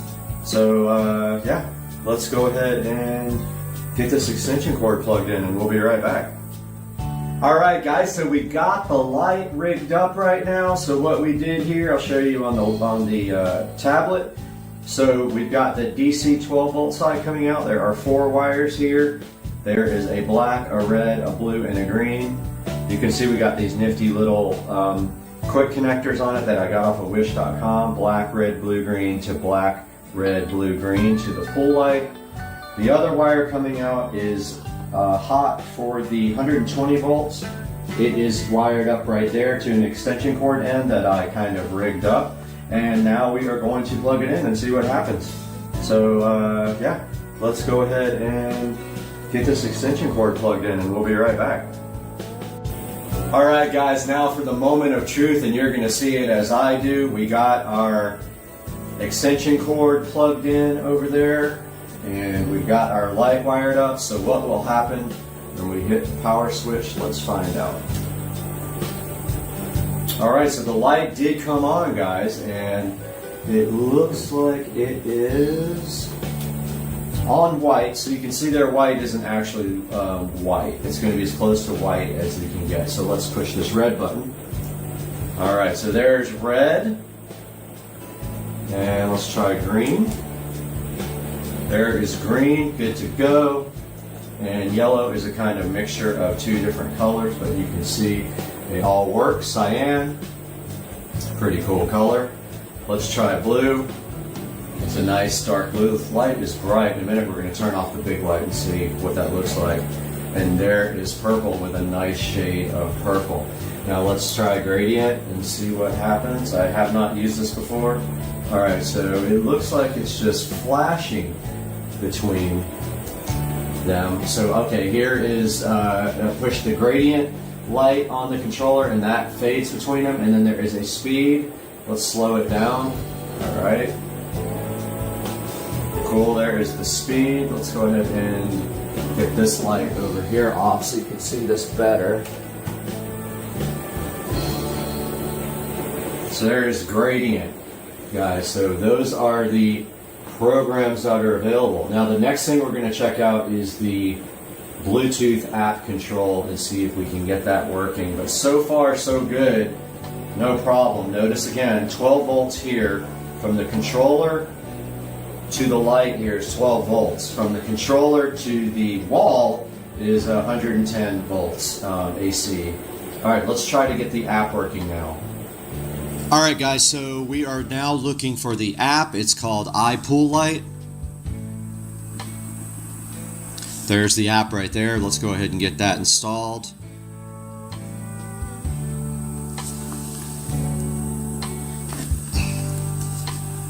Okay, so that's installing iPoolLight. It says to install that app. While that does that, we are going to get on the camera on the tablet. So we are now recording on the tablet. We have the app here. Let's go ahead and open the app. And it wants to use my location. I'm going to say OK. And now it says to be 30 foot within range. And so let's see. It says to install the iPoolLight app. It says to push the app Bluetooth control button on the control panel. Alright, I pushed it. It's flashing. Start the app. The app will automatically search and match the controller. I don't even have Bluetooth on my phone on. It is on, okay.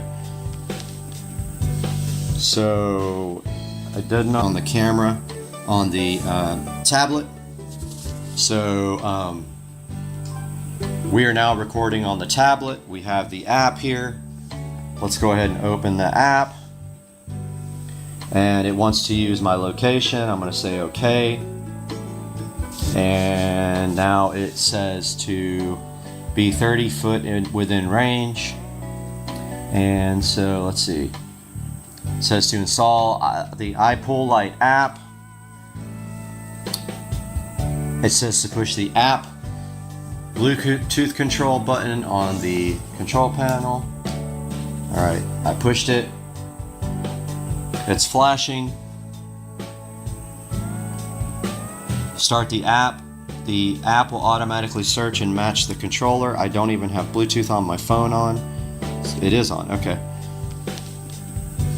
So I did not search. So let's kill the app and go back in and see if it finds it now.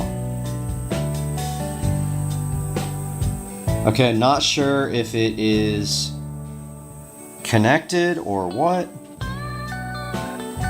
Let's see. Okay, so it works. As you can see here, I push green, it turns green. I push blue, it turns blue. You guys can see back and forth between the tablet and the light that it is working. I'm going to go ahead and press mode now. I'm going to do, I don't know, red, green, gradient. Oh, there's all kinds of selections on here. Mode. What is ring? Oh, you can actually just select on the phone with a ring what color you want. Tricolor gradient is 3 colors. 7 color jump. 7 color gradient. That's the one I like. Alright guys, so the app Bluetooth control works really good. And you guys are seeing both the app and the light here. So I guess you can set it to go to music, but I would bet that's the music that the phone hears. I bet it's not the music that the control box there hears, so that's kind of worthless for me. It has a timer on here as well, at the bottom right there. It has settings here. You can change the skin of the app. It's got an operation guide. Yeah, so it's got a lot of cool features here that you can go between colors, you can flash, and you can change the speed. And then we have, here's the Bluetooth devices that are available. There's one here. Yeah, man, this is pretty cool. You can do custom here. You can click a color, and you can go between colors. You can do the breathe, jump, flash, or gradient, and then click run. So this is iPoolLite control light. Now I'm going to show you guys, it is raining outside, but I'm going to try to show you guys how you connect the pool light outside, because this is a success. The pool light actually works. I don't have to return it. So we are good to go, party people.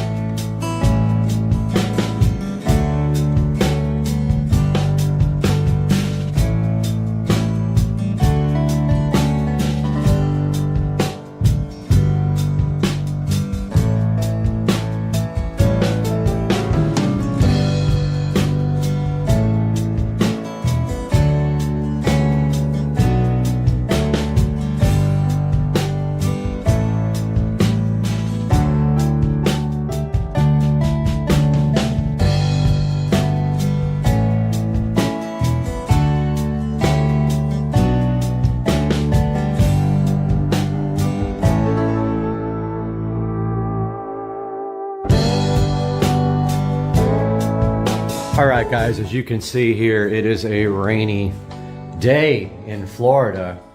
We're supposed to have rain all day today. We're going to show you guys out here as much as I can without actually getting wet, but see the pool over there. The pool light is over there in the corner. Right now we have a switch right here that is currently controlling the pool light. That will no longer be the case.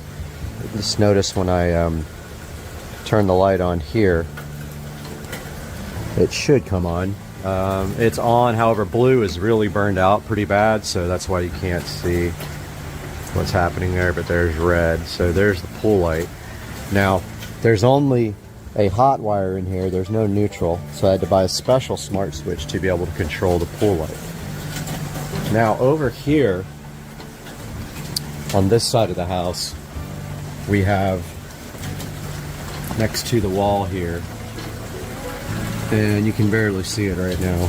Let me go ahead and go out there. We have right here a wall box. Now that box right there, that octagon shaped box right here, is actually where the pool light comes up in from. Pool light wire comes up from the pool light, and that will have to be pulled back through from the pool light over there all the way to, getting the camera wet, but all the way to back over here on the side of the house by the wiring. And then my plan is to put the control box right here on the wall as close as I possibly can and run possibly some conduit from around the corner right there, because I don't want the control box outside. Now the other option is running the control box inside the house, but I really don't want it. It's kind of ugly. I don't want it on the wall inside of the house right there. So chances are I am going to put it right there on the wall. The only bummer is the gutter is in the way. I'd have to probably come up over the gutter and then down as close to tuck it in, close to the gutter as I can, and then come to the left and right there to the box. So that is my current plan for the control box here. We will have some more video when we progress some more on the pool, but I hope you guys enjoyed this from this rainy Florida supercar street racing. Talk to you guys later, man. All right, here we go, everyone. Maiden voyage on the 70 volt upgrade. I think this is going to be a little ridiculous. What do you think, Brad? I think this is, from what we just saw, this is literally insane. All right. Check motor temperature, what? Oh, wait, it's on demo? It's on demo. Yeah. How do I? Communications. Okay. So we gotta connect to the controller. All right, we're connected. Waiting for forward and reverse switch. We're on. All right, it's a good sign.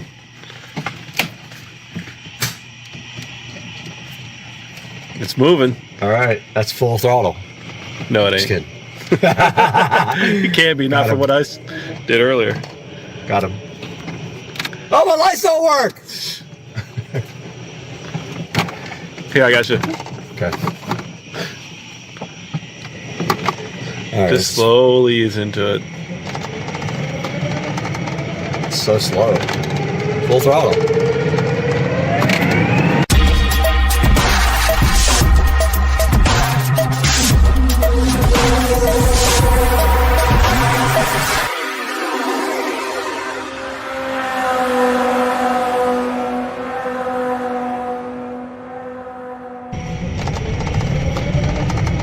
So slow. Full throttle.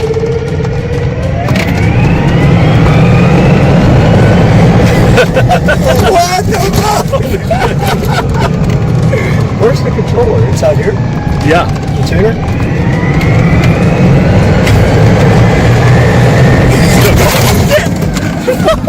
What's wrong? What's wrong? It wasn't slowing down.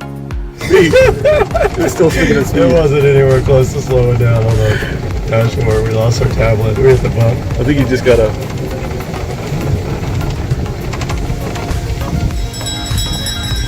It's gonna keep falling off. You're Well, gonna need like 20 magnets on the back of that thing. so hard.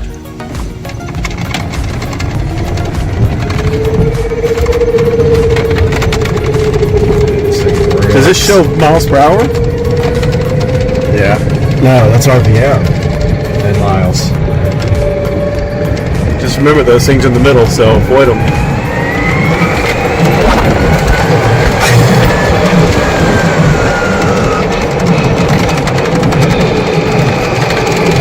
So fast, dude. It is nowhere even close to hitting the top speed. No.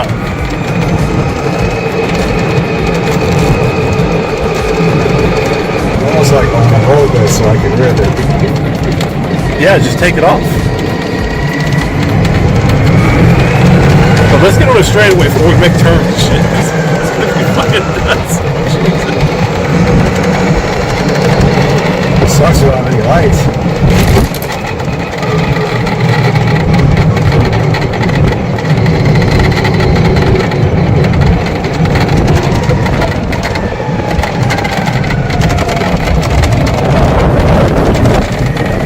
Got a pretty decent straightaway right here.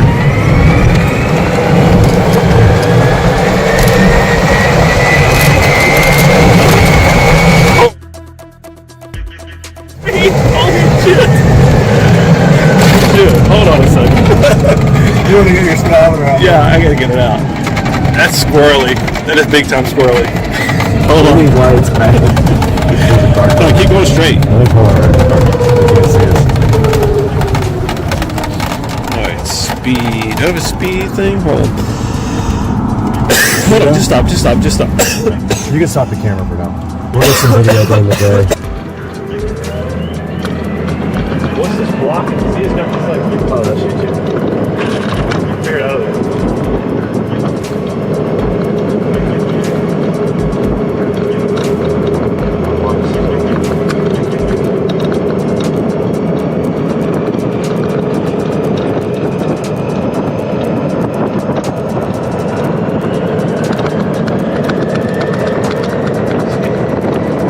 Acceleration is insane.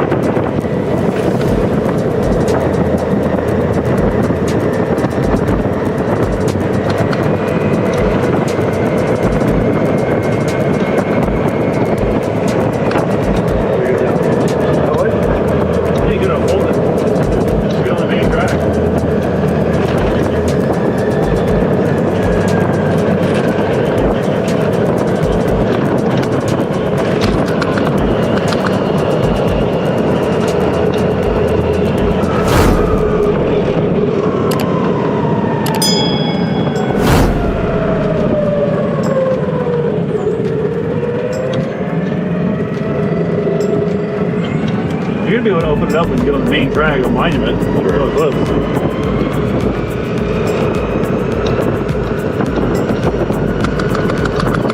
I think it's just bouncing. It's not gonna be good video.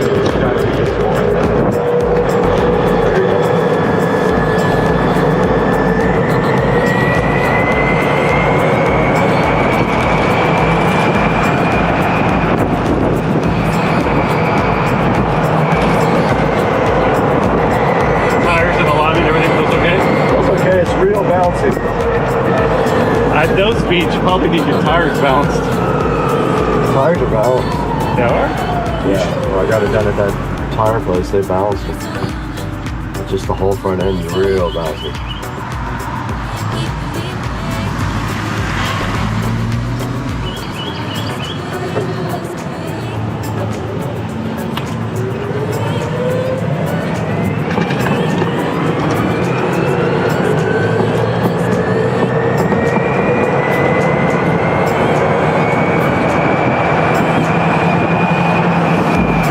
I was gonna say you can pass them. That's the truck.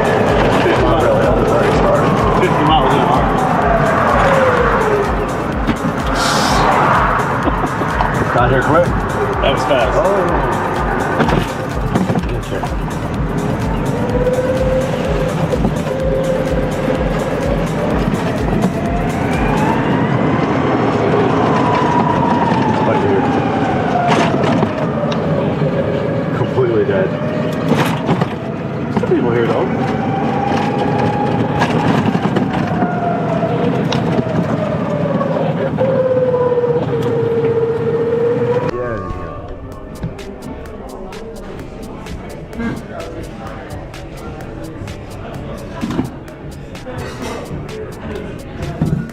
Monday, she's got a job here. She works here now.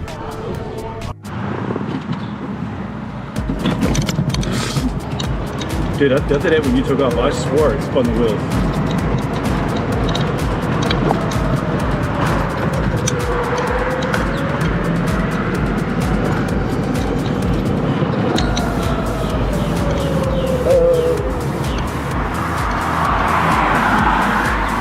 Might go back row. Yeah, that's fine.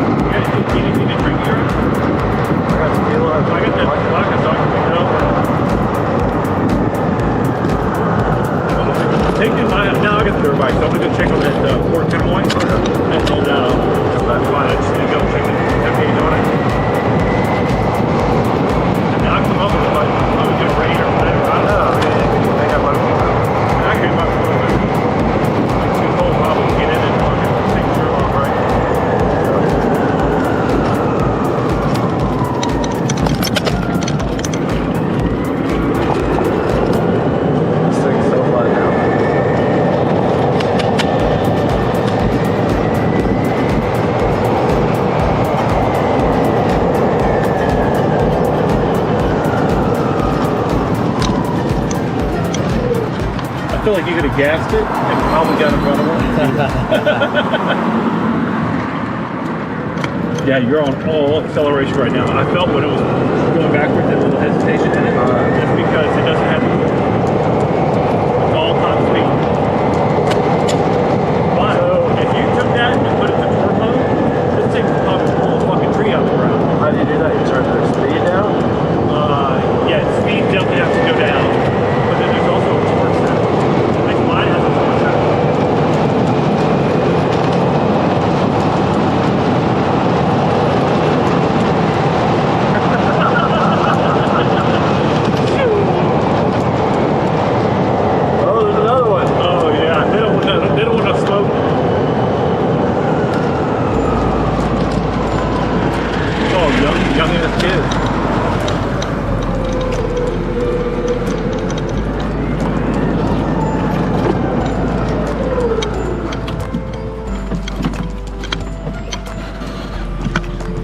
I told Jonathan, if we could find your dirt bike before this weekend, man, we could all maybe like Sunday go out dirt bike. Yeah, be sick. I'm hoping that mine gets fixed by then.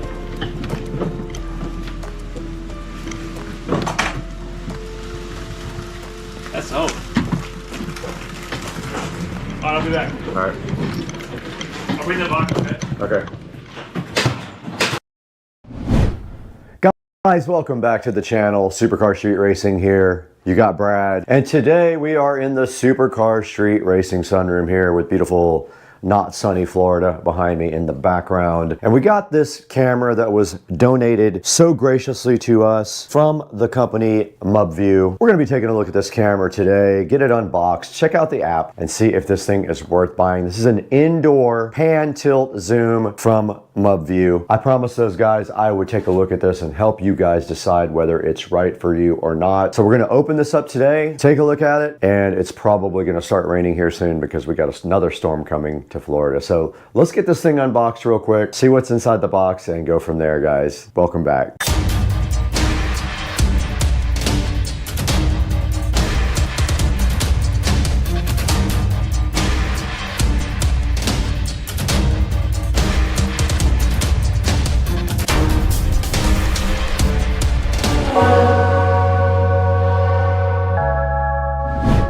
Guys, welcome back to Supercar Street Racing. We're out here in the beautiful SCSR sunroom to show you this MubView pan tilt zoom indoor camera. This is a good look at the box right here. We're gonna get this thing unboxed in a few minutes, but I wanted to go ahead and talk to you about this. Outside of this box, it has a couple of things on it that are interesting. So it says it has two-way audio, so I guess you can talk back and forth to the camera. It has motion detection. It has warning and playback, whatever that means. It does have night vision. It does panoramic views, uses Wi-Fi, and does cloud storage. It has an activity zone, so you can mask off where you want the camera to actually check for activity. It says something about ONVIF. I'm not sure what that is, but we're going to dig into that today when we get inside of the box for the MubView Smart PTZ indoor camera. So let's get this thing opened up now and figure out exactly what's going on, and I'm so happy you guys are here today. All right, a few things on the front of the box also that we didn't check into before. It says it's good for home security, for baby care, for elder care, or for pet care. And now let's get this thing opened up and see what's inside. All right, directly in front of us is the MubView Pan Tilt Zoom indoor camera. We're gonna go ahead and take a look at that now. And there's a better look at the front of the box there that you didn't get to see before. It actually has a code to scan for the app, and this is the model PK320. And I guess what a lot of these companies usually do is they just clone other companies' apps, and they sell the same camera with multiple different apps, the exact same camera. And then there's a good look at the front of the box. Open it up now and see what's inside.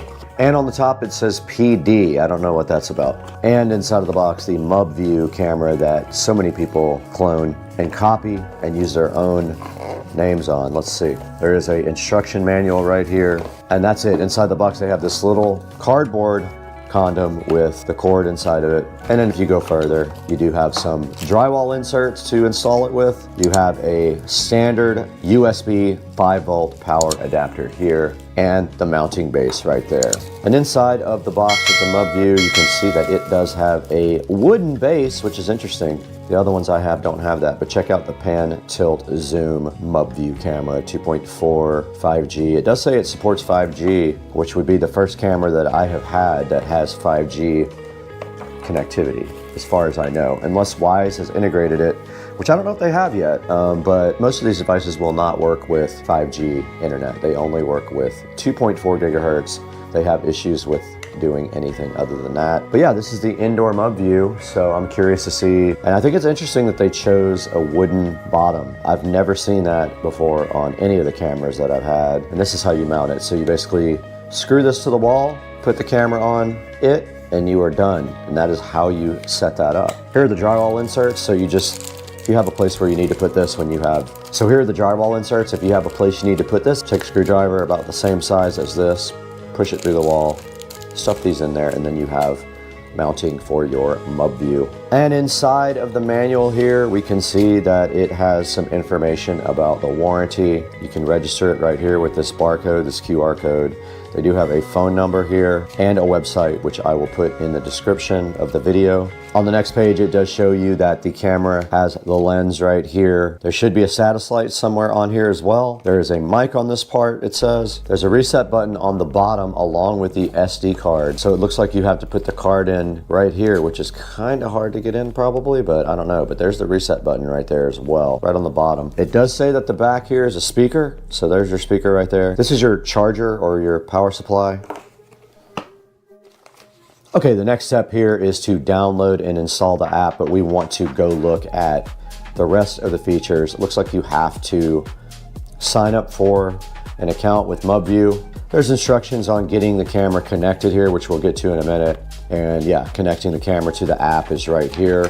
And then more instructions on how to get the camera connected, which when we go to the phone, we'll be able to see that. And there's ways to share this with people. If you want your family or friends to have view rights on the camera, or they could also control it, you can do that right here. That's inside the app. And then there's a bunch of facts. So if you have issues with the camera, read through a couple of these, see how that works out for you if you have any problems there. 2 pages of facts. That's about it. So I think what we need to do right now is get this camera set up. So for that, we're gonna get to the phone here momentarily. Let's do that now.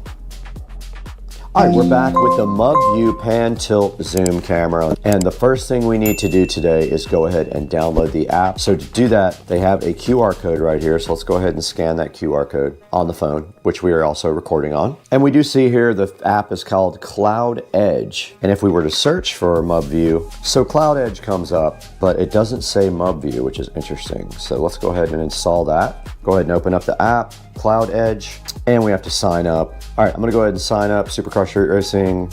All right, so now we are ready to add our camera, but it is not plugged in, but I do have my trusty battery pack right here. So let's go ahead and power the camera up. All right, the camera came on and did sound. You saw that. It is still going crazy. It's doing a little dance for you guys. All right, let's add device. All right, went ahead and added device. It did find the camera, and it looks like this camera can be battery charged. So it does have a rechargeable battery in it. You can see right here on the screen, we found it. Hit next. Reset the device by holding the reset button for 5 seconds. Wait for the indicator light to flash red. Okay. It's flashing already red. You can see right here. Let's go ahead and hit next. Select the 2.4 gigahertz Wi-Fi network and enter your password. All right, it is successfully added the device to Wi-Fi. Let's click next. Let's rename the camera. Let's call it MubView. All right, we're done with that. All right, now we're looking at the management for the MubView PTZ. You can see it right here on the screen. If we hit play, it is showing us how to work the camera here. All right, we're back in front of the MubView now. We do have a 128 gigabyte SD card to go ahead and put in the device. The other device, the other card would not work. We are ready to put the SD card in the MubView. Let's go ahead and press that in, see what happens. All right, it's fully inserted. Let's go into the app and see if it recognizes it or if we have to format it. We got our SD card formatted on the computer, and when you format this, you should do exFAT for the format. SD card is inserted. Let's back out and go back into recording management. It's saying, wait a moment. It's trying to figure out the SD card. It is doing something, 10%. It's getting the SD card ready now. You can see it right here on the app. All right, it sees that the SD card is 128 gigabyte. It has 117 gigabytes free. I'm gonna set it on all day recording. All right guys, we're back in the Supercar Street Racing office with the MubView camera, and I just wanted to give you guys a little update. I was able to use BlueStacks on the PC and successfully look at the video live on the PC. There should be other ways to do it with this new open standard. Could be a way to call it up on multiple programs with this new open standard. It is called ONVIF, Open Network Video Interface Forum. So that gives the ability to use a lot of different types of programs to monitor this camera. Now I did use the camera on a live stream for about a day and a half, and I am gonna put some of the video from the camera up right after this and let you see what it looks like both in the daytime and at night, pointing out at my backyard. Now our sponsor would love if you would go check out the MubView camera. I'm gonna put a link in the description to that. And make sure that you buy all your Amazon products through our links. It helps us out greatly.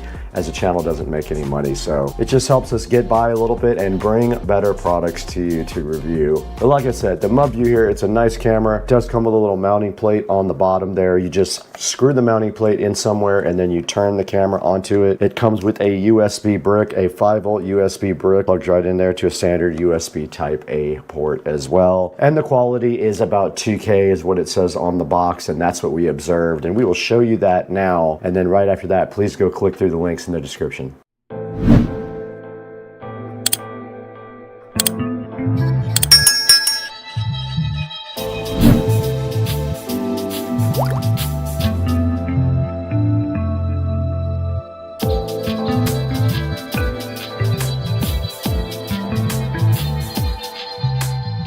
We'll see you next time. We just want to kind of explain about how this house is actually going to be paid for in the next 2 weeks. I am super hyped about being able to do this. I've worked really hard for this for the last few years.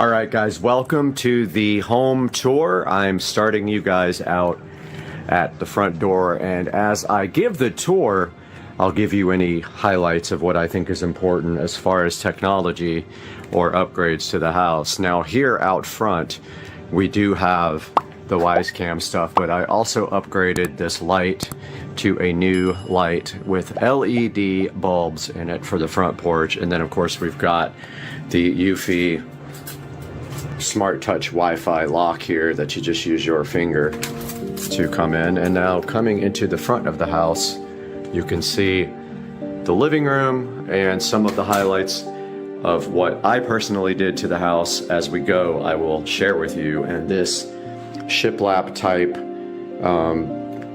board and batten, I forgot what it's called, is actually created by me. I did this on my table saw where I cut all these pieces individually and then painted the wall white, and now it is what you see now. And also added these coat hooks to hang umbrellas and coats on, and that's what was done to the entryway here, the foyer, plus this nautical light right there. And of course we have guitars on the wall for a touch of entertainment looking things. This is the rest of my living room, and as far as the house goes, this was probably the least amount of work done to every room, although I won't say it was no work. It was actually a lot of work, but the least amount. To highlight some of the things that have happened in here, the floors were all carpet there. They were replaced with hardwood throughout the house. This is engineered, distressed, hand-scraped hardwood. These floors were replaced. They were slick white tile. Now they are like a stone tile we got from Lowe's. Same thing happened in the kitchen and in the bathroom in there. They were all white tile. And so all that got replaced at the same time. What else was done in here? Well, when we first bought the house, the whole entire house had popcorn ceilings and it had carpet. So we took that opportunity, instead of having to clean up the whole house after they scraped the popcorn, we let them scrape the popcorn into the carpet, and actually they removed all the carpet with all the popcorn residue in it for us, and it saved us some time, at which point we then had the floors installed. Now, of course, this whole room has been painted multiple times. It does have some issues with drywall cracking, so I have to get that looked at some point. I've got a crack there and a crack right there, which I've never gotten correctly fixed, because every time I get an estimate, someone wants like $500, and I think that's insane. As far as the rest of the upgrades in this room goes, or what has been changed or improved, well, this house had 0 recessed lighting when we bought it. Not one single recessed light, except maybe this one in the hallway. So I added all these recessed lights. They are dimmable LED lights, and they are connected to this dimmable Lutron dimmer here. which is a smart dimmer. I don't buy these anymore because they're not necessary. I do have a Lutron hub over there where all the equipment is for IT. You can see here we also have some nice IKEA decorations here, framed art, which there used to be guitars there. I pulled a lot of the guitars down because it was overkill. We have a Wise Cam up in the corner there pointing at the front door with an alert if someone comes in the front door. We have an upgraded ceiling fan, of course, but that fan has been here since we bought the house. It's approaching 10 years old now, so it's time to get that replaced soon as the blades start sagging on these after a while. I just repainted this entire ceiling ultra white with the Lowe's ultra white flat paint. It took me all day to do this, and I did 3 or 4 coats on it. It's not easy when you have to get up on the ceiling.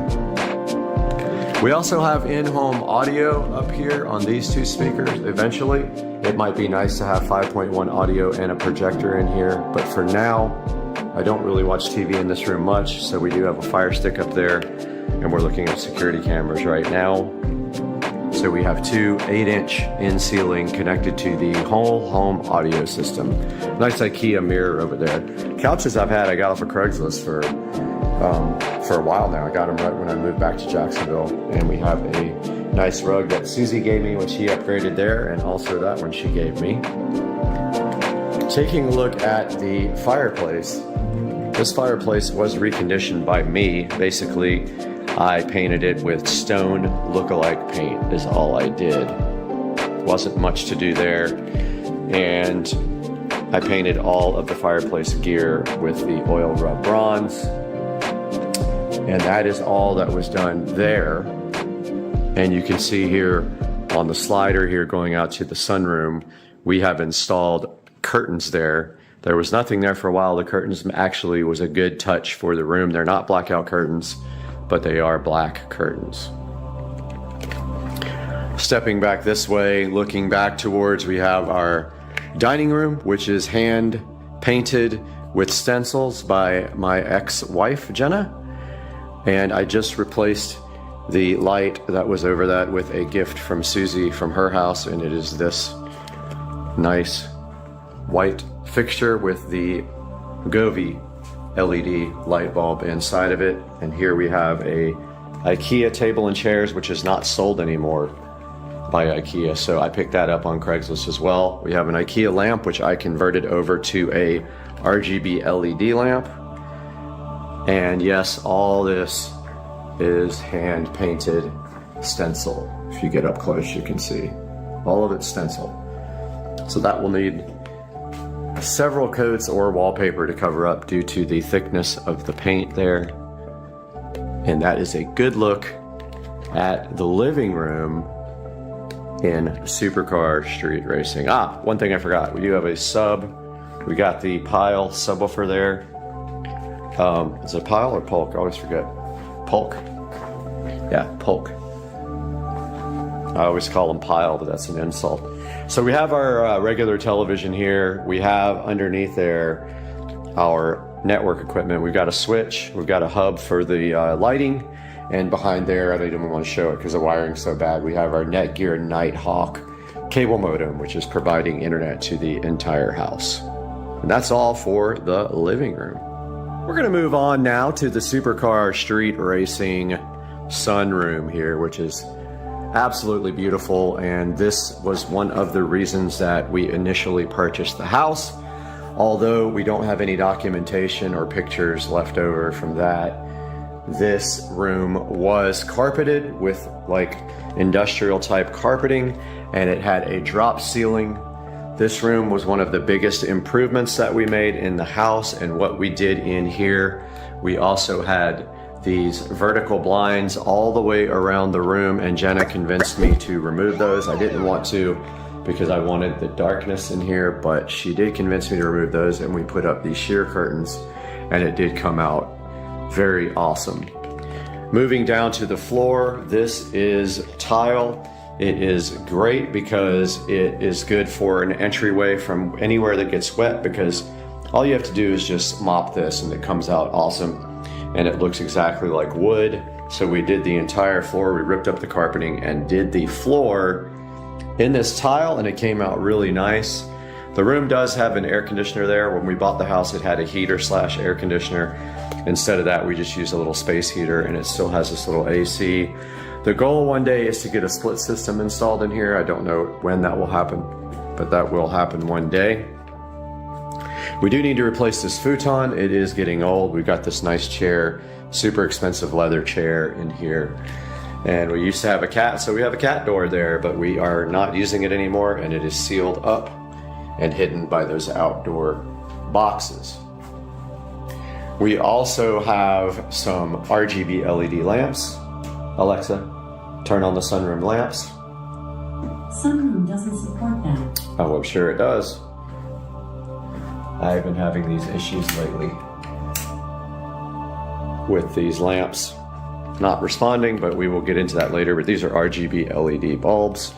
I think that one actually is unplugged. Yeah, so there, that one is unplugged right now. I just need to get a splitter for the power here.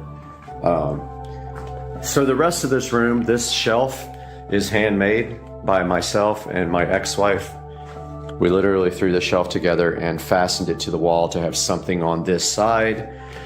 We have a TV here with a Wise security camera on top. This TV has a Fire Stick on it, and we have my Crosswalk Proform that I am on every morning at 5 a.m. and the shelf that I suction to the window to hold everything keeps falling off, so I'm still working on getting that. But this is what it looks like from this side going into the living room. And then we have a fan up here that actually needs to be replaced at some point. It doesn't go on high anymore, and I don't know if it's the wireless remote or the actual fan that is dying, but I want to get another nice fan for this area. And an artificial plant over here with old standard LED bulbs in it. And the view outside from the Supercar Street Racing sunroom. Let's talk about the Supercar Street Racing sunroom just a little bit more, because I neglected the ceiling, which was a huge part of this renovation. So what I did was I ripped the entire ceiling out, and the whole entire up part of the ceiling is now insulated in there. And also I added whole home audio speakers and recessed LED lighting. And you can see we added this nice blue color to simulate that of the sky, and that is the Supercar Street Racing sunroom ceiling all redone. We are in the hallway now at the Supercar Street Racing headquarters, and the important part about this hallway, there are two things we need to talk about, and one is the audio closet. So this closet has power run to it, and this is where the audio system for the house is, and it feeds the whole house with this dot right here. We also have the subharmonic synthesizer, the ultra bass, and this is the amplifier for the whole house.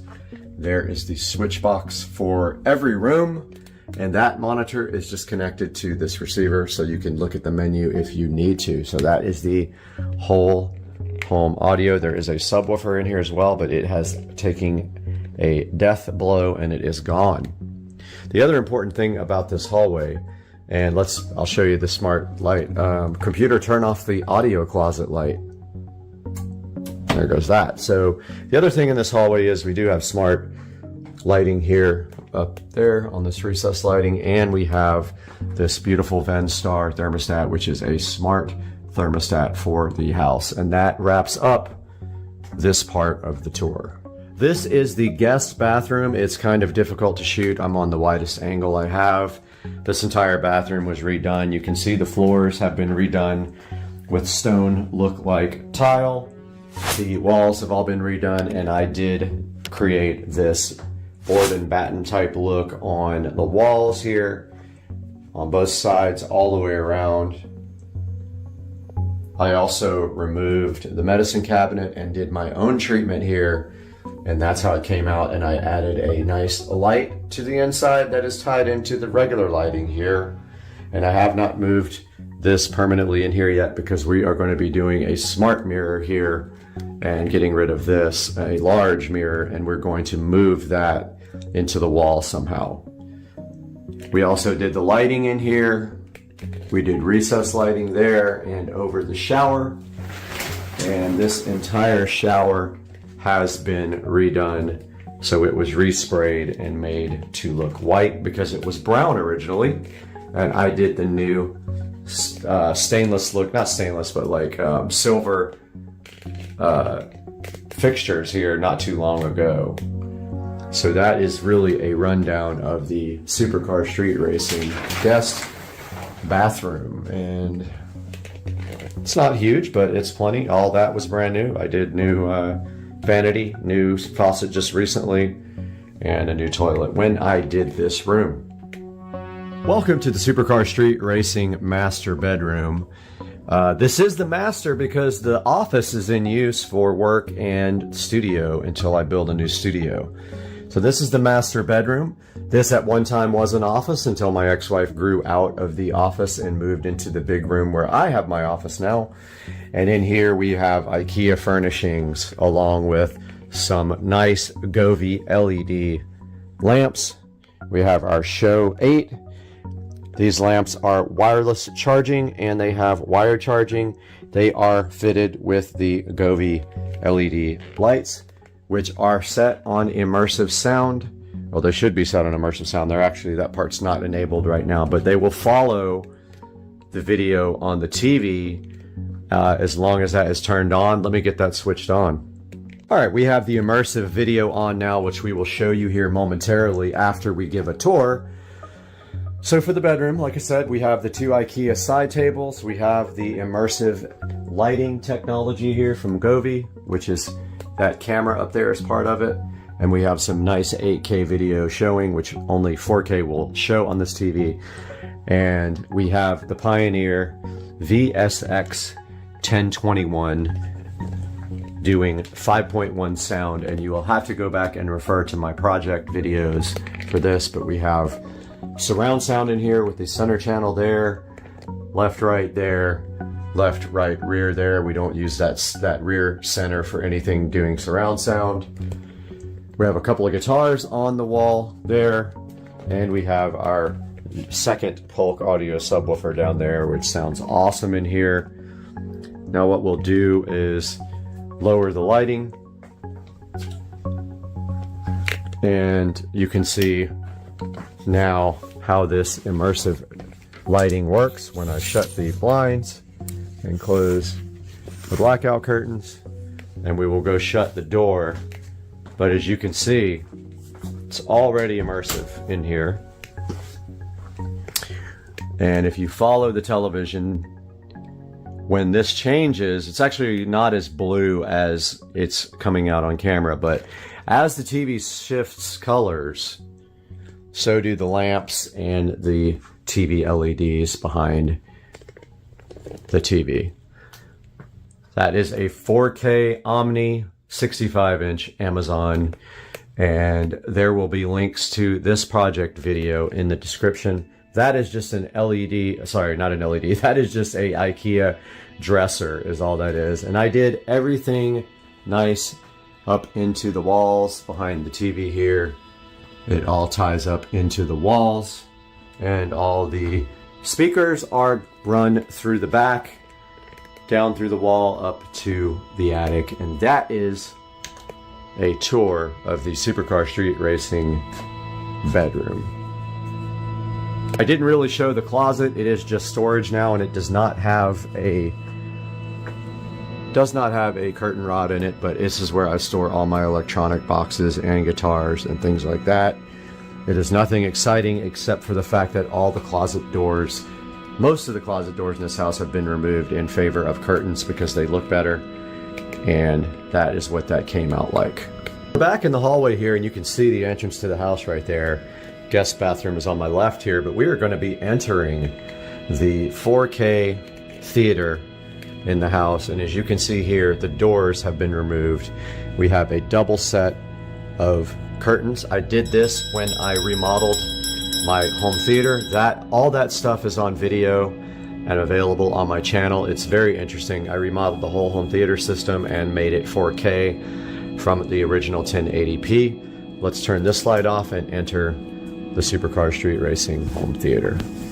So here is the home theater room. I do have the lights on just for this tour, just so we can get a quick tour of it. And we have a futon here, and we have home theater seating here. We have Govee, not immersive, but just Govee LED light strips around the corner of the room, just for a little ambient light, because it is very dark in here, and that was the whole point. I do have the blinds open right now. They're not usually open, and in a minute we will turn off the light so you can see the actual performance of this Nebula Cosmos Max 4K LED projector.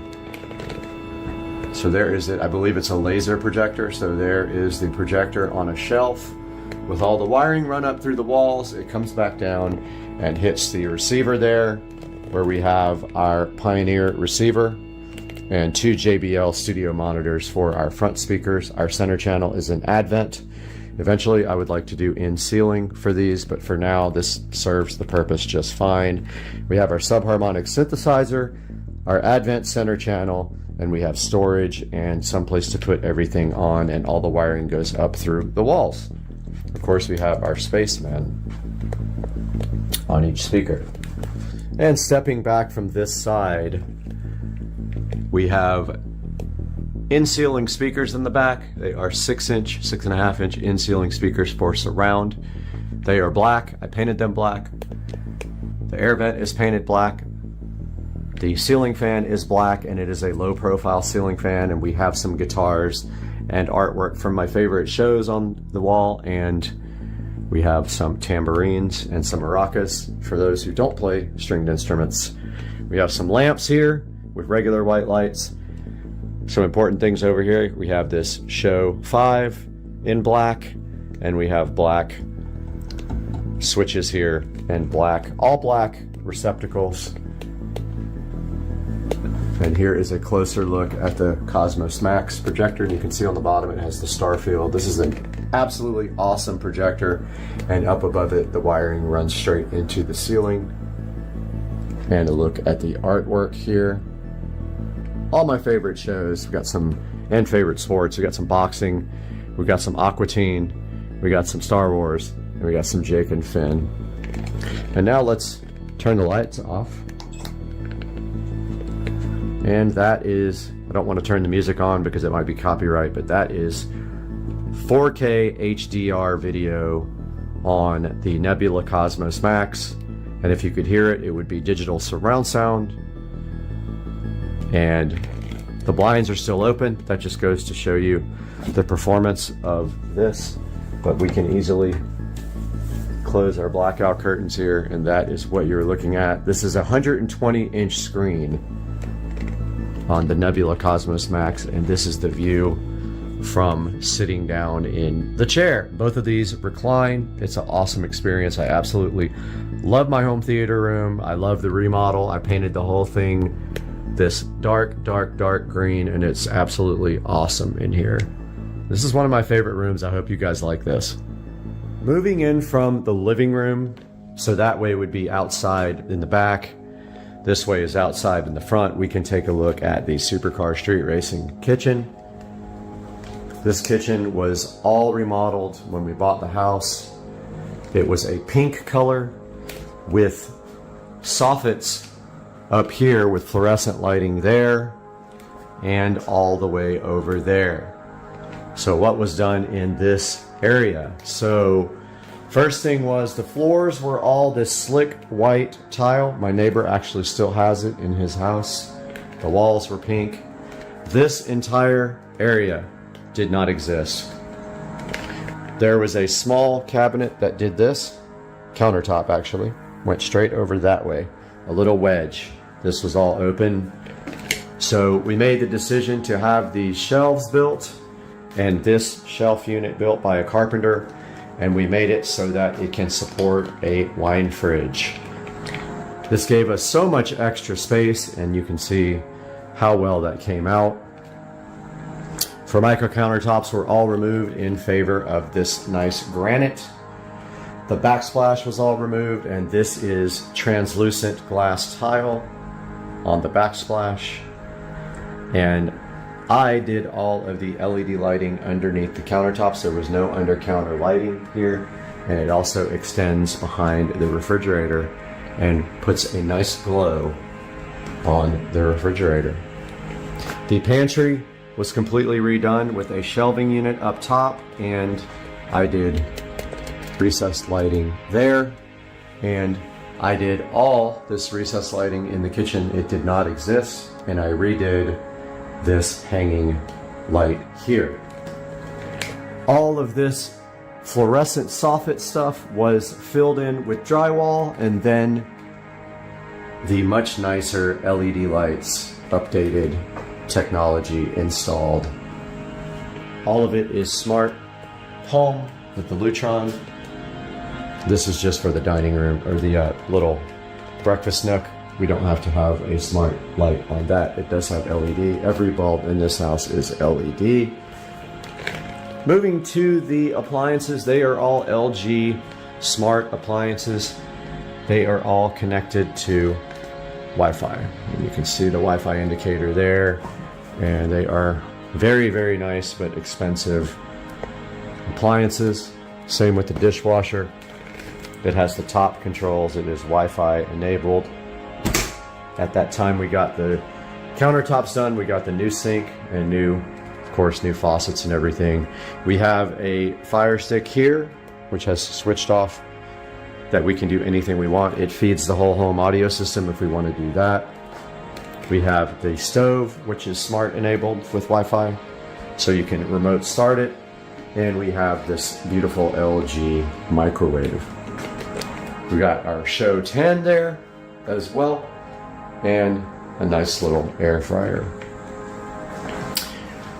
Out front there you can see the view of the neighborhood, and we just have a little breakfast nook with an IKEA table and some chairs I ordered online.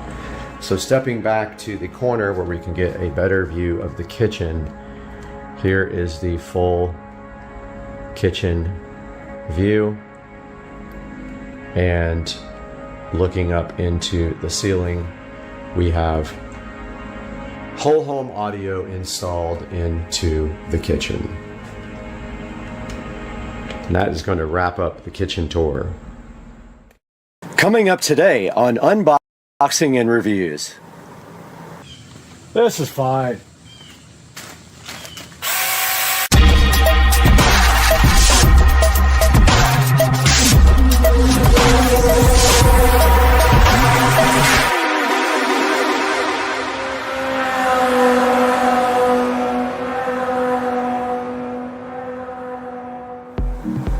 Welcome back to Supercar Street Racing, and we are here in the beautiful Supercar Street Racing 4K production studio for another unboxing and review.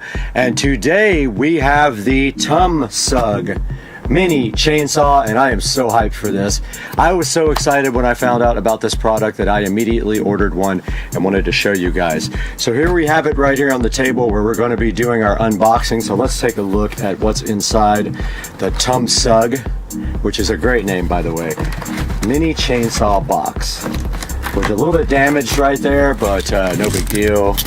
And inside here we see right here right now we have a beautiful hard plastic case. Now this guy was only about $48. There is a coupon right now available, and I will put a link in the description for this dude. But let's go ahead and get this all the way unboxed. And there is the TEMU mini electric chainsaw, looking so fresh in its box. And I love that it has this nice hard plastic case with it to protect it when you're not using it. Let's go ahead and open this and see what's inside. And right here, right now inside the case, we have this beautiful user manual here, which has a picture of the chainsaw on the front. Moving deeper into this packaging, we have what appears to be an extra chain and a screwdriver, a cleaning kit, and probably some chainsaw oil. So that's cool. It comes with an extra chain apparently. Moving forward more into the box, this looks like the power adapter for the charger, and wow, it feels like it's hollow. Very, very light. Not much to it. Moving forward, we have this lovely, you even get a pair of gloves with this. Pretty cool. Inside of this, I'm assuming we have our actual chainsaw. And yes, there is the TEMU. Beautiful mini chainsaw, looking so cool. I love this thing already. And it does have the chainsaw guard here. And where the battery goes is back here. And there's a lock right here so that you can't, you have to push the lock before you can actually do anything with the chainsaw and pull the trigger, I believe. Yeah, so you push it from the right side and then you can actually pull the trigger. Moving forward into our box again, and we have, even comes with a set of safety glasses, which is kind of crazy. Think about that, how much stuff you get for $38. Now this part of the box is damaged. Looks like it was dented in, but no big deal. And then inside of the safety glass condom, we have these beautiful, lovely safety glasses that were included at the low price of only $38, which is pretty insane. They give you these nice safety gloves, which make your hands smell like ridiculous nuclear waste. And then 2 batteries, not just one, and this is a 21 volt device, guys. They give you 2 batteries. So it looks to me like there is no charger. Looks to me like you charge it with the actual device. So let's verify that now. Or do you actually just charge the battery itself? Interesting. So I'm not sure about the charging on this because I thought maybe you just charge the batteries. Ah, you do. So inside of the battery thing, there is a little adapter connector right there. So you literally just plug your adapter here directly into the connector. So I have a plug over here. Gonna go ahead and plug this in the wall and see if we can get our battery started to charge. So right there is the plug, and you just plug it straight in. And I don't see any indication of charge except for on the actual charging adapter. There is a red light on now. So that is now charging. So what we will do next, since we have taken a look at everything that's inside the box with the chainsaw, we're going to take it outside and see how this thing actually performs. Little update here. Each one of these batteries took less than 30 minutes to charge, and I don't know if they already had a charge or not, but just wanted to let you guys know that that was the case. It wasn't very long to charge them both, and then we'll take them outside and see what they can do. Go ahead and load our battery on here. They're both charged fully. Oh yeah.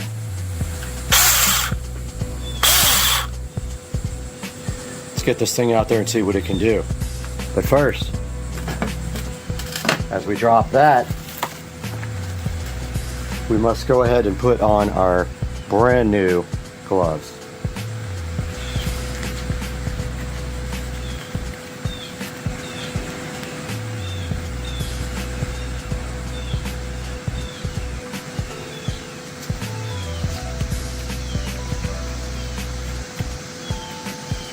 And our safety glasses.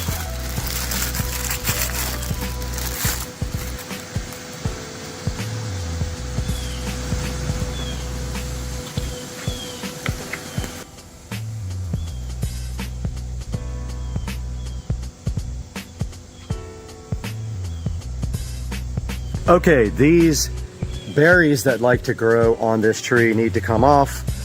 And traditionally I use loppers, but let's see if this can handle taking off these palm branches. We have 2 or 3 of these that need to come off and 1 dead branch that needs to come off. Let's go for it. Now these have gnarly stickers.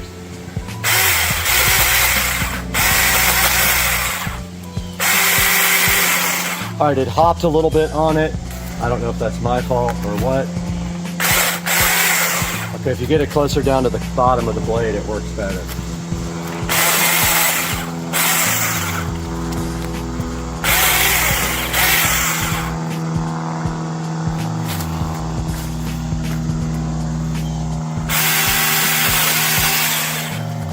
Perfect. No problem at all doing these palm leads. I actually kind of chews them up though, probably because they're so light, but it does work.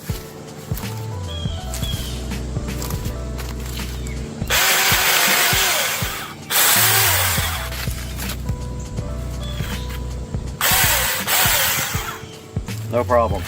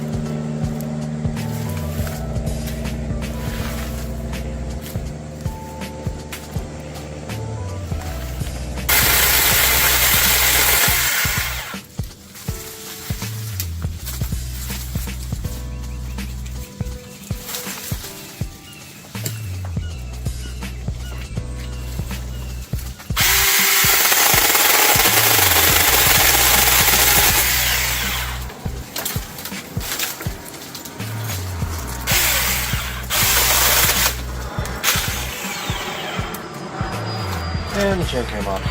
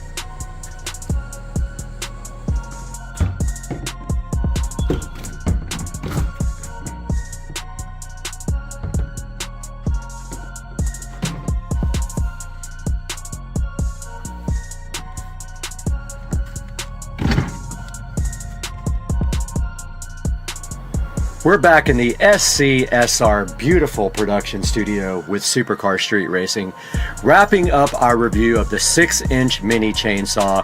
And let me tell you something, that thing absolutely rips. I highly recommend this. We took that thing outside.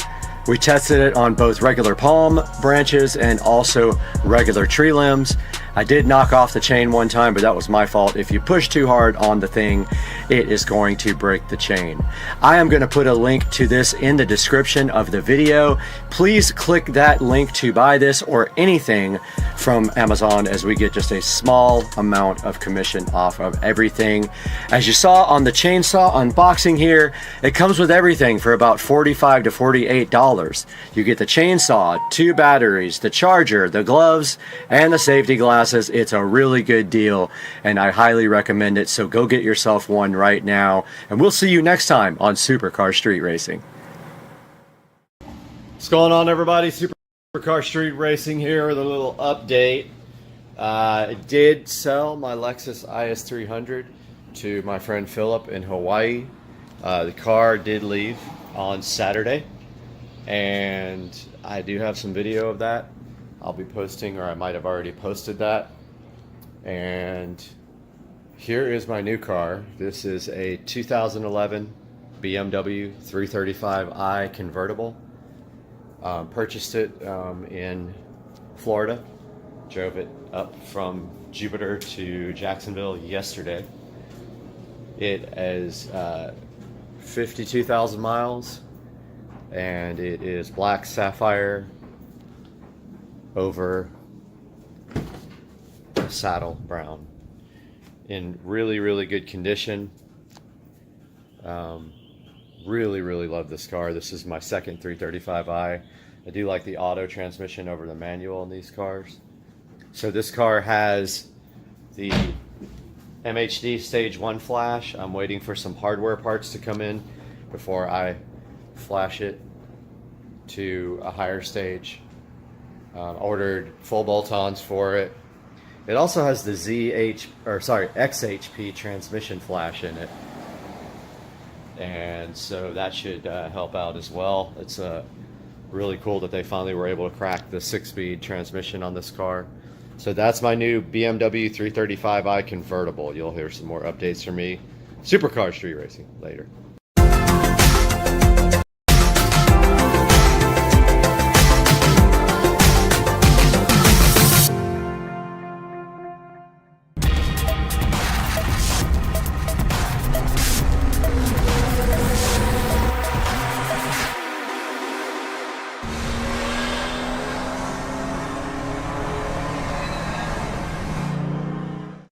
Hey, good morning, guys. Supercar Street Racing here, and today is a big day. It actually was the other day, but I've been sorting out a few issues. I got the E93 back finally after 2 weeks. So, for those of you who do not know, blah, blah, blah, can't talk this morning.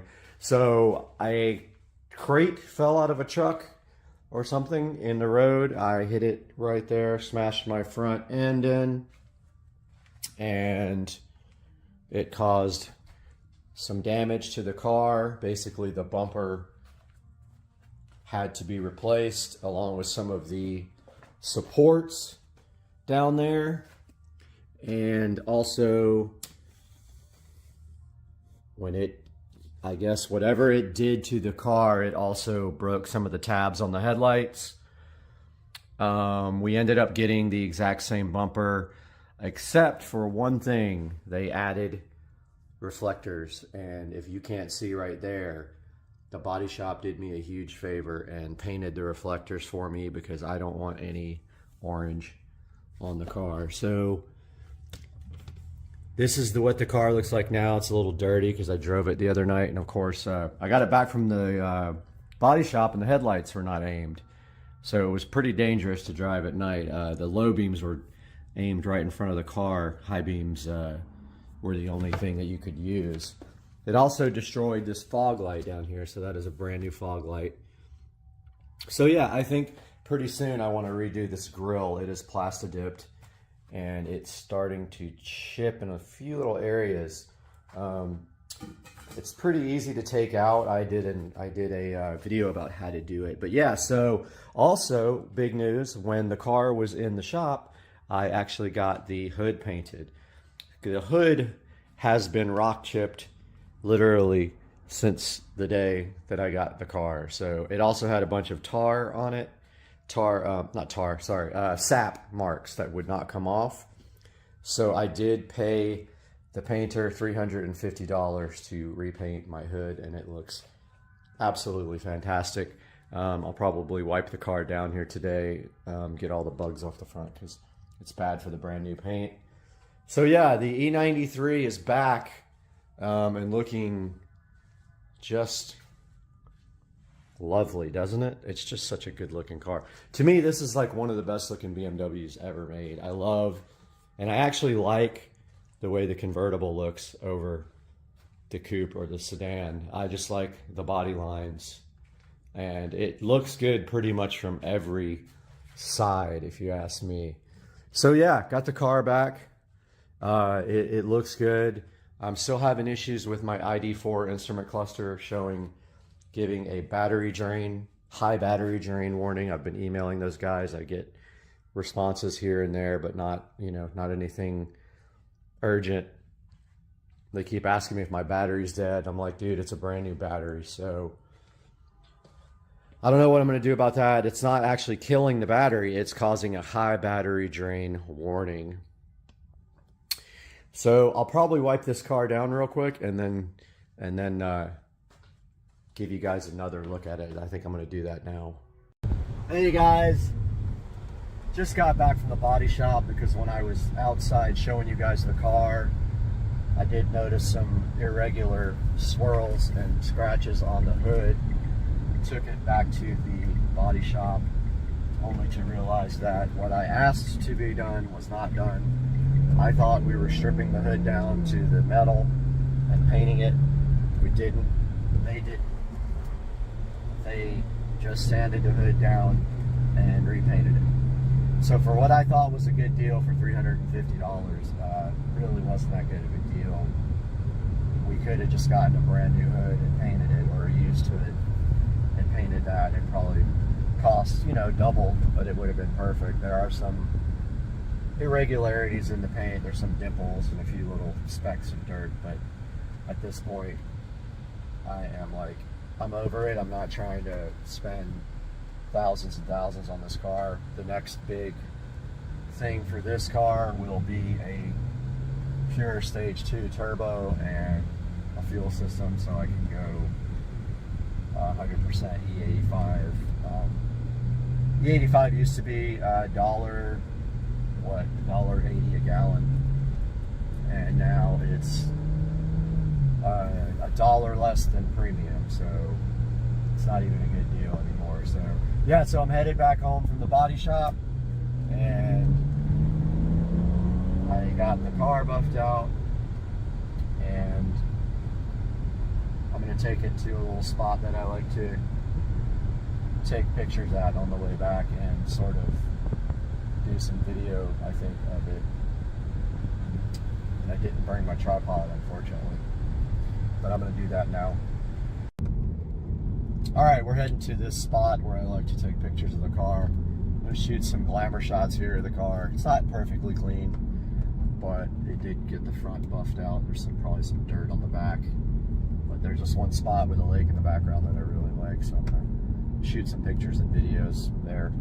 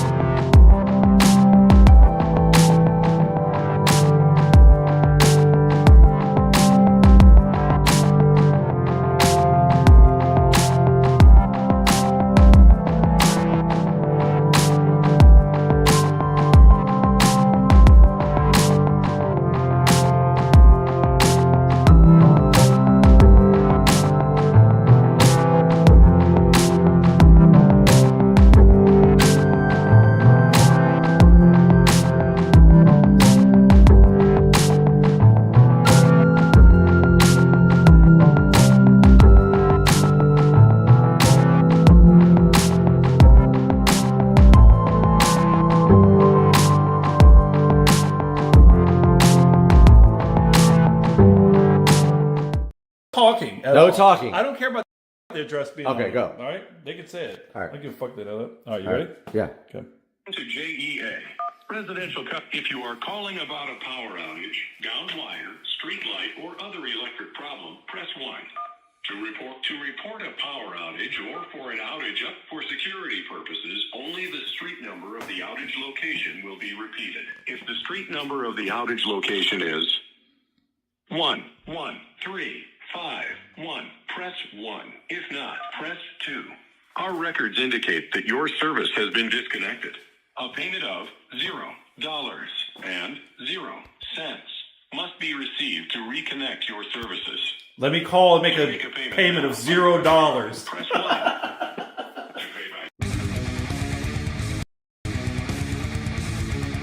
Hey, what's going on, guys? It is Monday, and besides having a bunch of back problems, some other things developing is looks like I sold my car. I know, I just bought a car. Right. Well, did not sell the SL65. Looks like I sold the 335i. So, this beautiful car right here, and I am so disappointed that I'm selling it. This is one of my favorite cars of all time. And I am taking a beating on it. But this car looks like it is sold. A gentleman in Kentucky is coming to pick it up, and we will be driving away with this car on Friday. Which leads us to this car. So what's next for this car?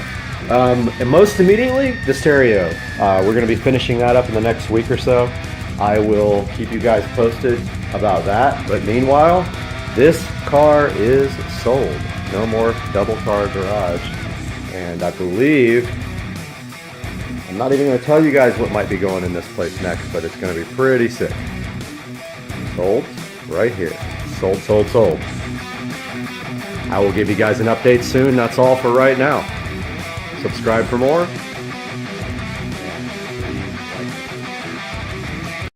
Dude, that's pretty close. I think he wants chicken. He's tired of cat food. It's like, I mean, you can literally see every...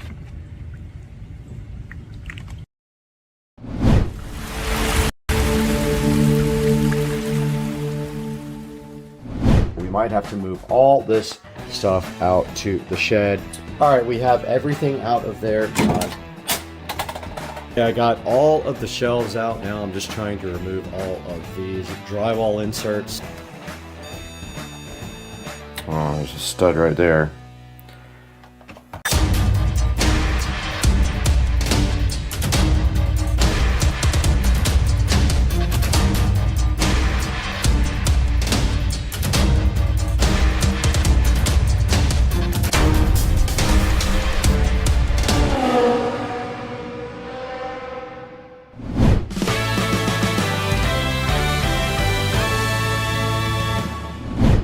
Guys, as part of the home theater install project, we are going to be ripping this entire closet out and redoing everything. We don't have much storage in the house, so this is kind of a bummer that we have our brooms and stuff in here. We might have to move all this stuff out to the shed in order to have some space in here.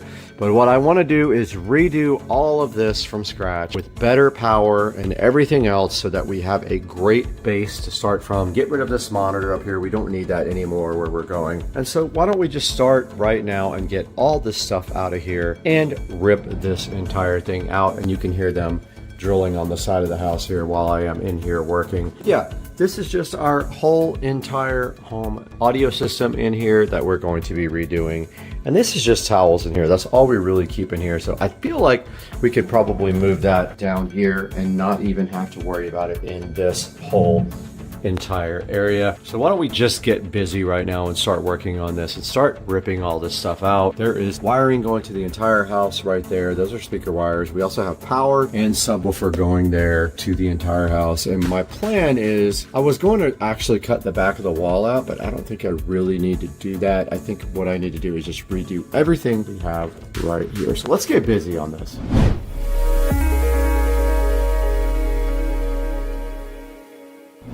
First step in clearing out this closet is getting all these towels out and relocating them to a different area, or a lot of this stuff I'm going to throw away and get new towels anyway. It's a good time to purge and get new towels. This stuff doesn't need to be in here anyway. It was a temporary solution, but now I have housekeepers that bring their own stuff over.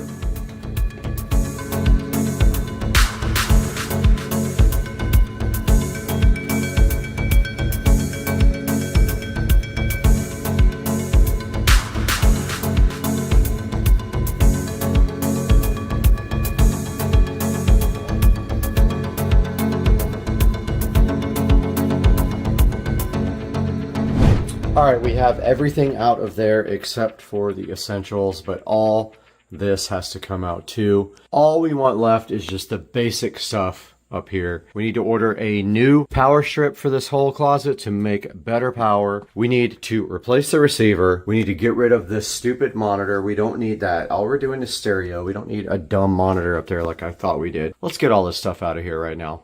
The heart of this entire system is this house audio player. It is an Echo Dot right here, and we are going to get rid of that. These are the remotes for the TV and our Pioneer. That is coming out as well. We are not using this Pioneer anymore. In fact, we are going to throw it directly into the trash bin and replace it with this newer Pioneer system. So let's get busy in here getting this stuff out. Let's get this Echo Dot directly out. Let's get all the rest of this stuff out. Basically, this feeds the house and also this sub down here. We're getting all that stuff out. We're gonna clean all this, paint it, fix it up, do all that. Let's go.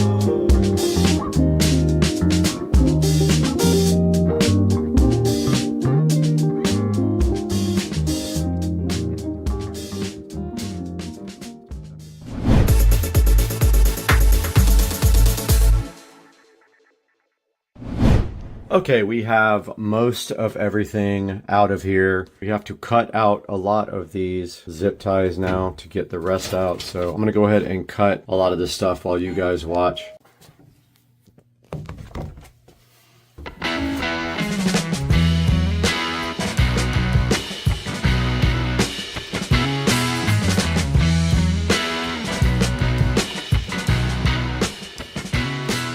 We no longer need this because the new receiver has Wi-Fi. The old one did not.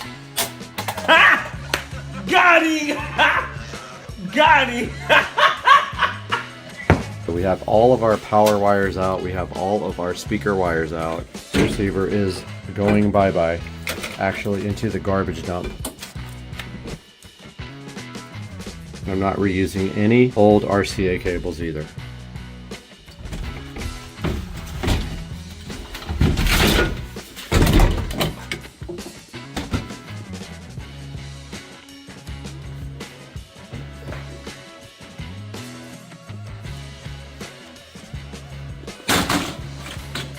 Alright, time to get all this junk out too. This monitor can go in the trash can. Literally is junk from a thrift store. You know it's old if it's got RGB. So this is my speaker selector switch. That is for the sub. I'm going to get new cables for this. This is also power for the sub. I'm going to go ahead and let that fall down like that. Network cable no longer needed.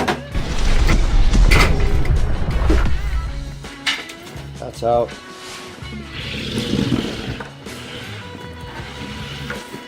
So let's get this power out of here as well. We're going to lose light.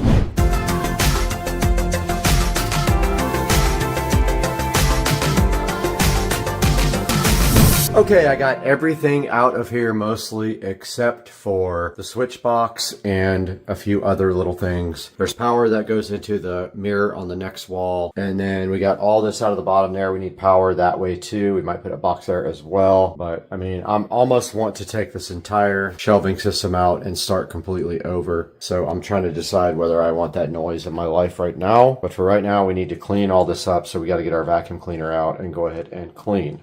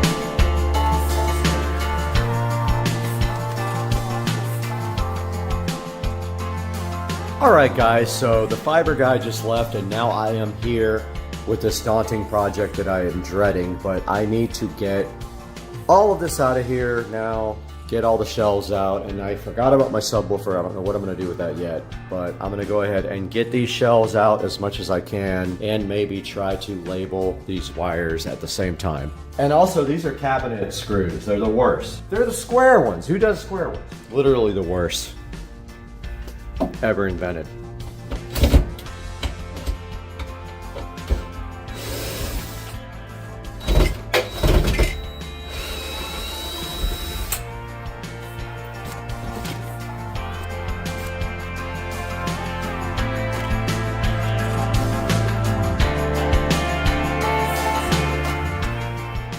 Okay, I got all of the shelves out now. I'm just trying to remove all of these drywall inserts so I can fill later. No shelves are going in here now.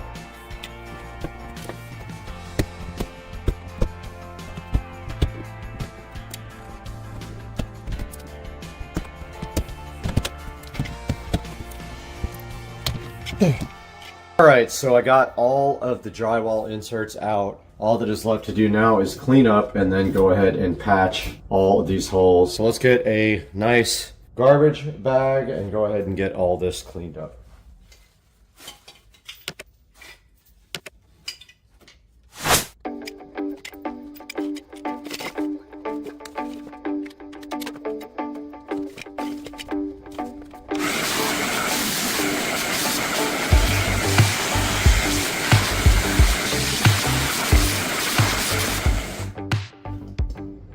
All right, we vacuumed everything up. Now we just have to clean up the rest with a cloth.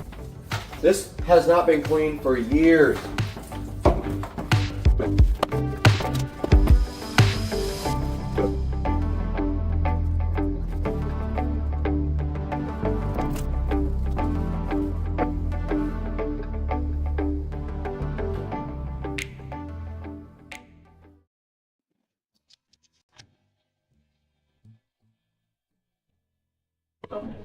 All right, you guys just heard from Shungite World. Very kind of them to go ahead and sponsor Supercar Street Racing. But now there's some goodies in this box right in front of me. We need to get this thing opened up and see everything that I bought for the new Canon R5C. That's new to me, but it's not brand new. Let's get this box opened right now and see what all is inside of it. This box sitting so fresh and fly in front of me is full of stuff that we need for the Canon R5C. We have our patented knife here is having problems. So also with the R5C, we did get this awesome lens. It is a 24 to 105 RF lens. Yeah, there is the lens right there for $12.99 with much better reviews. A lot of times people get sent out foreign lenses instead of US versions. So yeah, this is a 24 to 105 lens right here, f4. And inside of the box, we do have a tripod from Small Rig. So now I have a lot of the Small Rig gadgets. This is supposed to be compatible with the cage here. We'll see if it actually does work or not. We also have a triple charger with 3 extra camera batteries. Not that I'll ever need extra batteries, but it wasn't that much more to go ahead and get that. So I did get that. And then we have a battery adapter. What this does is allows you to power the camera directly from AC. It's a fake battery that you put in, and you can plug your camera in and use it for any length of time, such as things like time lapse, or if you're going to be shooting in one spot for a long time and you don't need portability, this is what you do. Let's get all this stuff opened up. There'll be links in the description for all this and the Canon R5C and all these lenses. Let's get busy. This is the battery adapter. It's a fake battery that allows you to go ahead and power up your camera, and this little cord right here will jet out of the door. There is instructions on how to assemble this and put it into the camera, but basically this goes in the camera and powers up the camera so that you can work on the camera all the time with AC power. They had this cool little felt bag right here. Inside the bag, we do see the actual power adapter right there. So that plugs into this part right here. And then, of course, the power cable goes to the adapter right there. So that's the battery AC kind of hack for powering up the camera all the time. This should be a battery charger and 3 batteries. And here are the 3 extra batteries that fit a lot of the Canon products. This is one of the aftermarket batteries LP E6NH. It does have a USB cable with it, and it is a USB Type-C to our existing USB power, and it did come on. It has a cool little display showing all the batteries charging. This is awesome. So that is the triple battery charger. Link will be in the description for that. All right, guys, now that we have our R5C right in front of us, and it does help us out so greatly. And we got to get out of here, guys, because we have to go to lunch soon. Let's go.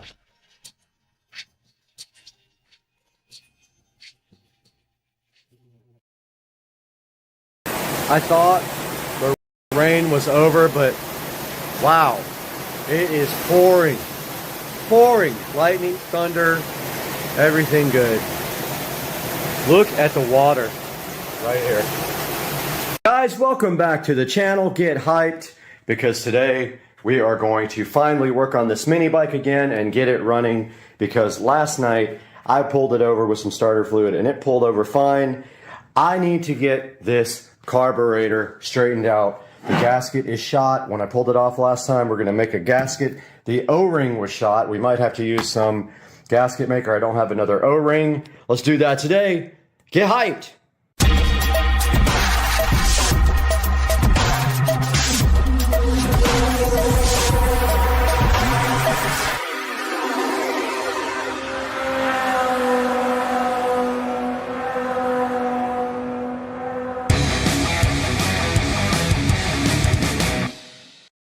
All right, guys, we are back, and I have my work clothes on, which means one thing: I'm ready to work. And today, the first thing we have to do is make a shorter Allen wrench, because the carburetor has the stupidest design, and these are Allen head with no hex, and so this will not fit between the carburetor and the nut without it rubbing. So we're going to shrink this.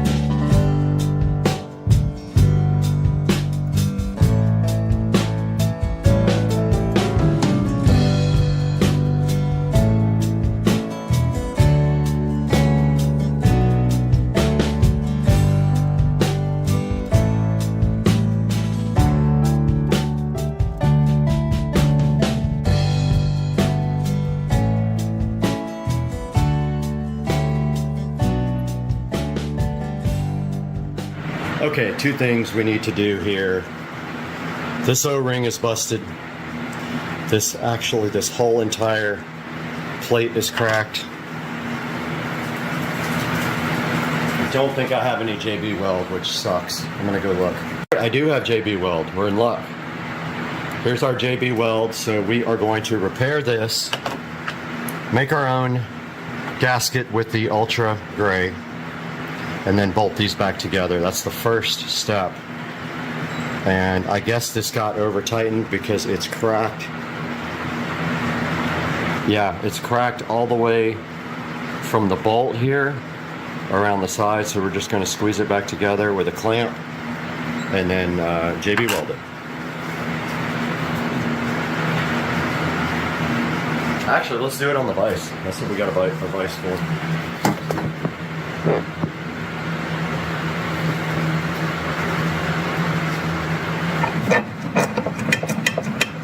So we'll just squeeze this together. Just enough, like that. And then we will get our JB weld going here shortly. We're done with our Dremel. We can go ahead and clean up. So I thought about this a little, and I wonder if it makes sense to let the crack open up a tiny bit so that the stuff can actually get in there. I think that's the ticket. And then what we'll do is we'll sand it down on both sides after we do the actual repair here. But first, music.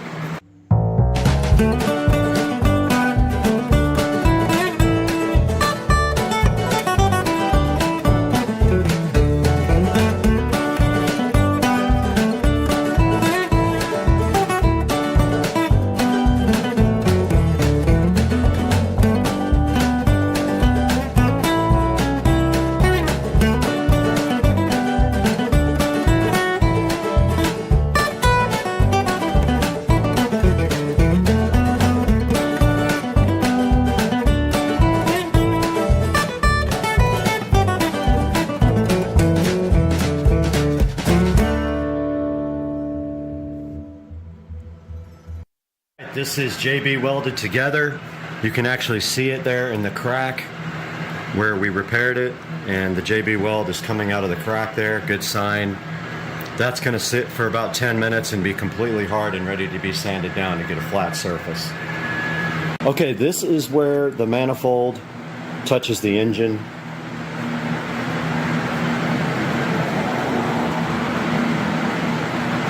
And this is what is left of the garbage cheap gasket that came with it. So we have Felpro, and we are going to make our own gasket.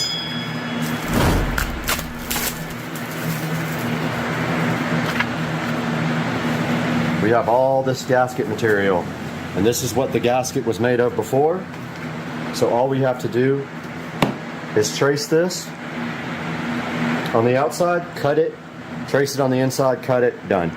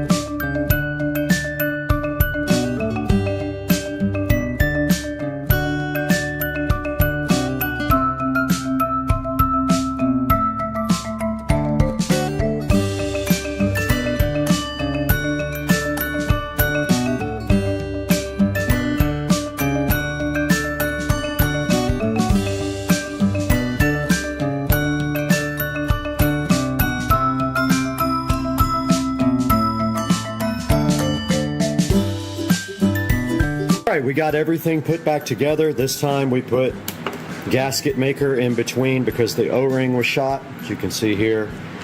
And we made a new gasket to go from the carb to the bike, and we are ready for reassembly. And I think that we probably will take the fuel tank out and clean it out as well. I never did that, and I'm worried there might have been junk in the bottom of it. Not sure, but I already emptied it, so it doesn't hurt to rinse it out real quick with gasoline.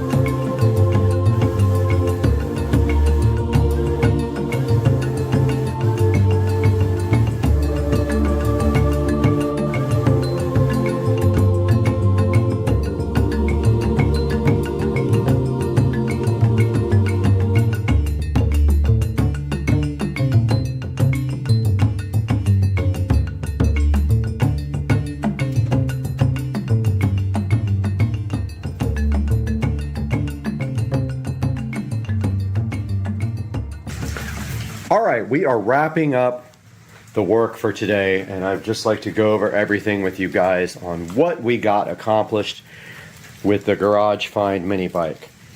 So we started having an issue where the string was really hard to pull, but yet you would take the spark plug out and the string would pull easily. It's not gasoline inside of the chamber. I blew it out with air. There's nothing in there. So everyone thinks it's valve lash. So I come in here last night and it's super easy to pull, and I spray some starting fluid in the carburetor and it starts right up. Well, I knew that last time I took the carburetor off, this gasket was shredded. This cheap gasket that came with it. And this O-ring in the manifold was also broken. So today we took the carburetor off, we created a new gasket with gasket material, we redid that part. Instead of the O-ring, because I don't have another one, we used gasket maker on the manifold adapter here to the carburetor, and we put everything back on. I did forget to put lock nuts right here. I did put Loctite though, so I'm hoping that is enough. If that doesn't hold it, I'll pull the nuts back off and I'll put on the lock washers on this side. I just completely forgot about it. And now I am going to wait 24 hours before I put fuel in it and try to start it, because I want that gasket maker to have time to set up. If that is not enough gasket maker, we'll have to pull off this side and do it again. But I think I got it all in the hole where the O-ring was, so I think we're good there. I just don't want to take a chance on messing it up with gasoline flowing through it yet, so we'll wait 24 hours. But I hope you enjoyed the video. I'm going to run and edit this right now and get it out to you guys today, and have a great day, guys. Bubba loves Cat TV. He can't stop watching it. Right, Bubba? It's Cat TV. Look at the tail going. He loves Cat TV. All right. I thought I'd do a cold start video for Ricer Miata. Tribute to Ricer Miata. We just got off the phone talking about the BMW 335i. There's mine right there. Here's the SL. So I figured I'll hang the camera out the door here, cold start this thing and rev it a little bit. Here we go.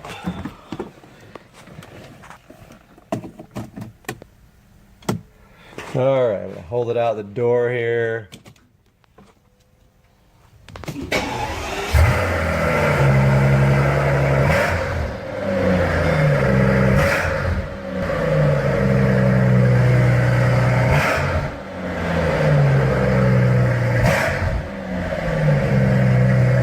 Thing sounds fucking mean. All right, Ricer Miata. There you go, Chris.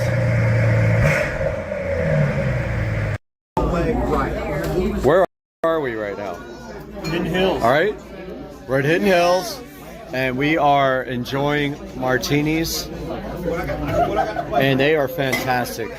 Thank you to the lovely. Yo, it goes down. Robert, it goes down. No, it don't. It do go down. It do go down.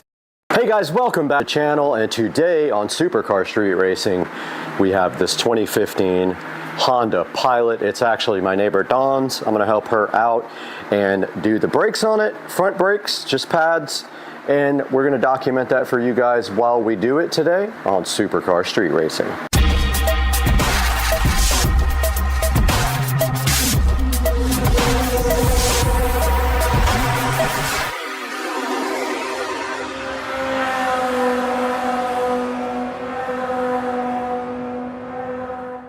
Welcome back, guys, to Supercar Street Racing, and the first thing we need to do is get this thing up in the air after we loosen the lug nuts. I'm going to see if I have a socket for this and use my socket wrench for it, my socket, automatic socket gun, whatever it's called.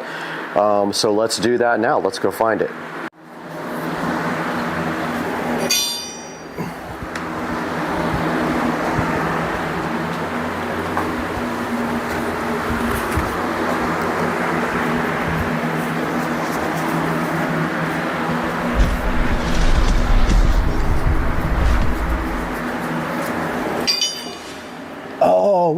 box.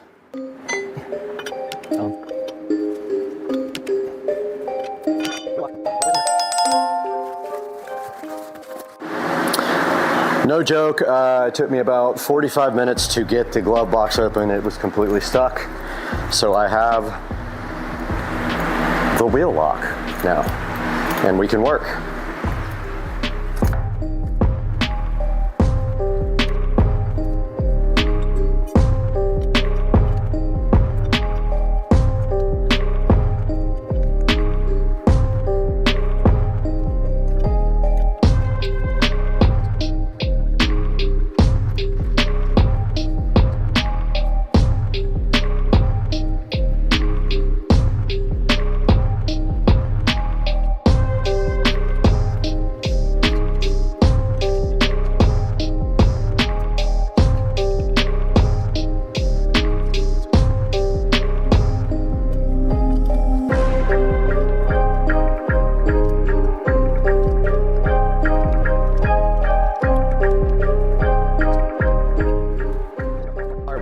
Take the bottom bolt out of the caliper here and try to spin the caliper up, get the pads out.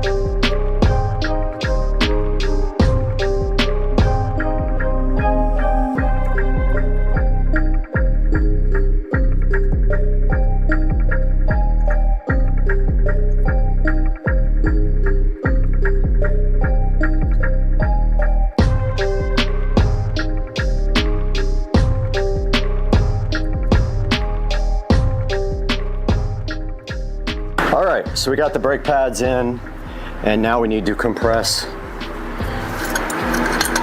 the caliper. So we'll just use this C-clamp to do that.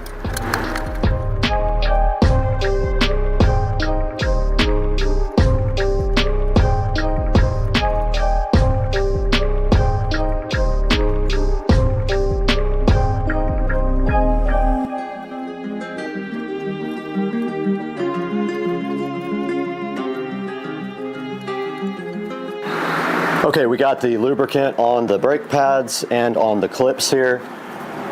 So I removed them to get that done. And then they go right back in. Hopefully this is compressed enough. This should slide right back over.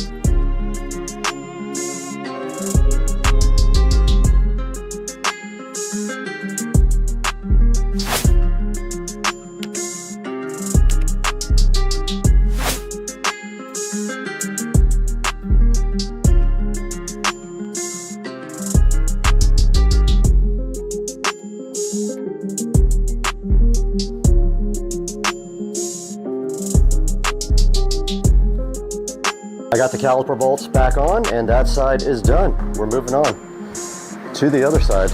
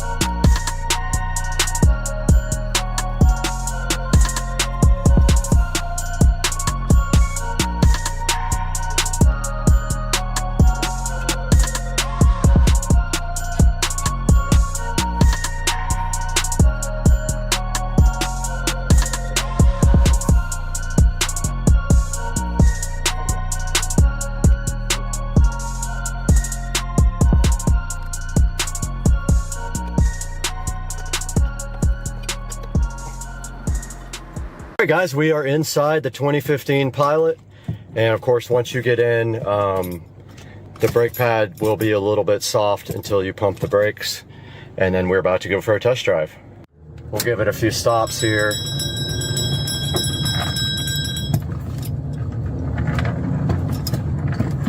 Made one clicking sound the first time I put the brakes on, but it feels fine.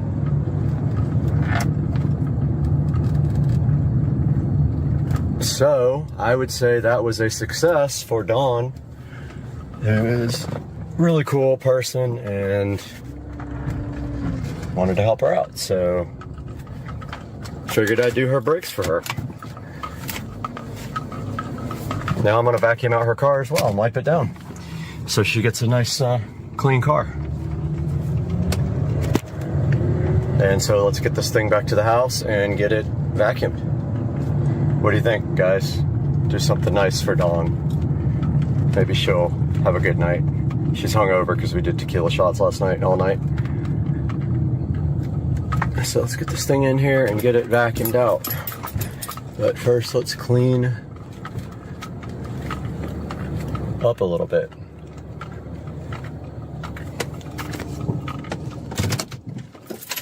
AC feels good. He's coming back. Yep. He's gonna take it. Yep. Yep. Absolutely. Oh my goodness, that's amazing. Just wanted to show you guys this awesome sunset in Jacksonville, right over the pool. And if we come back here and look, we have this awesome reflection in the crystal clear water back there. It just looks so amazing right now.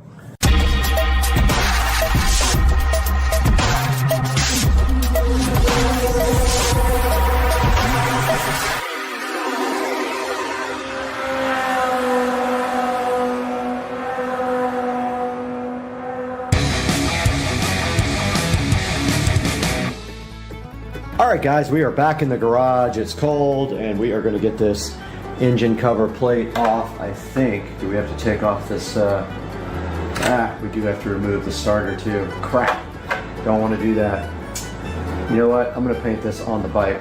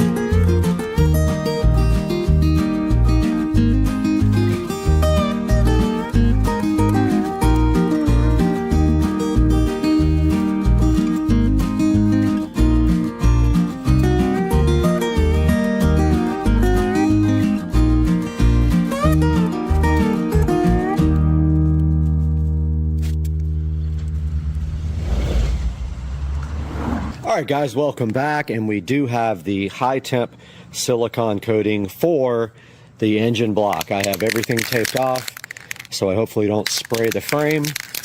And now I'm going to get a coat of this stuff on the actual engine block.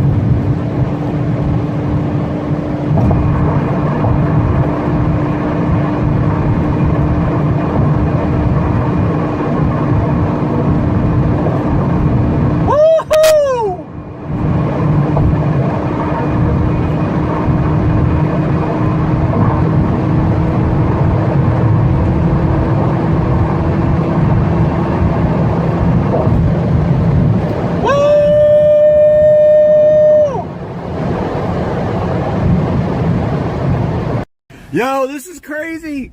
We're driving down the street. Look at this. And we're inside of a river. How does this happen? Oh, hold on. Is it cold? Is it cold? Yeah, oh, and it's so cold. And deep too. So cold. And deep.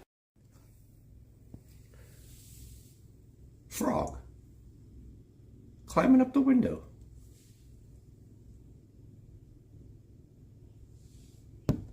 Oh, bye-bye, frog. Didn't mean to scare you to death.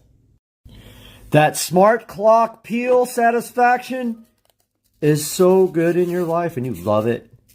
That's why I'm here for you, to give you that peel sat for you. You love it. That peel satisfaction is real. Out here in Joe's golf cart. I got Joe's cart and that's Joe. I'm gonna try to pass him. I think his batteries are low.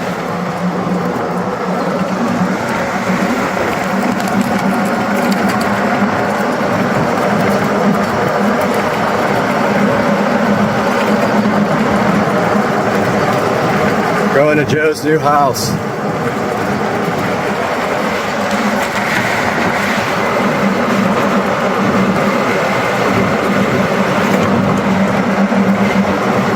I think we got, yeah, this thing's dead.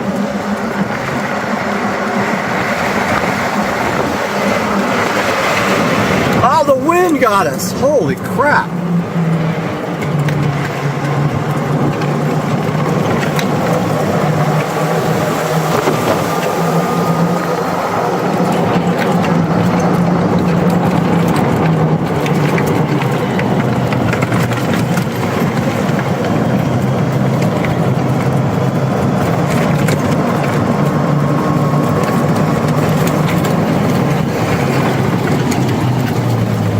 All right, Joe's new place.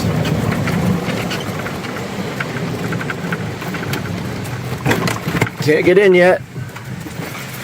Your batteries are almost dead. Yeah, it was like 37 volts. Oh, that's weird. Yep. That's surprising, actually. It's 45 stopped and then about 36, 37 when you floored. So it needs a charge. Guys, welcome back to the channel, and you can see right here that we have a bunch of parts for the golf cart. This is the 70 volt lithium ion conversion for the club car and also the AC motor conversion for the club car. We're going to be unboxing all that today.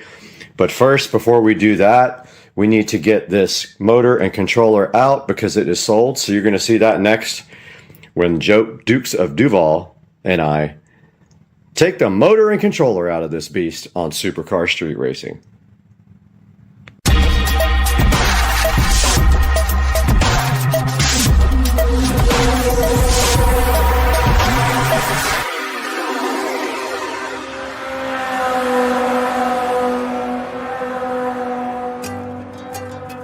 Alright, hey guys, welcome back to the channel. We got Dukes of Duval over here disassembling the golf cart. So today, what we're going to do is we're going to take out and this controller because we have somebody that's coming over to buy it. So once we get this motor and controller out, we got a whole bunch of boxes up there ready to convert this thing to lithium ion and 70 volt.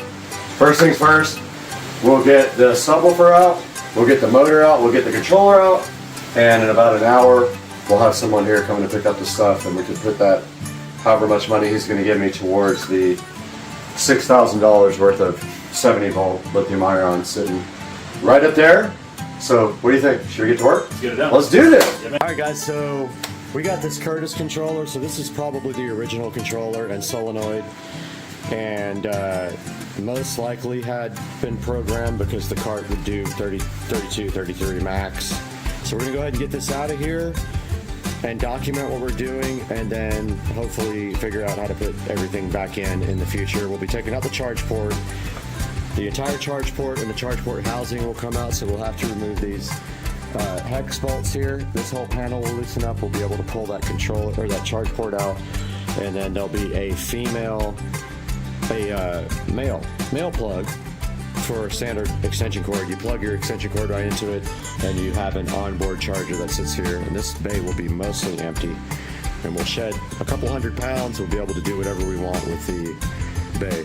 So what do you say we get the controller out of here, man? Let's do it. All right. So what do we need? 8?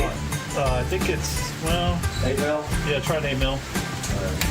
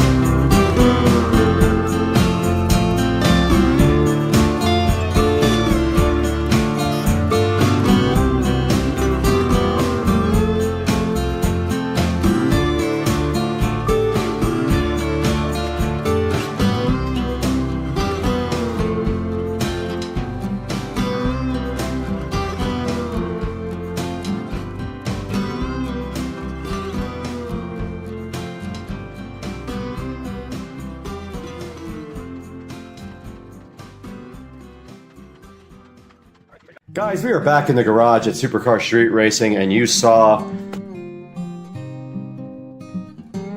that we have removed the controller here. You saw us do that in the video, and we have also removed the motor, which was not fun. That thing is very heavy. Getting that new one in is going to be interesting. But over here now, we have the Eco Battery 70-volt conversion kit for the club car, and we have already picked it up and figured out that it weighs a lot. It is something like 105 pounds, and here is a look at the massively expensive Eco Battery. Let me take you guys out of the tripod so you can see the 70-volt Eco Battery conversion here. There's a good look at it. We aren't sure about mounting it yet, but the guy did say it would directly mount to the club car, but I haven't seen any way to do that yet without modifying the club car battery tray. But regardless, it's going in there either way. So that is the Eco Battery 70-volt lithium-ion $3,700 battery, and the lights just went out.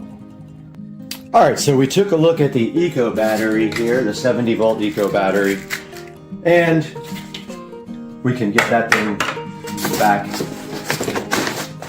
in here, maybe.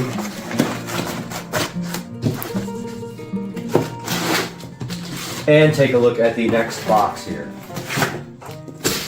This says Novitas on it. I have not opened it yet. It is open because someone opened it in my crew. But this says Novitas, and let's see what's in it.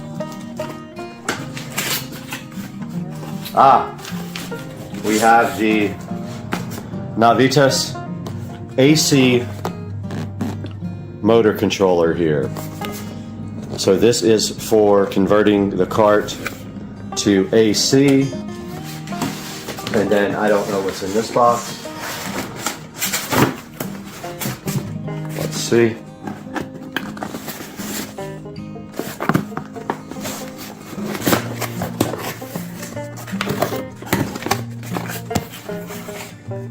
Oh, nice cable, some connectors, and the on-the-fly programmer are inside of this next box. The programmer is right here, but you can actually use Bluetooth to do that.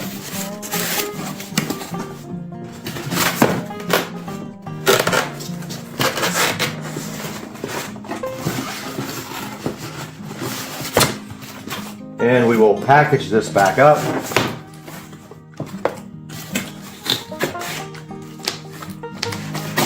And move on to the next box. Not Xbox, next box. Alright guys, this box is open. We took a look at this already. But this is the solenoid. And there you see on the side. This is a, I believe, 400 amp solenoid.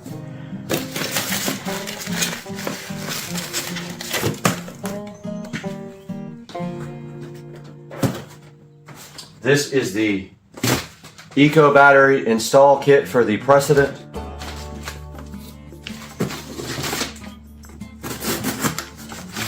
This is what it says. I have not opened it.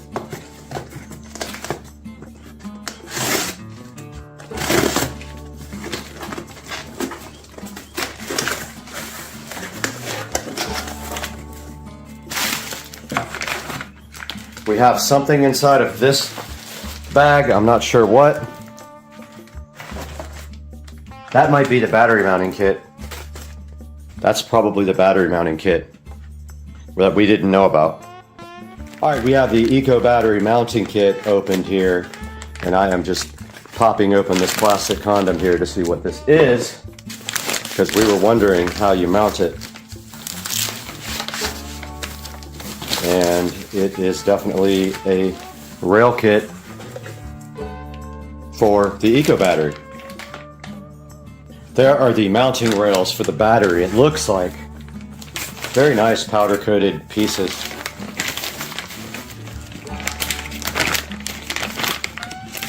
This is exactly what we were looking for here. We will put these back in the packaging now. Keep everything nice for the install process. And what is next in here?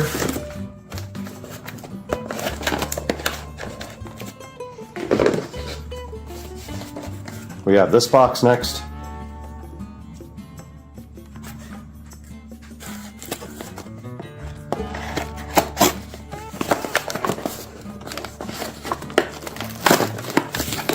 And this is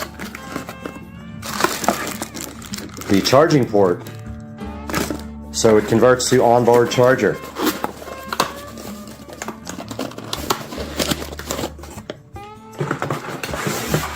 And the last box we have here might be the gauge. There's a charging gauge. It is. This is the charge and voltage indicator panel that goes and mounts on the front. So we have to figure out where we're going to put that actually. And that is all in that box. And there's 2 more big boxes to open. Here is the next box here. This is a very heavy box.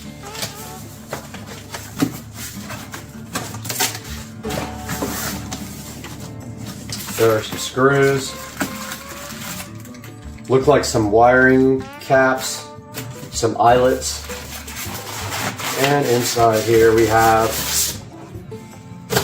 the Navitas 5 kilowatt AC motor with the beautiful color-coded voltage wires here. This thing looks awesome. I am so hyped for this. Hopefully you guys can completely see that. Let's zoom in. But there is the Navitas. This is the best motor you can buy from Navitas or Navitas or however you want to pronounce them. 5 kilowatt motor. This thing is going to absolutely rip. And is that everything? Oh, we have one more box after that. Put this thing back into its box.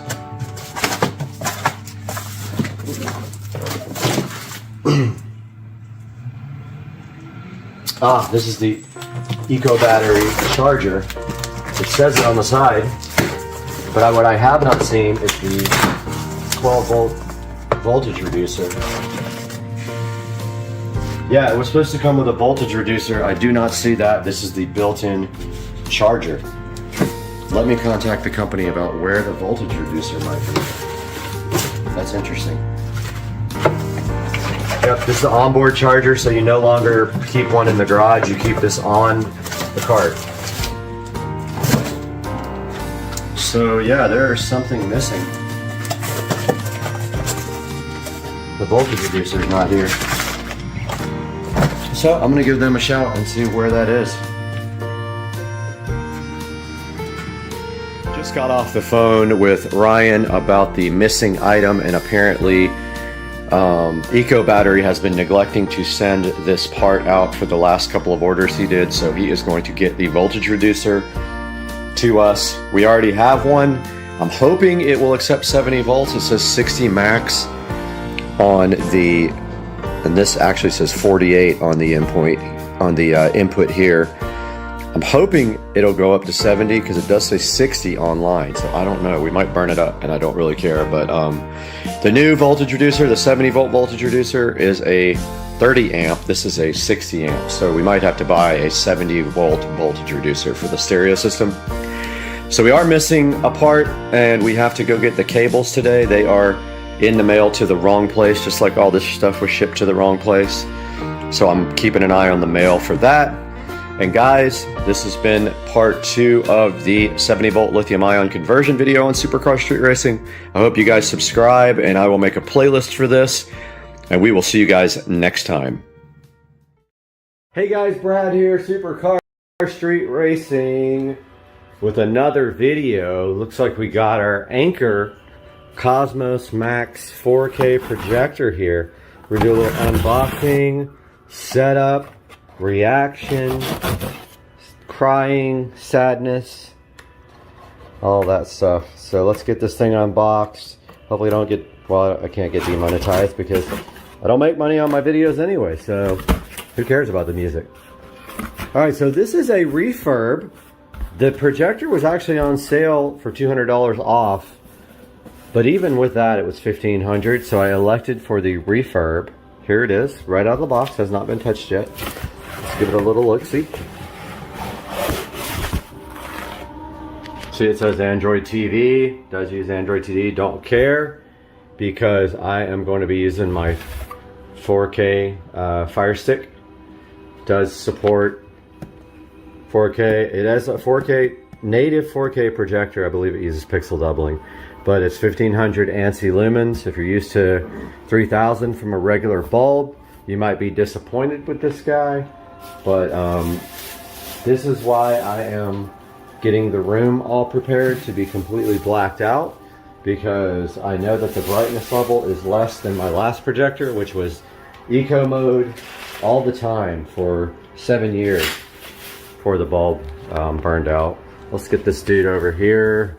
I'm listening to my favorite internet radio station, Soma FM, Deep Space One, because, you know, everything's space. So here it is, first impressions. The box is kind of beat up a little bit. You can see the edges here. I read a review from someone who got one that was still logged into somebody else's email address, which is pretty crazy. Kind of like Amazon, hello. So I'm trying to figure out how you open this. The edges are kind of beat up. Yeah, there's no obvious way to open this, so I think it's this side. Here, I'm gonna work on that. I'll get right back to you guys. All right, I'm an idiot. The thing just literally picks right off the thing like a suitcase, and then this is underneath, and it's got a little open me thingy here. Where's my knife? Let's go ahead and open this guy. Well, this is renewed. This is supposed to be used. Somebody else has owned this before and returned it. All right, let's see if I got that. Looks like I got that out. So guys, this is a 4K projector with built-in sound, which I'm not going to be using.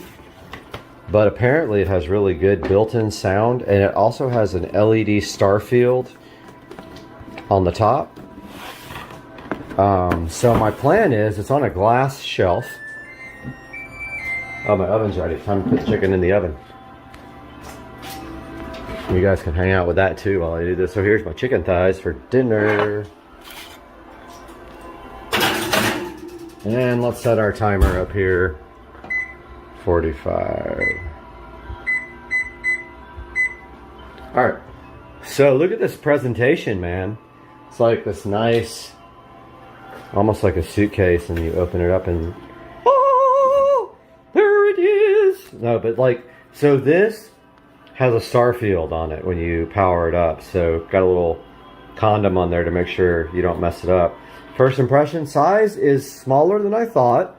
It's actually smaller, probably about the same size as my Epson. Oh, but it's way thicker. Yeah, oh, it's got the thickness, look at that. Because probably the speakers. So yeah, so this will sit upside down like this and project inverted on my glass shelf, which I'm gonna go tighten that shelf up right now, put this up there, get it powered up, and see if we have issues with the height. But apparently this has an automatic keystone, so you don't need to like tilt it to fit the screen. It should be able to adjust quite a bit for up and down. Let's check that out now. Alright guys, also wanted to show you what was underneath here. Got this little instruction manual, kick-ass remote, batteries, power brick, and power cord right there. Let's get this thing set up. Got the projector set up. First thing was my moon men were casting a shadow. Here it is. You can see upside down, the little star field there is kind of cool. It actually needs to come up just a little bit. I'm not sure how to do that. It could work like that, but it probably should come up like a few inches. And I don't know if I have to manually do that or what. I'm gonna look around, but I just Downloaded the update. After powering it on, it automatically focused, it automatically keystoned. So cool. Such a cool projector. Let's see. So let's restart this guy. So this is with ambient light. So this is all going to be knocked down to almost nothing once I get the blinds and curtains in. So this is Android TV, so it looks just like an Android. Put you guys on hold while it updates. Restarted the projector after the update. It is installing. I love this dark room. Can't wait to get these curtains replaced. I went ahead and took them down because they were ugly. I'm gonna get some regular non-reflective looking ones that are just like straight up black for this guy and for that door. That door is getting a set of curtains, 2 on each side of the door. This is installing. I'll update you guys when it's done. Projector is rebooting, so you can see here ambient light from that window, and it's still pretty damn bright. Now I do see what other people saw. There is a little frame that runs outside of the actual frame. That is actually light, I think, from the projector. The projector is up there on the shelf, chilling. And I am about to try to play some content and see what it sounds like. I'll be back with you guys.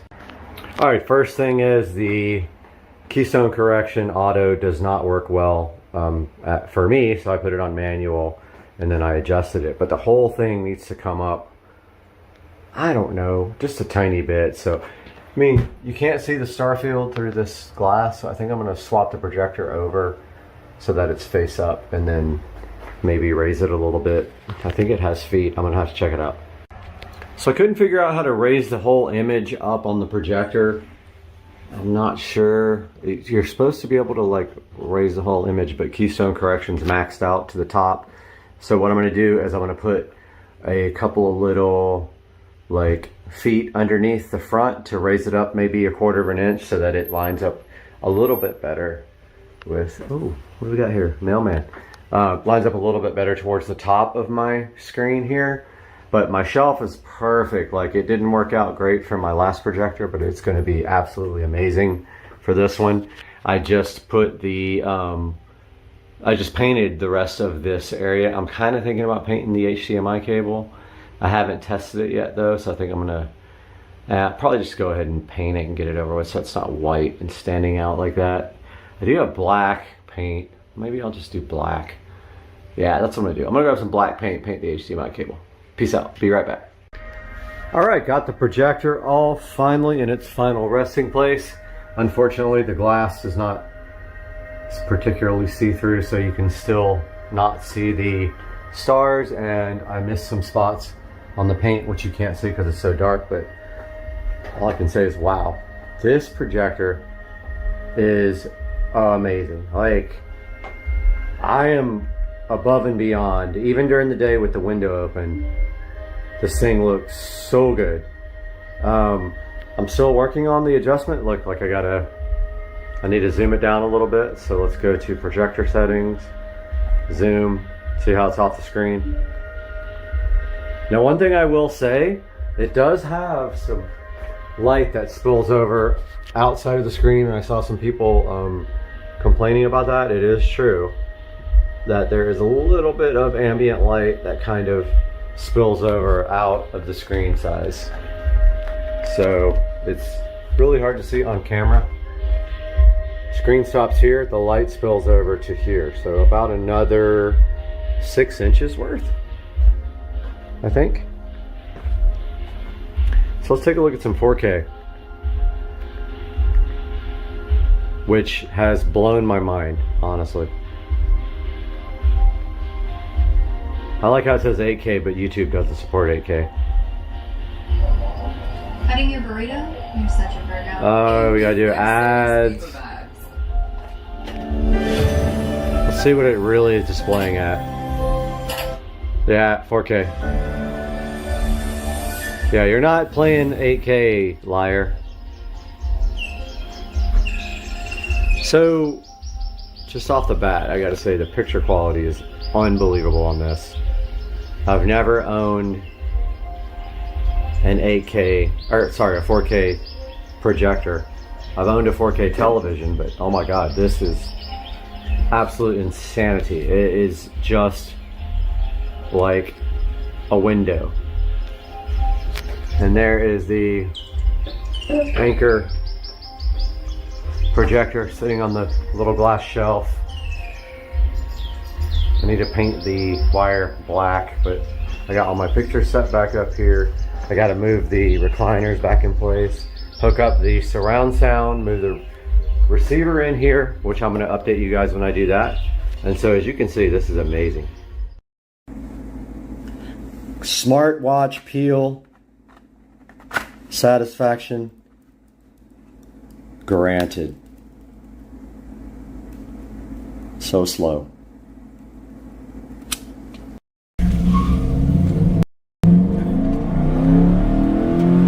Got his ass. Oh yeah, that ain't gonna work.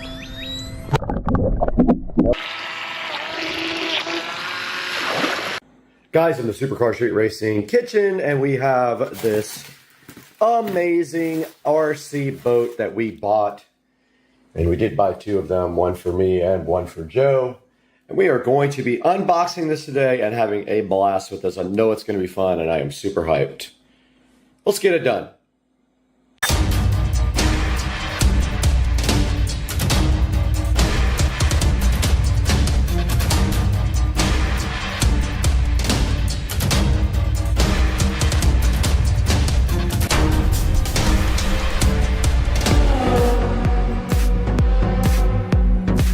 We got the Joy Spot HJ808, I believe is what the number is, and I love that it says Joy Spot. Just the best name ever. I love the Amazon names, but here on Supercar Street Racing today, we're gonna have to get this Joy Spot open. Check out the Joy Spot, but to do that, we need a knife. Let's get it done. We have unboxed the Joy Spot here in the Supercar Street Racing kitchen, and we open it up, and this thing is fly and cool.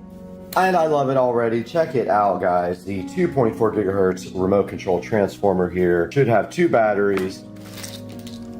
Has something right there. I don't know what that is. The charger. It does not have a camera or an SD card, but I am going to mount the GoPro to the top of it and rip this thing in the pond. As much as it sucks, it's going to happen to not have a camera. But I looked everywhere. They don't have cameras on these things. But that is the Joy Spot boat ready to be charged. Let's get the batteries on the charger. Deeper into the package for the Joy Spot boat, and we did find the boat stand. We got a boat stand, guys. I'm hyped. And we got the battery plugged in. And I don't know why this indicator light's on the bottom of the USB, but it is. And there is the battery looking so fly plugged in, and the boat stand. And now you take your boat and you simply place it onto the stand, and it looks bad to the bone. Guys, check that out, man. This thing's cool. Look at the propeller on the back and the rudder. Thing looks awesome. I wanted red, but they are red at this point. Now this boat also came with an instruction manual right here. It came with something to remove the propeller and a replaceable propeller. And then here is the remote control, and I'm assuming it just uses regular batteries, and it does use AA's, it looks like. So we will get some batteries and go ahead and get this guy loaded up right now.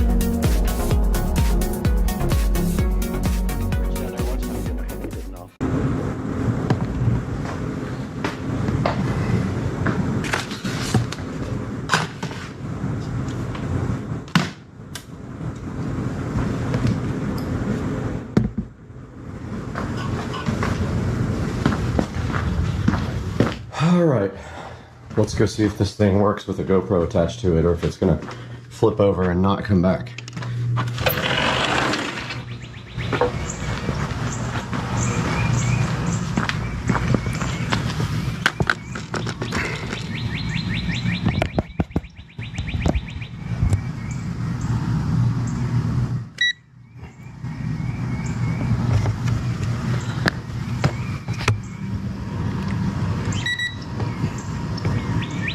Oh yeah, that ain't gonna work. Nope. Got him! It's not gonna work, it's too heavy. Too top heavy. I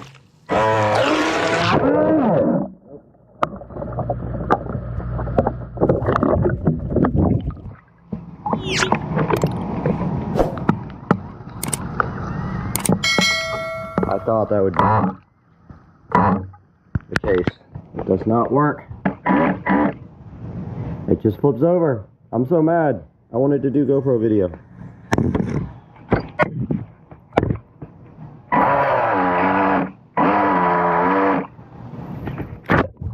Yeah, this isn't gonna work.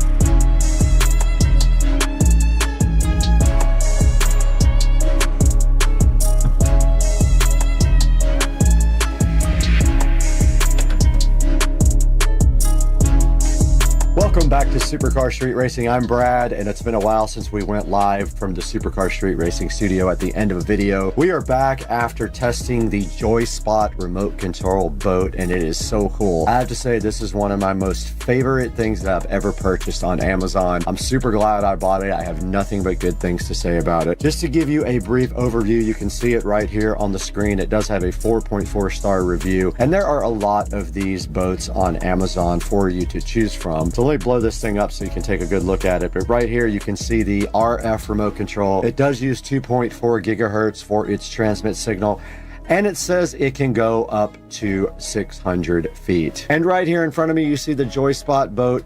It does come with 2 battery packs, and they are 7.4 volt battery packs, and they are lithium ion. And you can see also in the picture here the USB charger that does come with it. My only complaint is the USB LED light for the charger is on the bottom, which makes no sense. You can't even see it. And you do see right here and right now it does come with a case as well, which is very cool. You can take your boat out to the water in a case, and it does come with a boat stand for your boat. Now this boat actually will right itself if you flip over in the water, and honestly I never flipped it over, but we did get it. We may have flipped it over and right back over without knowing it. If you do flip the boat over, all you have to do is push forward and backwards a few times on the stick, and supposedly it will just right itself. Now it also does have trim controls on the remote here for you, and it does take about 2 hours to charge the battery on the boat. Now this boat will actually do 20 miles per hour. It is very fast. Here are the few pictures of the boat here from customers, looking pretty cool. I do love the red one, but unfortunately it is out of stock and not available for a while. I did buy 2 of these boats so that we can go race them, me and Joe. And taking a look at the reviews, it has mostly 5-star reviews. Says speedy, says kids and husband love it, long range, very fast, blew the motor though. qualities. About 3 in this one for the quality, but I disagree. I think this thing is very high quality. And let's see what some of the 1-star reviews say. One didn't work and one stopped working after the first run. Now back on the main page here of the Joyspot RC boat. If you look down at the bottom, you can see there are a variety of different types of boats for you to choose from, and they are likely all kind of the same thing.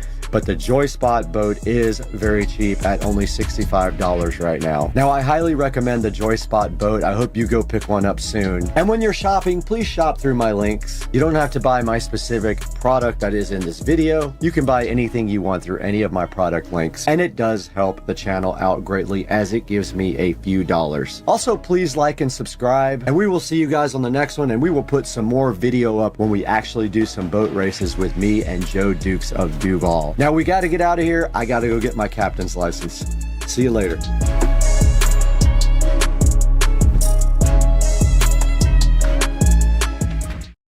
All right, walked out this morning to see this amazing sunrise right before I'm about to get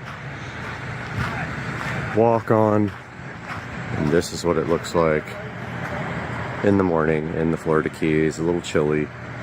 Moon is still out here. And that is what I am waking up to.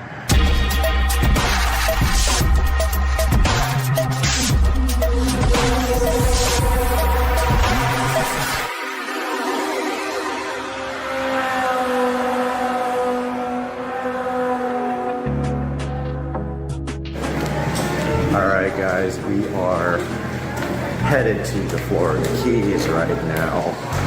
We are at a service plaza. Check it out, guys. Service Plaza. And there is Dunkin' Donuts. Looking for some hot tea. Hot tea. And that looks like it's over here. Let's see what they got. Alright, I ordered 2 hibiscus teas. Waiting to get that now. Alright, me and the nameless, faceless one are on the way to Islamorada. We are in Miami, Florida. And gonna be there in like an hour and a half. Not bad, right? Person. Alright, me and unnamed person are, the girl with the pink fingernails, are about to cross over onto the bridge. And we have water on both sides now. And we are about 43 minutes away from Islamorada. And our Fisher Inn is our hotel. And here's water right here, actually. Pretty cool. Right? Super cool. Alright. Okay, this is the little Blackwater Sound on our right, and then these are the Everglades. All this water looks kind of blue, green here. Pretty cool. It's beautiful out here. Florida Keys Commission Pumping Station.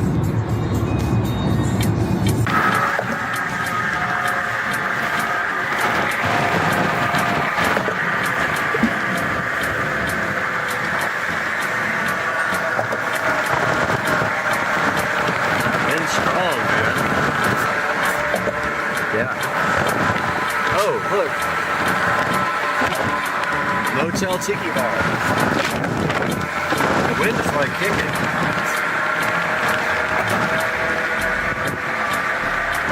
Oh, look at all the boats, man.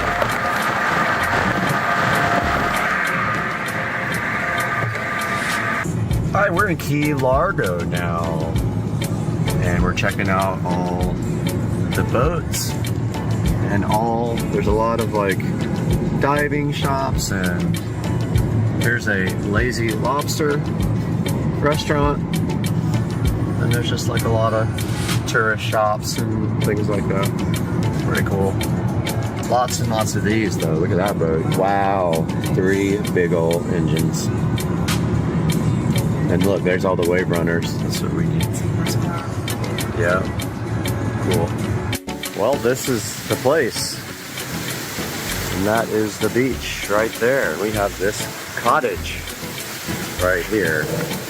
So awesome. We've got our little porch with our beachfront view here. Absolutely beautiful. This is our resort, and there's boats right there. And this is the spot. Wow! This is cool. This is the place, man. We got a little kitchenette. And we're gonna be opening this window. All right, we found Hog Heaven Sports Bar, and it looks like it's popular. I like how this guy blocked the road. Where are we gonna park? Yeah, we should have just walked, huh? Yeah, this place is packed. Yeah, we can go in there. We can't go in that way, but we can park there. Look at the outdoor pool tables. You know, everybody's getting ready for the game now. Yep, they are. We might be out of luck. I think we're out of luck. Like, if you lived there, you would be at Hog Heaven. Every day, all day, party. And why can't we park right there? We can.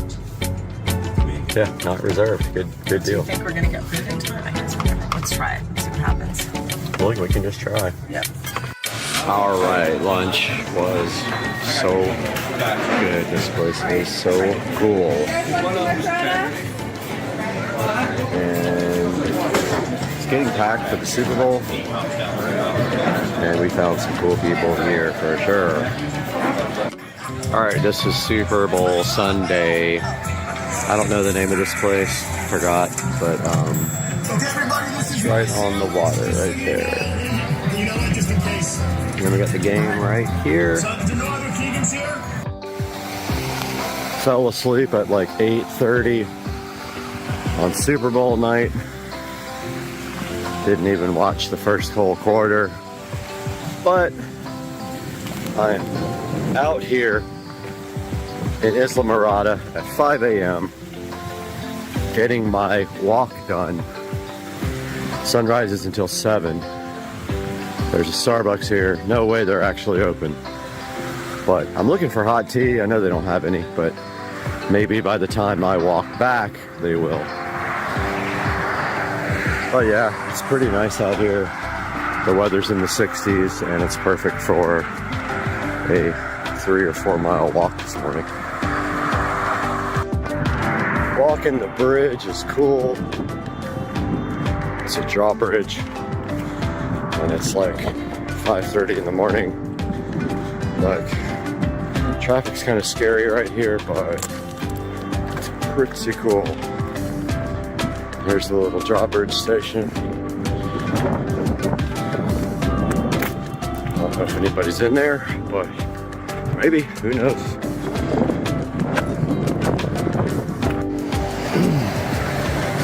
Never seen a way station up close. Guess it's nothing exciting, but it's one of those things you pass by constantly and never get a really close look at it. This one's in need of some pressure washing, looks like.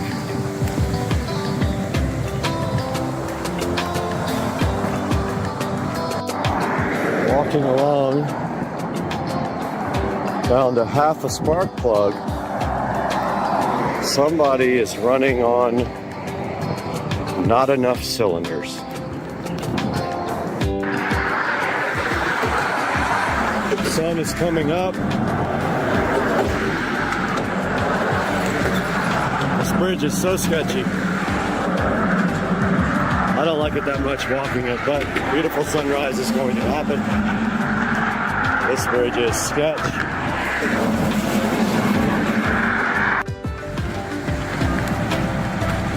Sunrise on the beach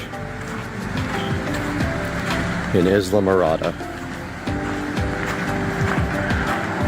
That's cool if that's a house.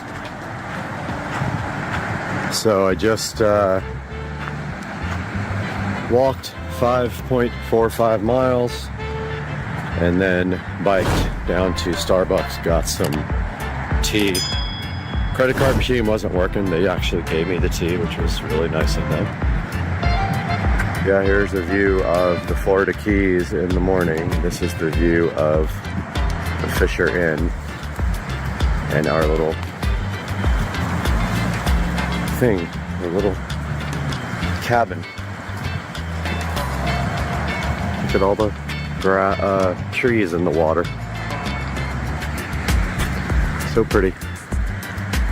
Breakfast over at Island Grill, hoping the music doesn't copyright me, so this will be fast. This is the view outside Island Grill. Pretty nice out here, but they've got copyright music playing. All right, on the beach here by myself, got some Maker's Mark, and I am enjoying the weather today. 72 degrees and beautiful. Light winds. You can see we have had some really high winds yesterday, but today is just amazing. Had that fantastic steak and eggs on the keto diet, some avocado, a couple of little drinks, and now I am chilling on the beach in front of the cottage, which is straight behind me, right there. All right, walked out this morning to see this amazing sunrise right before I'm about to get my walk on. And this is what it looks like in the morning in the Florida Keys. A little chilly. Moon is still out here. And that is what I am waking up to. We are in Islamorada, huffing it right now. On the way to Starbucks to get some hot tea.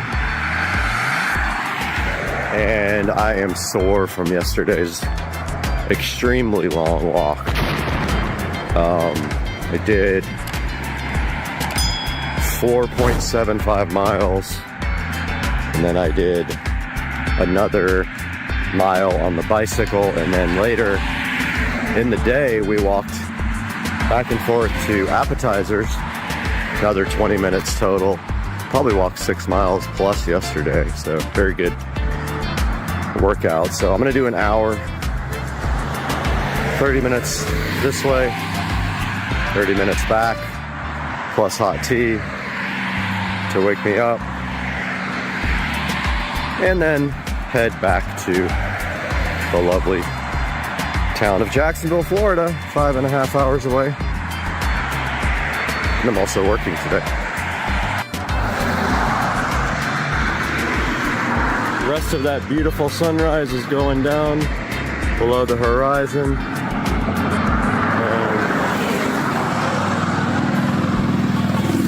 And this is my view on both sides.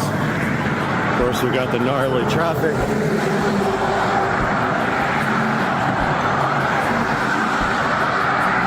We're gonna get our walk done regardless. Get our hour in. Can't do weights today, but yeah, that's the view.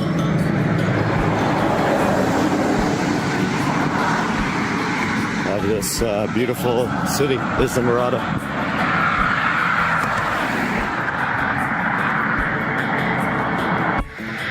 Sun is so bright. I didn't bring any shades with me.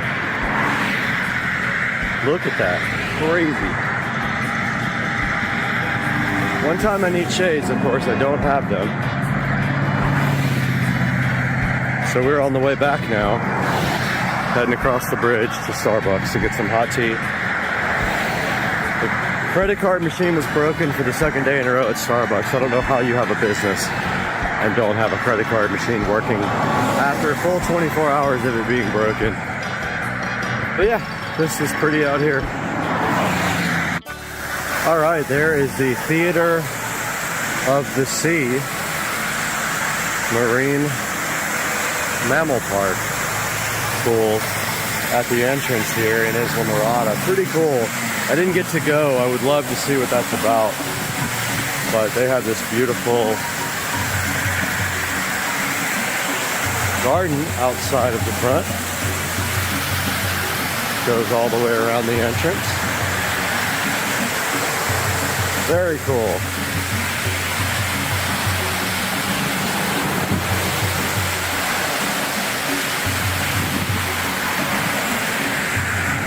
Alright, there's the Guitar Hotel, or the side of it. Not a good view right now.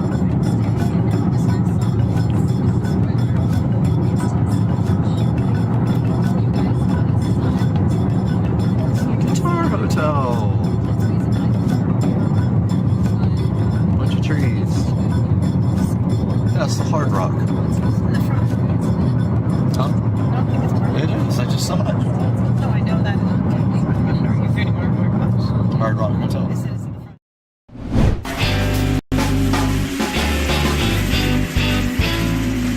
Hey, what's up everybody? Welcome back to Supercar Street Racing. We're out here again in the Supercar Street Racing living room where we have something exciting to show you today. Something that follows up on another product that we already showed you, but this is a little bit of a different and bigger version of that product. We're gonna be checking that out today on Supercar Street Racing. Hang out with us in the SCSR living room right here.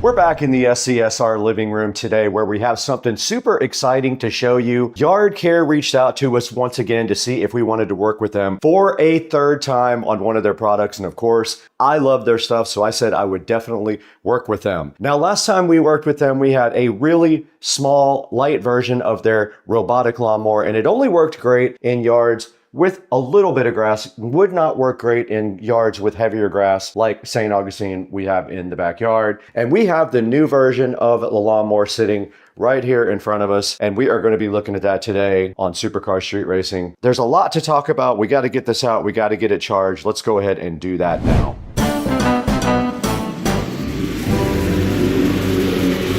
Okay, directly in front of us is the Yard Care mower. Now this is the M800 Plus in black. This is the upgraded version of the mower that we had before. This does supposedly a lot more. We will see if it can handle my grass in the current situation that it's in right now. Let's go ahead and get the SCSR scissors out and get this unboxed, because we need to get it on the charger would be one thing we need to get done first. It's gonna have to charge first. And I think it has a cradle charger that it drives up to. So let's go ahead and get this open. It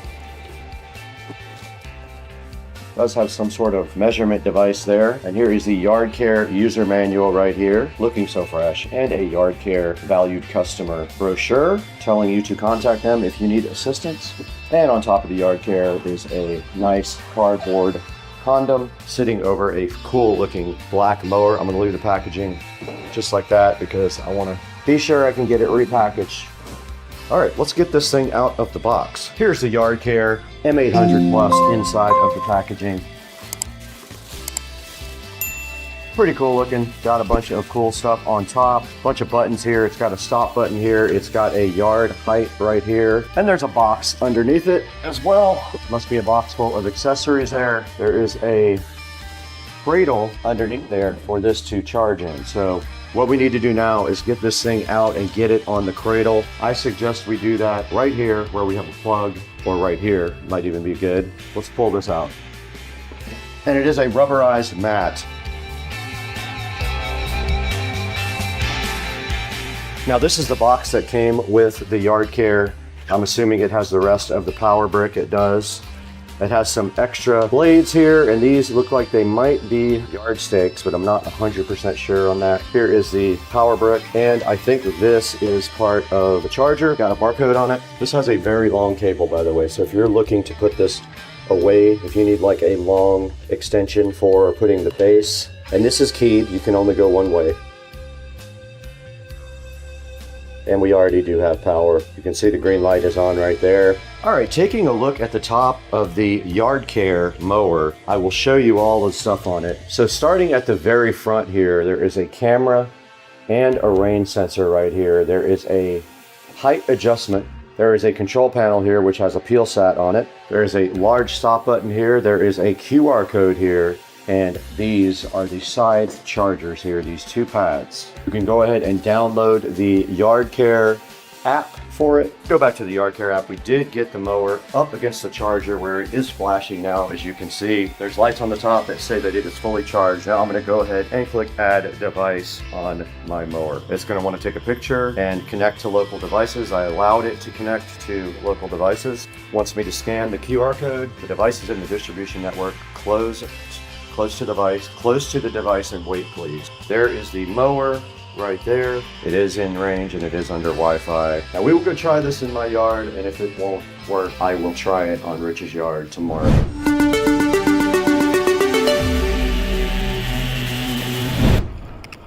Okay, we unsuccessfully mounted the camera to the robot, but it is cutting now in random mode. Doing just fine.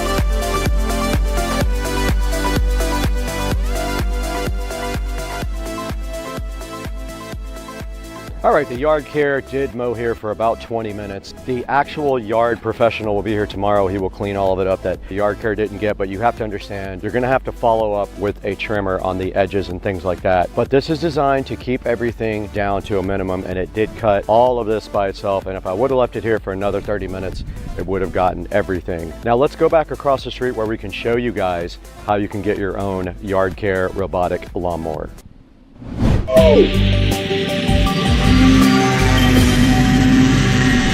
Hey, what's up guys? You just saw me take a look at the M800 Plus cordless robot lawnmower with GPS and 3D visual navigation. We did attempt to use it out in my yard. Not the fault of the manufacturer. The design is not designed for very, very thick grass. It has to be in thinner grass so the front wheels will sink down and it won't be able to move. We were able to successfully cut Rich's grass though with absolutely no worries at all. We did put it out there for about 20 to 25 minutes and it did go ahead and cut his entire grass. Now you can see right here, there is a Prime Day deal on, but you guys will probably miss that with this video because it will be after Prime Day. It says right here, you don't need boundary wires or RTK here, and then it says it has built-in GPS here, so we can actually figure out where to go. It's got visual obstacle avoidance, so it will actually figure out if there's something in the way and try to go around it or start over. It says it can do a 40-minute orderly and a 60-minute randomly mowing combination, and then it will return to its charging base based on the QR code scanner that you put on the actual charging base. I didn't get to show you guys that out in the yard, but all you have to do is mount your charger close to where it is mowing and it will return to the charging base with the QR code. And you can customize a schedule for whatever you need to mow on. It can climb up to a 36.4% slope. Be careful if you've got anything more than that on your yard. This thing needs obvious boundaries. You can see it right here. It needs fences, cement roads, etc. Does not work well with uncleared lawn borders or grass that's higher than 2.6 inches. It says it's got 3 high-speed cutting blades and a very robust motor, and it does use AI powered recognition with a 135-degree wide angle camera at the front. Now at the end of this video, we're gonna show you a short little video about the M800 Plus. Go ahead and check that out at the very tail end of the video. And I want to thank you guys for 222,000 subscribers. 222,192 is a great big number, and I could have done it without you. There will be a link also in the description of the video to not only the product, but to my Instagram and TikTok and Facebook entity pages. Please check those out as well and follow me on TikTok and Instagram and buy your product through the official link in the description. It helps me out great. It gives me just a few dollars here and there to keep operating the channel, since I don't make any money directly on the channel. Now we have to get out of here. It's almost bingo time, and I need to cook some dinner as well.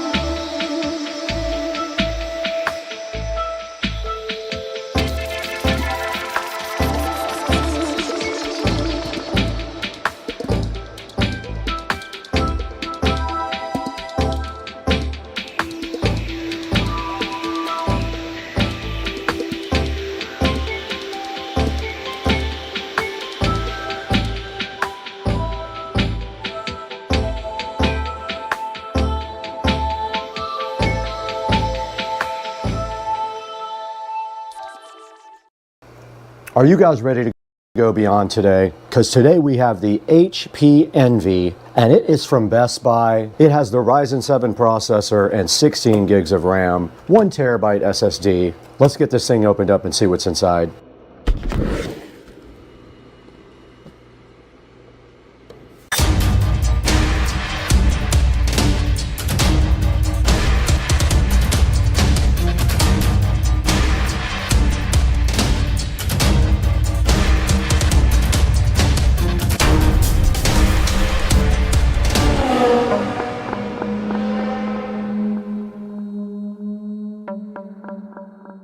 Now we're right in front of the HP Envy and also in front of the iMac that we did purchase from a thrift store. You can go ahead and check out that video later.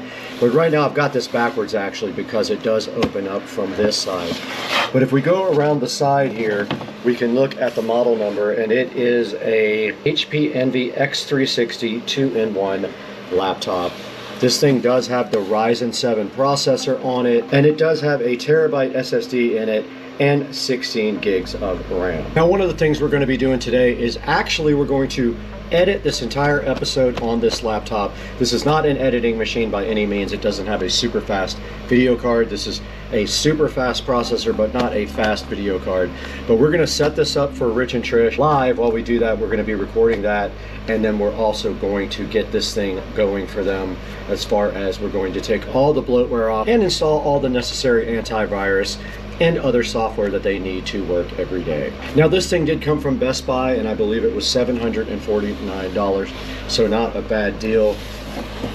And looking at the back of the box, it doesn't really have much on it, just a little barcode and some battery information. Everything important is on the side, and like I said, I'll put a link in the description to this guy for later. Back in front of the HP Envy and ready to unbox it, and it does open up backwards, which is better for you guys because you are backwards, but the camera would hit it. So let's roll this thing around and see what's inside. And here we have a nice HP Envy logo on the back of the box, which you guys can't see, and then the Envy is inside of this black felt right here. And right underneath that, inside the Envy, we have a package here, which I'm assuming has some software related items in it. It has some setup instructions here, and then underneath that we have a power adapter, and it is a USB Type-C power. Let's see if I have enough cable to actually plug this in from where it has to reach. All right, of note, the very first thing that we can say about the HP is that it does have a decent amount of cable from the power adapter. I would say at least around 10 feet. So here is the HP Envy, and this is what it looks like on the top. And flipping it over, not much to see. Apparently, if you want to get this thing opened up and do some RAM upgrades or something like that, it's going to be a little bit more difficult. They don't have an actual place to open it up, and I don't know if the battery is even replaceable. We would have to read our manual for that. But there is no battery place for you to actually just eject a battery on the back of this, as you can see. Now let's get this thing opened up and check out and now let's take a look at the ports on the HP. So on the side here, you can see it does have one USB type A, it has an HDMI, and it has two USB type Cs, and on this side another type A USB port and a headphone jack. Now they have done away with the card readers on these now. There is no card reader inside of the HP. And we do have the laptop open now, and you can see it has Radeon graphics. It has a nice sticker here to show you that it has a Ryzen and Radeon graphics. It is called the Poly Studio. This is a touchscreen laptop, by the way. So I'm gonna go ahead and plug in the laptop and power it on now. And on the side of the laptop, we do have a white power indicator indicating that this is charging. And next, we'll go ahead and power this laptop on. And to make our life easier, we are gonna go ahead and plug in a USB type A mouse to the side. It'll be much easier for us to do our setup on the laptop if we do have a regular mouse rather than the touchpad mouse. So let's go ahead and power this guy on. First, we have to find the power button. It is right here. It did light up here, indicating that we do have power to the laptop. We finally have an HP. That took about 25 to 30 seconds to actually power on, which is interesting. Now you can see Windows booting up here. Now this laptop does come with Windows 11, supposedly. We're gonna take a look at that as well and see what updates it needs for Windows 11, if any. I'm sure there's going to be a round or two of updates. And here we are at the initial Windows 11 setup screen, asking us what country we're in. We are in, and we are in the United States. We'll hit next there. We are in Windows. No, we want to skip a secondary keyboard layout. We're going to go ahead and connect to my network, but we are going to stop you guys down while we do that. Here we are connected to my Wi-Fi now, the Starbase. It's looking for updates now. So they did find some updates. It is going to go ahead and install those. We won't bore you guys with that. We'll stop down while it does the initial update procedure. We're back and we have our EULA in front of us. We're just going to accept. And it just did rename the computer, and so now it is proceeding to restart. Okay, we can go ahead and do location-based services, find my device, and give advertising data and all that. We're going to turn off advertising data. And I did skip a couple of the things, but we don't want to do any of this stuff. Okay, so it is updating the software now. We'll get back to you guys when it is done.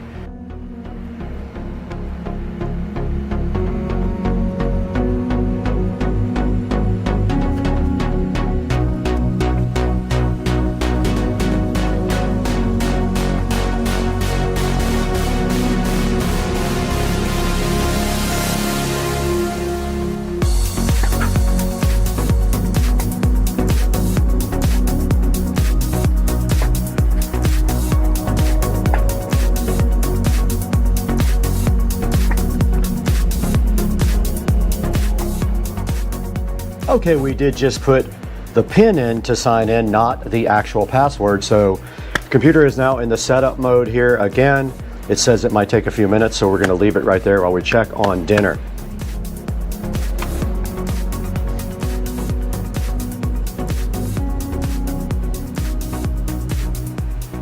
All right, we are all signed into the desktop of the machine now, and we are going to, first things first, remove a lot of the bloatware, including the dumb McAfee that comes with this, because it is worthless.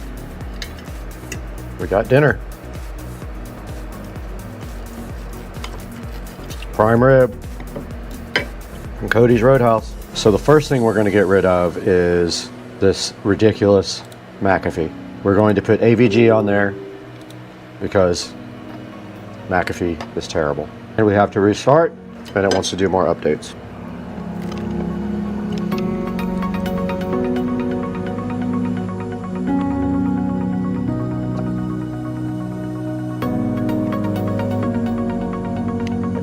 Let us get AVG now and Chrome.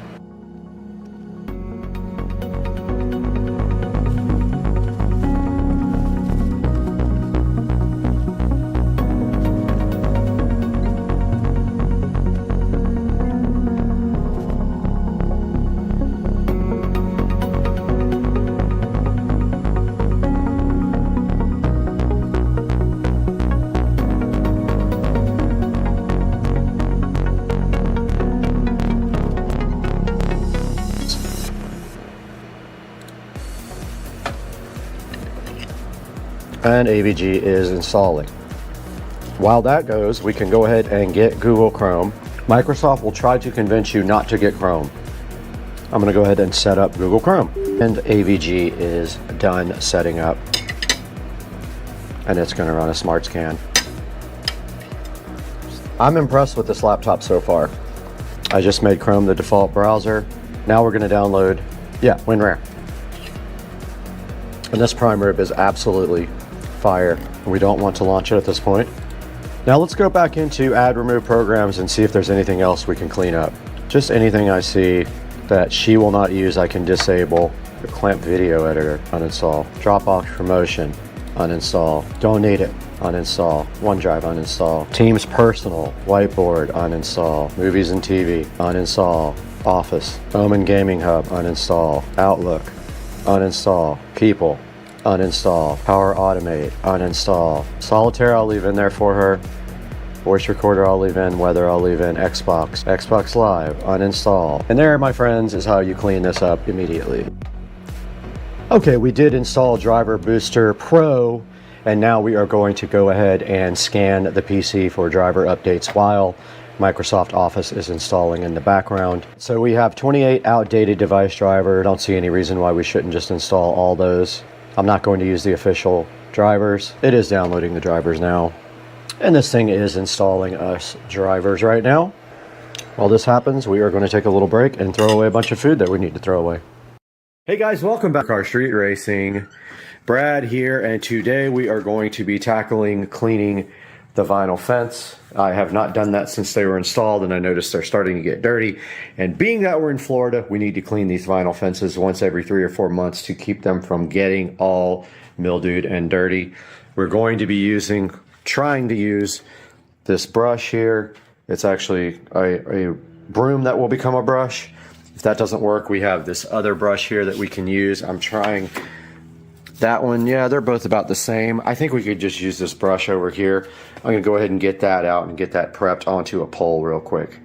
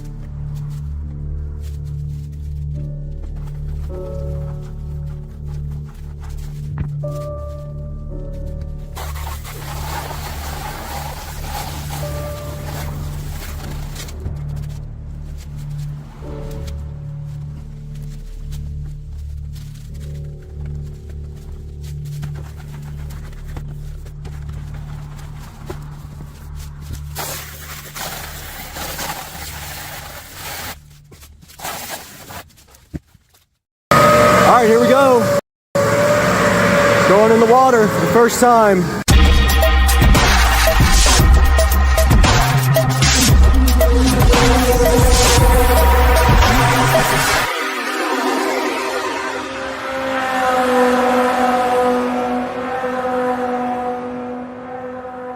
All right, we're out here at Palm Cove Marina, and we were with Joe here, Dukes of Duval. He's loaded, and we're coming here to pick up his new boat. It's one of these boats up here somewhere, and we're gonna do some things to this thing once we get it. How's it going, guys? Good, how are you? Good, good. Palm Cove Marina. All right, so we're looking for the boat right now. Okay. Right there. Hydra Sports boat. 20-foot bay boat. That's it right there. It is on the second level here. 2004 has never left this dry storage. 270 hours, which is very low. It's got some pretty good stuff on it. Trolling motor. Got the power pole on there. So that pole, see that thing is like hydraulic. So when you turn it on, it comes out and like jabs the ground and locks you in, which is nice. Boat's been fully gone through. The motor has. It's gonna be a little dirty because it's been sitting here without somebody using it.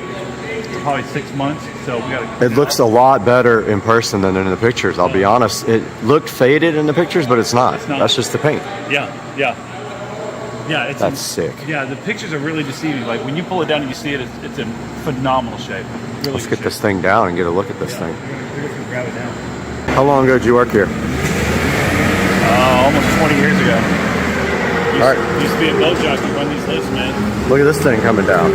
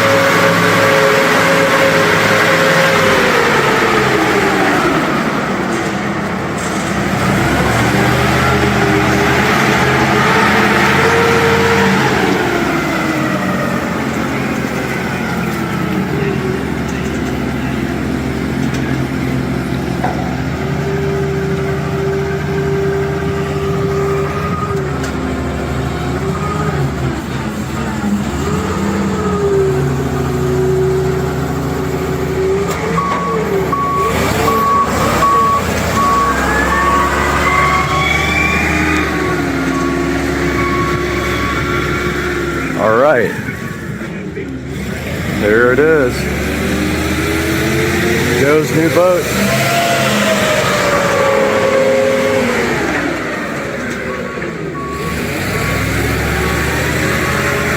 All right, we are taking a look at Joe's brand new Hydra Sports boat here. Got the trolling motor, the Minn Kota.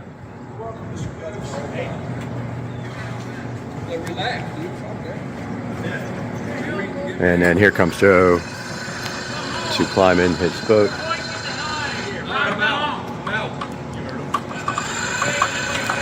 We got to get a thumbnail with you in it.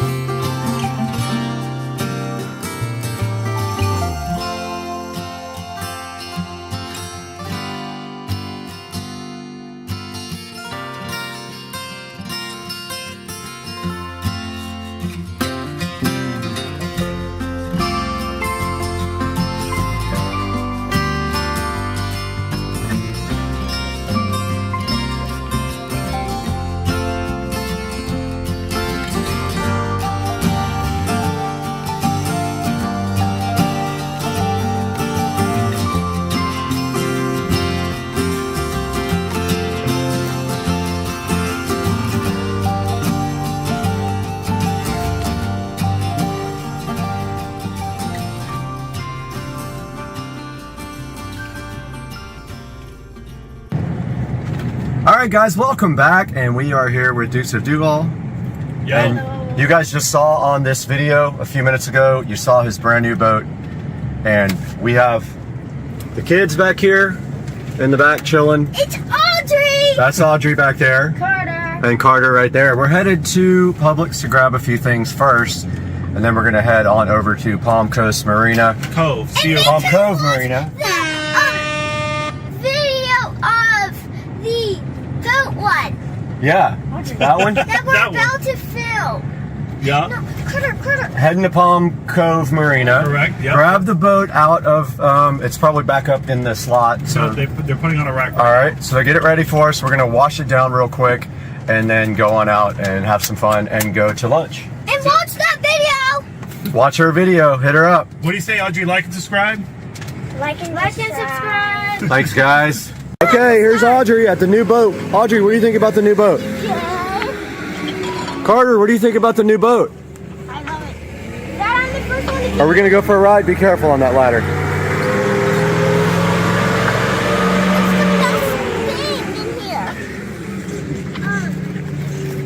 So we're gonna get this thing all cleaned up and then take it for a ride. And we'll update you guys in a moment. Oh. All right, we just gave the boat a complete wash inside and out. Quickie wash. Quickie wash, and it's looking fresh to death. Really, really cleaned up. One more time, Brad. Blue brush. Got it. Cleaned up well. Does that stuff under the seat come out? Look. Right there. No, that's just paint. Never mind. Dad, there's fishing gear. I know, there's all kinds of stuff. It's Audrey. There's puppies. This is how the boat looks after a quick wash. And it came out really nice, especially all the white up here that was really dirty around the edge. And me? And Audrey and Carter helped us too. Can I play you guys some music? Nope, can't play music on it. And so we will update you guys on the water. Right, Audrey? Carter, we're ready to put this thing in the water, right? Yeah. Let's go. We're just waiting for the guy to come grab it. And me. Yep, and Audrey. That's good. Make sure you Audrey, subscribe. if you make me drop my phone, you're gonna be in trouble. Yep. Put that on the polishing wheel. The only thing that I wish this boat had that it doesn't is a wash down. What's that? Where it's either a freshwater or saltwater wash down. So like when you're out and you get a bunch of girl on the boat, you at least have like a tank full of water where you have the ability to pick up water from there and just rinse it down. When will he get Oh, our got it. boat? So you're gonna come get yours next, probably. All right, here we go. Going in the water for the first time under new ownership.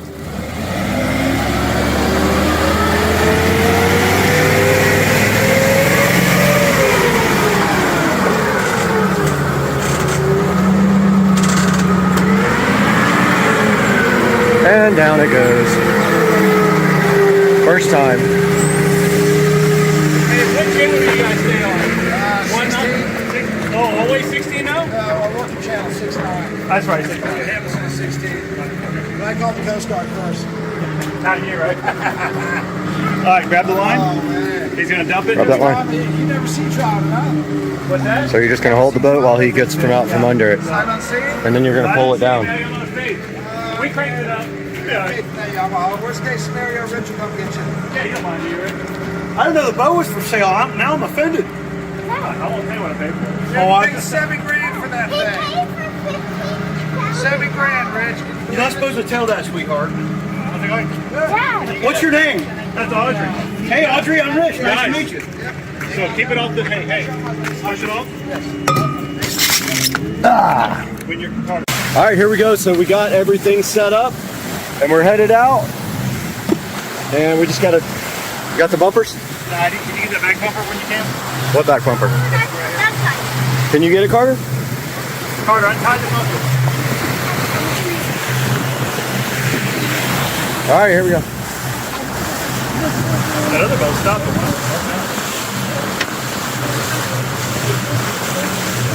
Just put it right here, bud. Okay, I will. A notification. Okay, I will. I have to say that. Oh, down. I have to say that. Mr. Parent. What do you think so far, man? Love it, man. New boat. Thing's sick. Gotta get that horn to work. But that's the only thing so far that I've found that doesn't work on here. What's this one for? Motor trim? That's for the power pole. And there's your trim tab. Oh, that's the power pole. Yep, those are trim tabs. Okay. That'll level the boat out. What about the motor trim? Oh, right here. Right down here. Got it. Actually, you know what?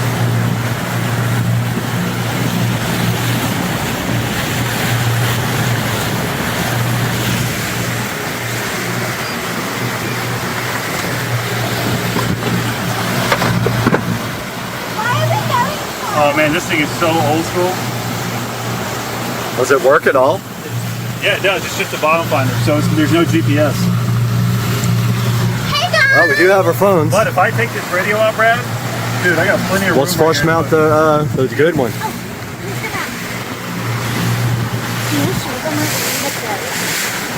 I'll follow you and you talk. All right, y'all sit down. Okay, you got to sit right now. Sit down and don't You let gotta those sit. spill. Get this thing up. Oh yeah, look how good it like raised up.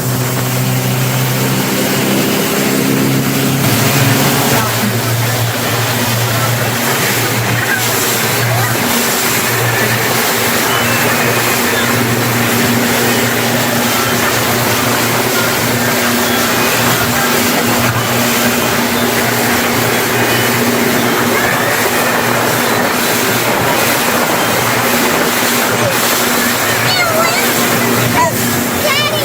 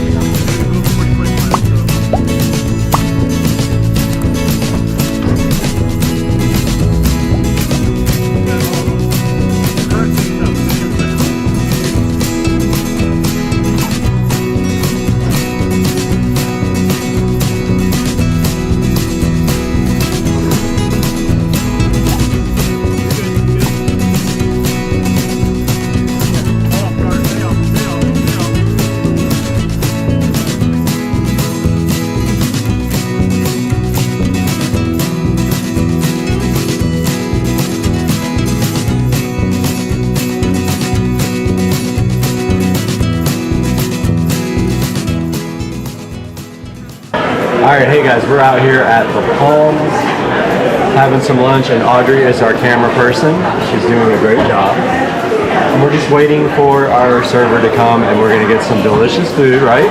We're gonna get some lemonade, some waters, and some Diet Coke. I'm gonna have a lemonade. Audrey's gonna have a lemonade. Am I in the frame? Make sure it's on me. Yesterday was my birthday. It's Audrey's birthday and it's Father's Day, so we gotta text my dad and say Happy Father's Day.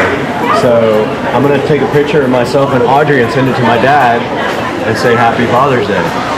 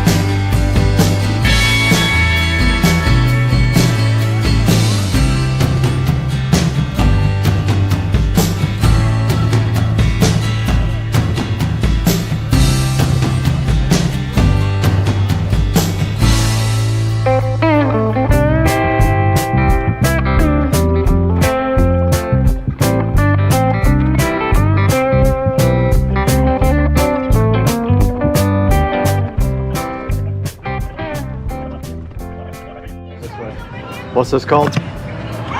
Fort George. Fort George. Fort George? Yeah. Pretty cool. Hopefully so. Hey, you'll be fine. Thanks, son.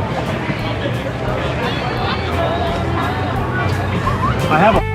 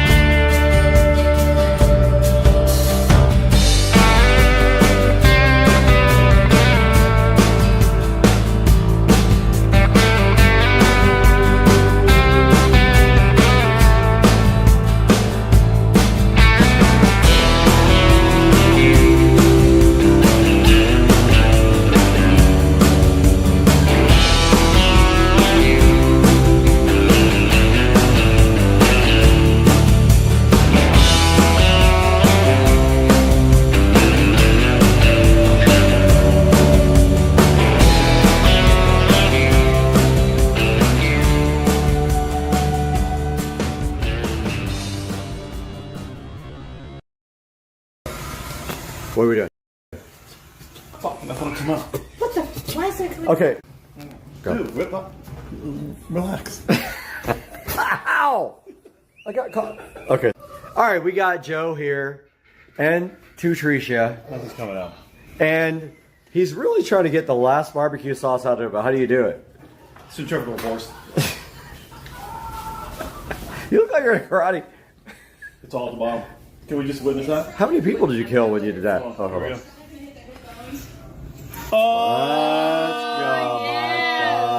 Oh, so good. Centrifugal force. So good. Hey everybody, and welcome back to the channel. Supercar Street Racing here. Hope you guys are having a great day. And today on the channel, you are going to see me start on part 5 of the huge golf cart audio install, where I am actually wiring up 12 volts into the front of the golf cart.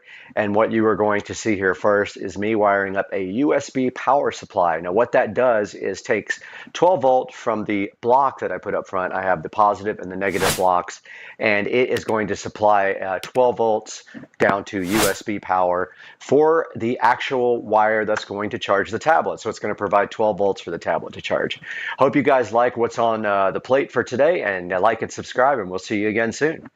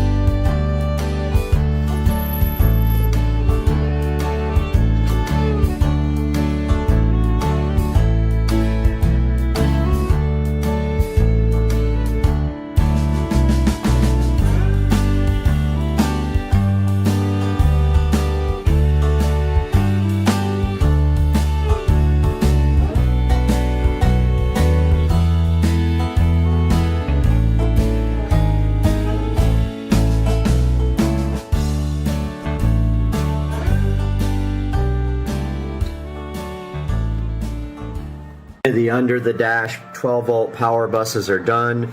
The USB cable is done for the power for the tablet. It comes through the dash. There's already an opening there, and it comes right above the key. It doesn't get in the way of the key, and then it plugs right into the tablet. All I have to do now is install the front speakers and then button up the dash. Check this out though. Look at this. There's the 12 volt buses perfect. in the front. Yeah. Look at this though. USB power. It powers this cable. The cable came right through the dash without having to cut a hole, and it doesn't get in the way of the key. Oh, perfect. So it gets power from that. So what the next thing we need to do is, I'm working on the fuse block here. Okay. I already got the wires under the cart, and so why did you do this bus bar? You just had an extra one for up front. yeah, and I knew that eventually I'd need 12 volts up there for other stuff, and Okay. I got that wired in, and I got this wired in already. Wow. Okay. Good. How did you zip tie it down to the bottom or something? Clamps and zip tied it, or clamped it with Okay. screws. I don't have any more zip ties. It's like Yeah. perfect under there. So we're ready.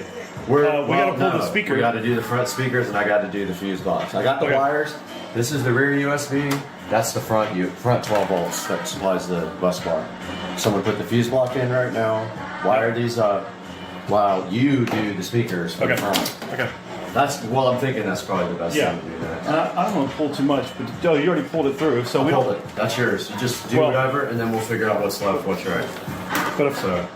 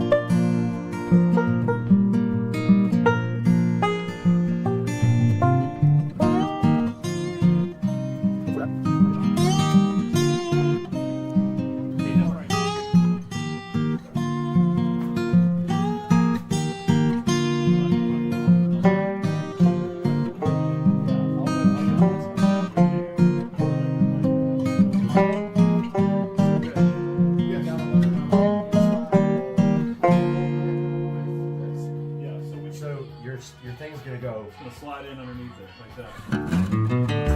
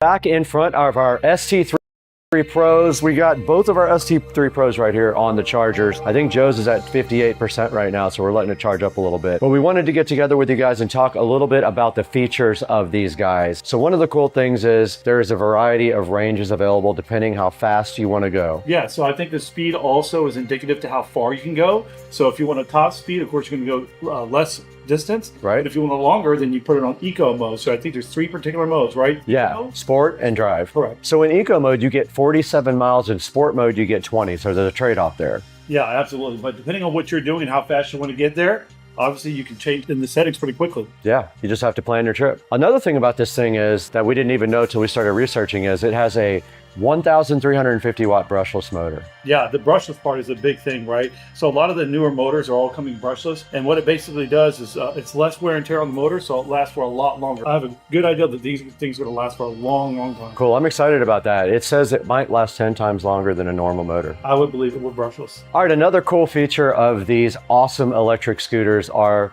the suspension system. This is not a toy. This has a dampening system that uses a dampening arm.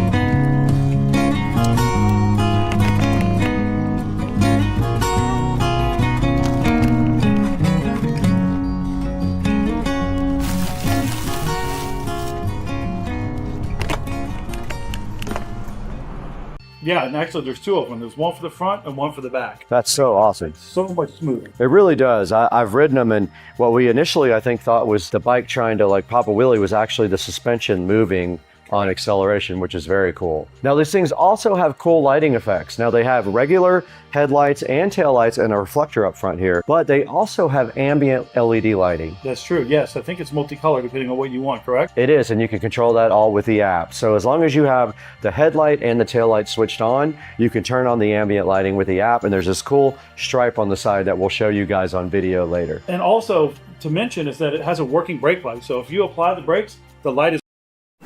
Today we are starting on the garage door project, and the first step of this is we have to have power run over to the new garage door opener area before Monday. So we're going to go ahead and do that now on Supercar Street Racing, and here's the parts we're going to use. All we're basically going to do today is start off by prepping these parts.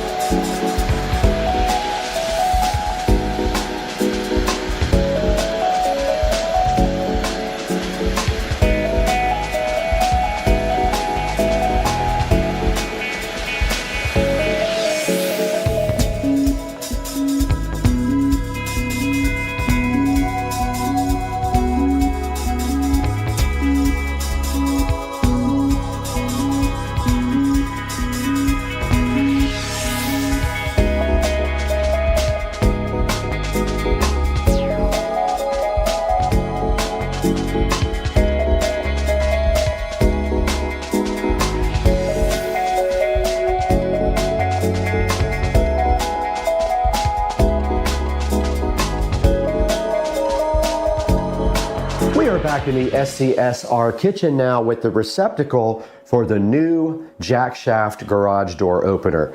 Now, as you can see, yesterday we did get the receptacle and the cover plate painted black. It does have a little tiny little white spot, no big deal. You won't be able to see that. But these are going up on the ceiling where we cut the hole yesterday and got super lucky, and we're like a billionth of a millimeter from the joist up in the ceiling. So first things first, all we have to do right here and right now is to get this pre-wired. And so to do that, we're going to go ahead and open up the back of the receptacle, whatever this is called, the wall box. And this is a type that screws in from like that, and then the tab goes around and holds it to the drywall. It's for just cutting a hole in the drywall. And now we just simply feed our brand new Romex wire. We got 25 feet of 14/2, which is 14 gauge Romex. We feed it right through the box like that, and the rest of which will go in the ceiling before we seal the hole up with the receptacle box. But first, we need to pre-wire this receptacle. Remember, when you do these receptacles, the white wire, the neutral wire, always goes to the left. You see the larger of the two slots on this receptacle, the neutral wire goes to the left when you're facing the receptacle. And now we need a razor knife, which I will go get.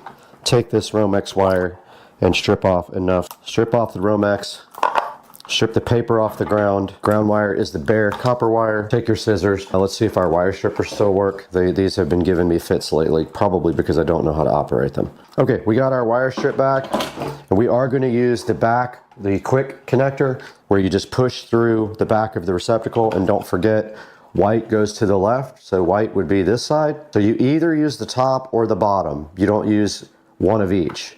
So the top, left side here, you just push the wire in and it locks in place. Same with the black wire, push the wire in and it'll lock, supposedly. Oh, wrong hole. That's what she said. That's what she said. All right, that is in there. And it doesn't look like I stripped back the ground enough, but we'll make it work. Now remember, when you are doing your ground, any screw actually, when you make your loop, if you're gonna do the screw, your loop always goes in the direction to tighten the screw. You put the loop in like this, the direction of the tighten. Does that make sense?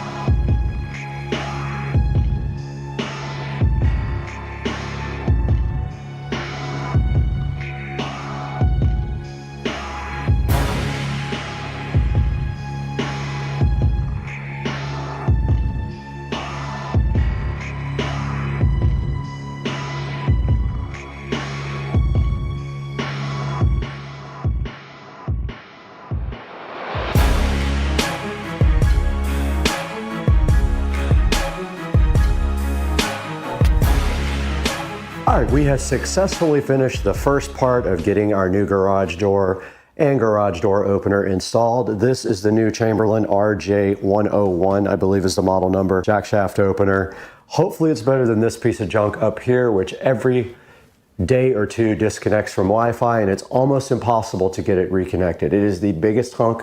It will not go into Wi-Fi setup mode no matter what. I have to play with it for 10 or 15 minutes to get it to reconnect to Wi-Fi. And then over here, we did install this electrical outlet and tested it, and it does work. That will be for the opener that will go right here on the wall, and they will just run the plug directly up to the ceiling right there. The garage door will be here on Monday. It is an Amar Vista garage door to replace this. It has frosted glass, and then they will also install the opener for me, and all this up here will go away. All right, welcome back to the channel. We are currently out here in the garage waiting for the garage door to be delivered, and they said they are about 10 or 15 minutes away. So we are just gonna set up the camera and put video up of them installing the garage door and this jack shaft opener here. So let's do this.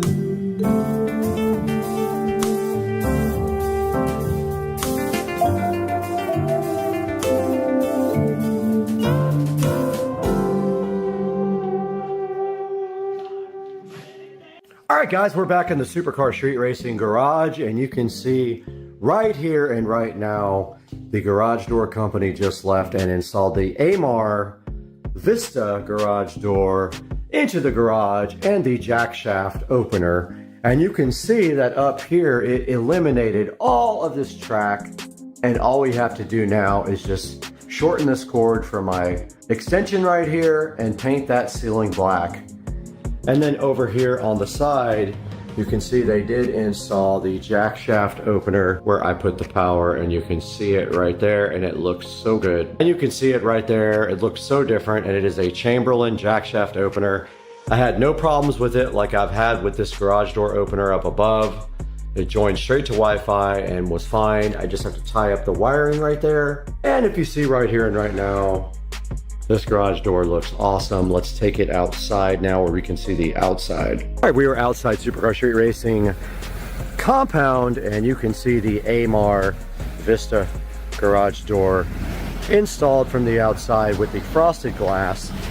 And of course you cannot see through this, but it is letting some light through, and you can see the hexagon lights here looking so fly and so fresh. And the sprinklers are going off, and I did tie the sprinklers into the city water so that it would not ruin my pavers with the rust. But stepping back, the house looks absolutely cool now with the new driveway and the new AMAR garage door with frosted glass. It's a Vista. I'll put a link in the description to this right now, but I'll step back here now. That is how the house looks from the street now.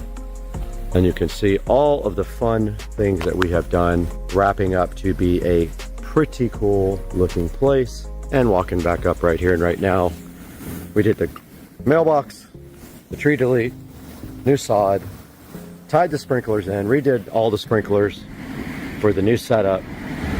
And now all we have to do is finish our gardens, edging, and same thing over here. Gonna re-edge this. And that should do it. And oh, also the new lounge area right here looking fly as heck. Guys, I just wanted to make one final video here of the outside of the house. And you can see right here that we have the house lights set on light blue. And we have the garage lights set on red, and this is what it looks like from the street. And we can change the internal colors of the garage as well, but this is what it looks like from the street the way it is right now. It looks insane and just a crazy cool looking exterior now. A million times improvement over what it was before. And I hope that you guys like this video, and if you're interested in any of this stuff, drop me a comment or an email, supercarstreetracing@gmail.com, and I can talk to you guys about how I did it. One more video here of the light blue, and this looks insane. Level 1000, guys. I love it.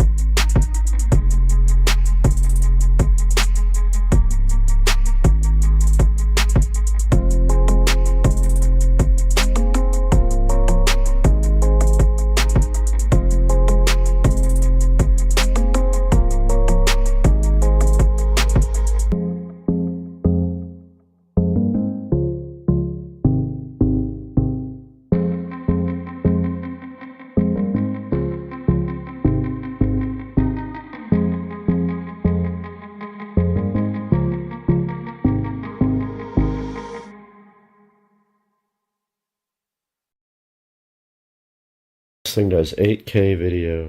Whoa. What? Oh, so where you scrolling out of the attic? I thought we was going in there. Got him! Got him! Oh! Whoa! Whoa! Hey guys, welcome to the channel. And so, got some exciting things happening out here. I wanted to take you guys outside and show you the dust. So today these guys came and cut the cantilever off of the pool. So you will be seeing footage of that. So do you see how they cut the edge off of that, and you notice all the dust that it generated? I mean, until it rains, that's gonna look. Looks like it snowed out here. But yeah, so the cantilever was cut right off the edge of this pole. What that will allow them to do now is come in with the travertine, and they have the travertine pieces that wrap right over the edge here. And that's what it looks like now after they spent about, I don't know, maybe an hour and a half doing the work. And so the next step is apparently that the tile guys are going to come lay the travertine all over the entire pool deck right here, and underneath my patio. Still haven't decided what I'm doing with this wall, but I think I like charcoal stack stone. It's a dark stack stone for that whole entire wall right there. So yeah, just wanted to give you guys a little update. Now you'll see this work being done right here on the pool, and we'll talk to you guys on the next step.